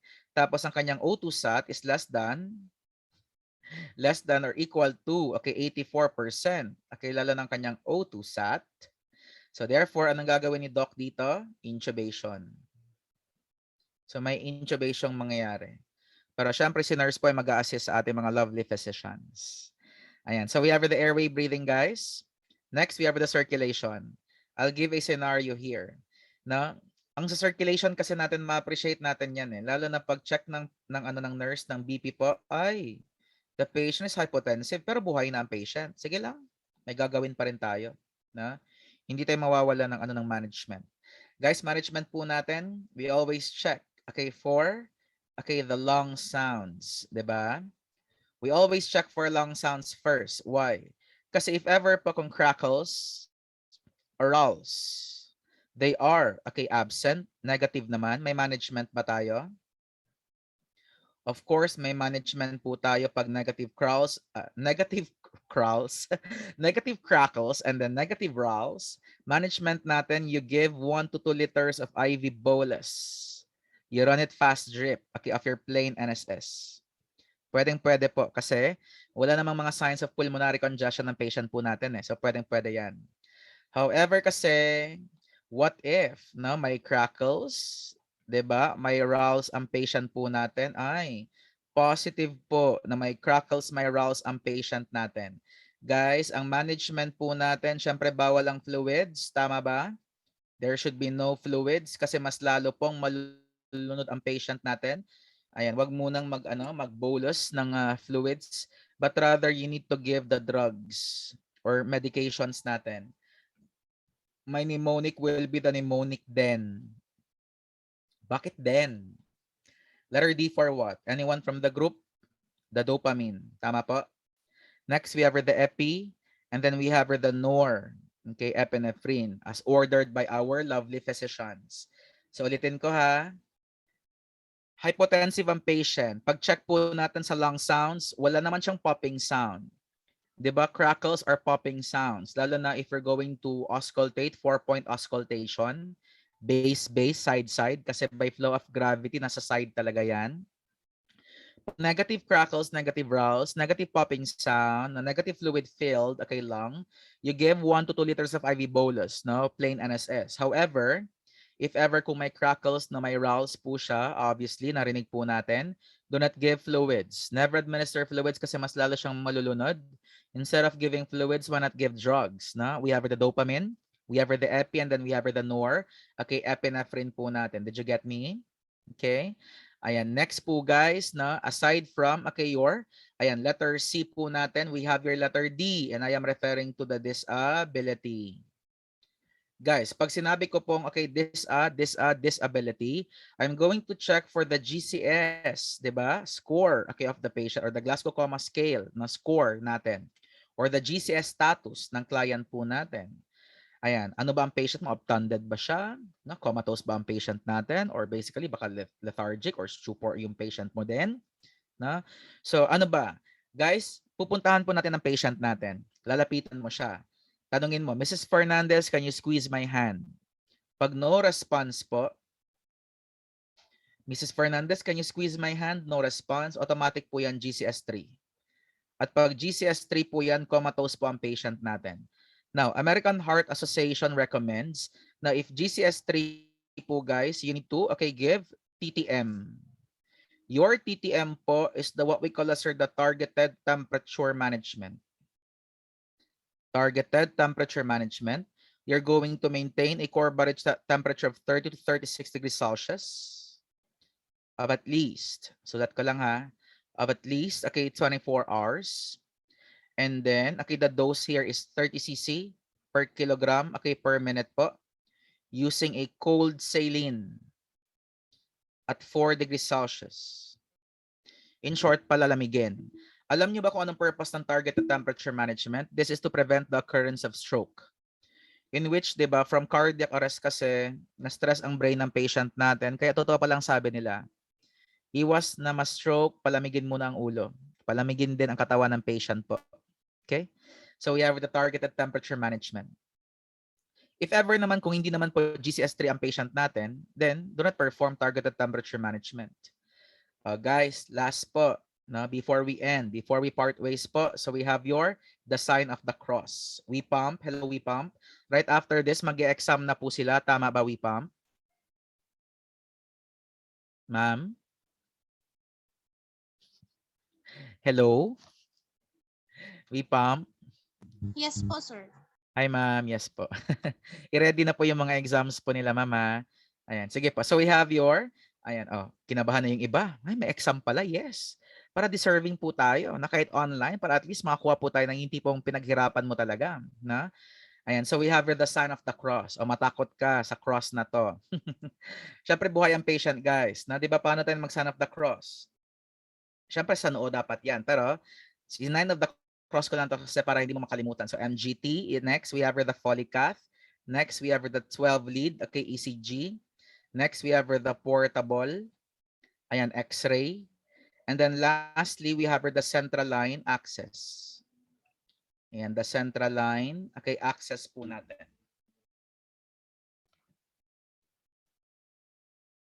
Okay, for a while.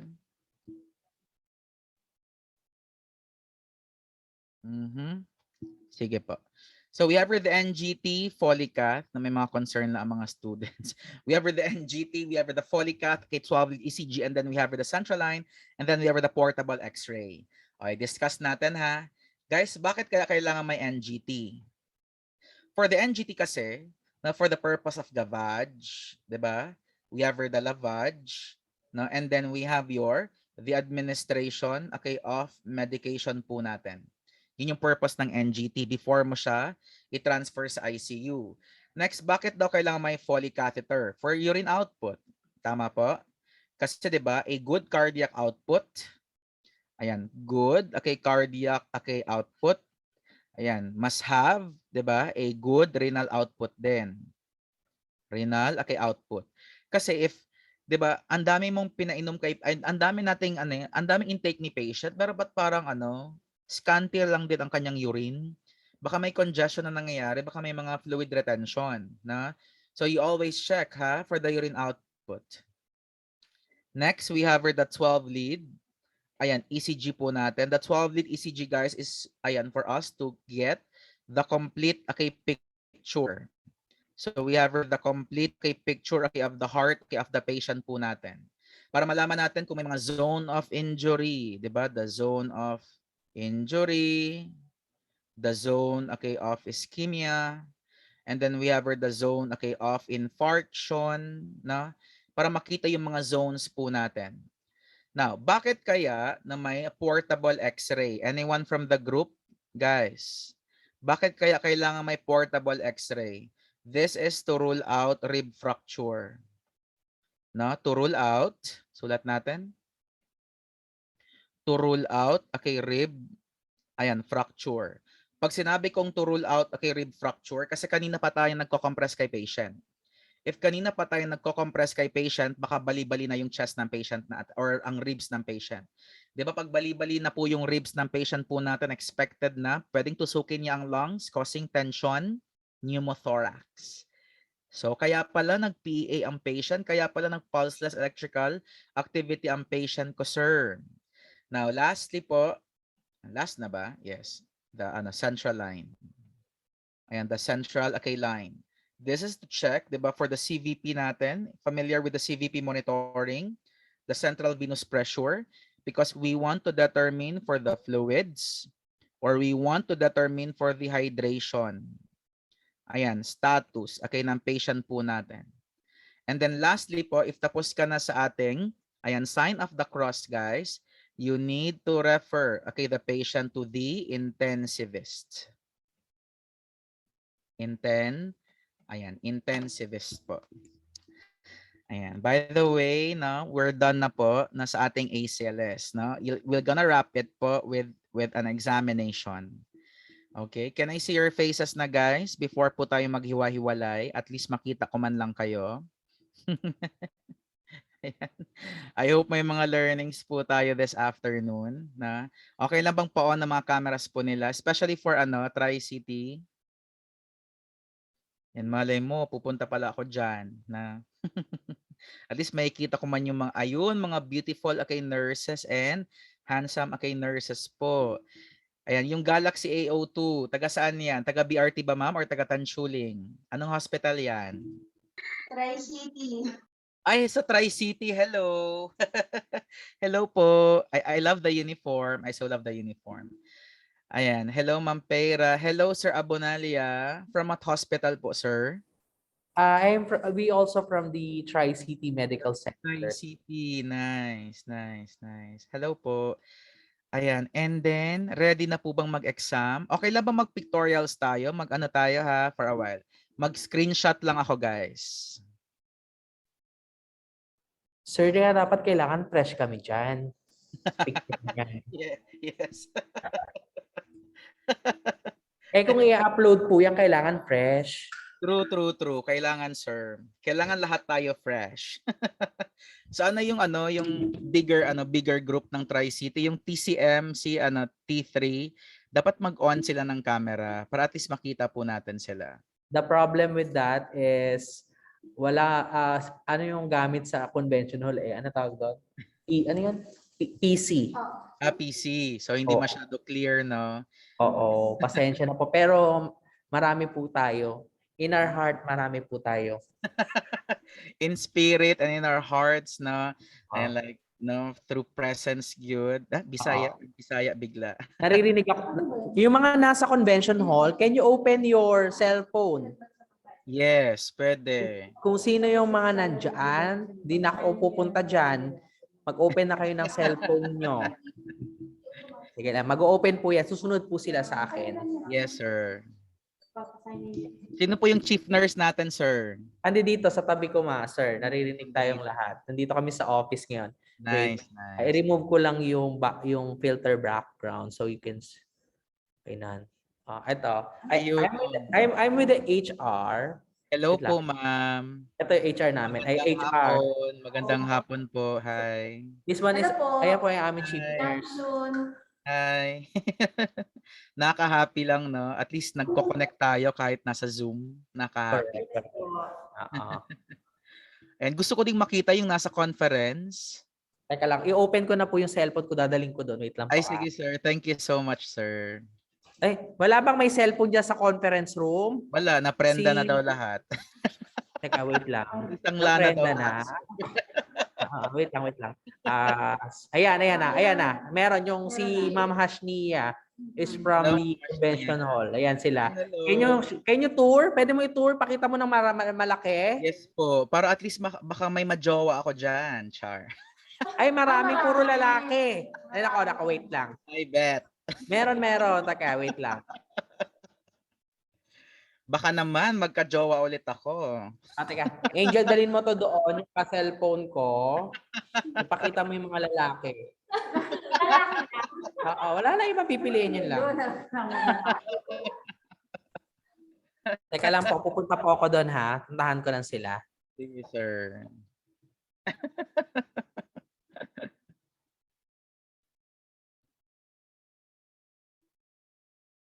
Yan, para at least makita ko man lang yung mga estudyante po natin. And nakaka-happy kasi yan.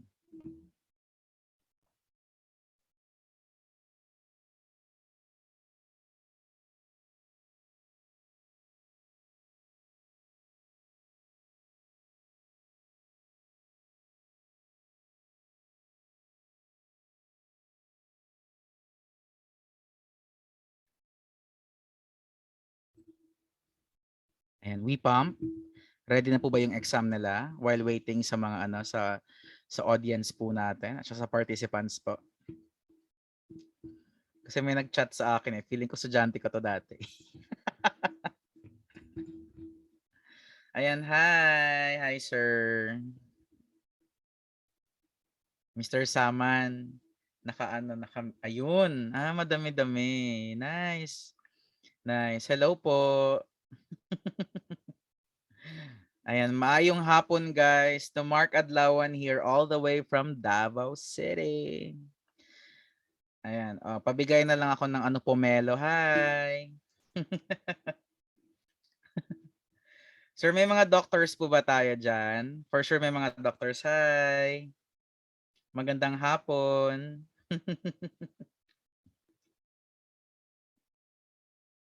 Wait lang, ba't parang ba't parang kamukha siya ng ex ko? Kinabahan ako bigla. Kinabahan ako bigla, Diyos ko. Hello po, maayong hapon sa tanan. Ayan, hi.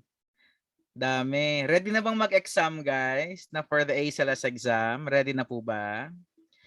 If ever kung ready na po, sige, so I'll let you go na ha. Char, I'll let you go. Meron kasi akong mga issues of letting go. Ayan, hello po. Ayan, maayong hapon. Hi. Sir, feeling ko ang social ng hospital nyo. Feeling ko sobrang ganda ng hospital nyo. Kasi obvious naman conference pa lang. Like sobrang ang yaman-yaman na ng hospital.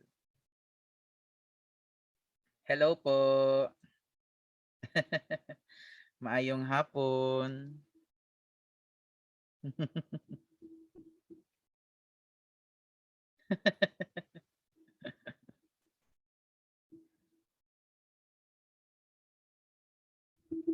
Miss Galaxy. O yung dalawang naka-green. Ma'am. Mag-unmute muna kayo. May mga doctors tama ba? Hindi po, taga DOH po. Mga from DOH. Mga from DOH. Nice. Okay. Thank you so much. So, we pump. Kayo na po mag-monitor sa kanila. So, I'll let you go, guys. Sir RB, thank you so much for choosing we pump. Thank you so much.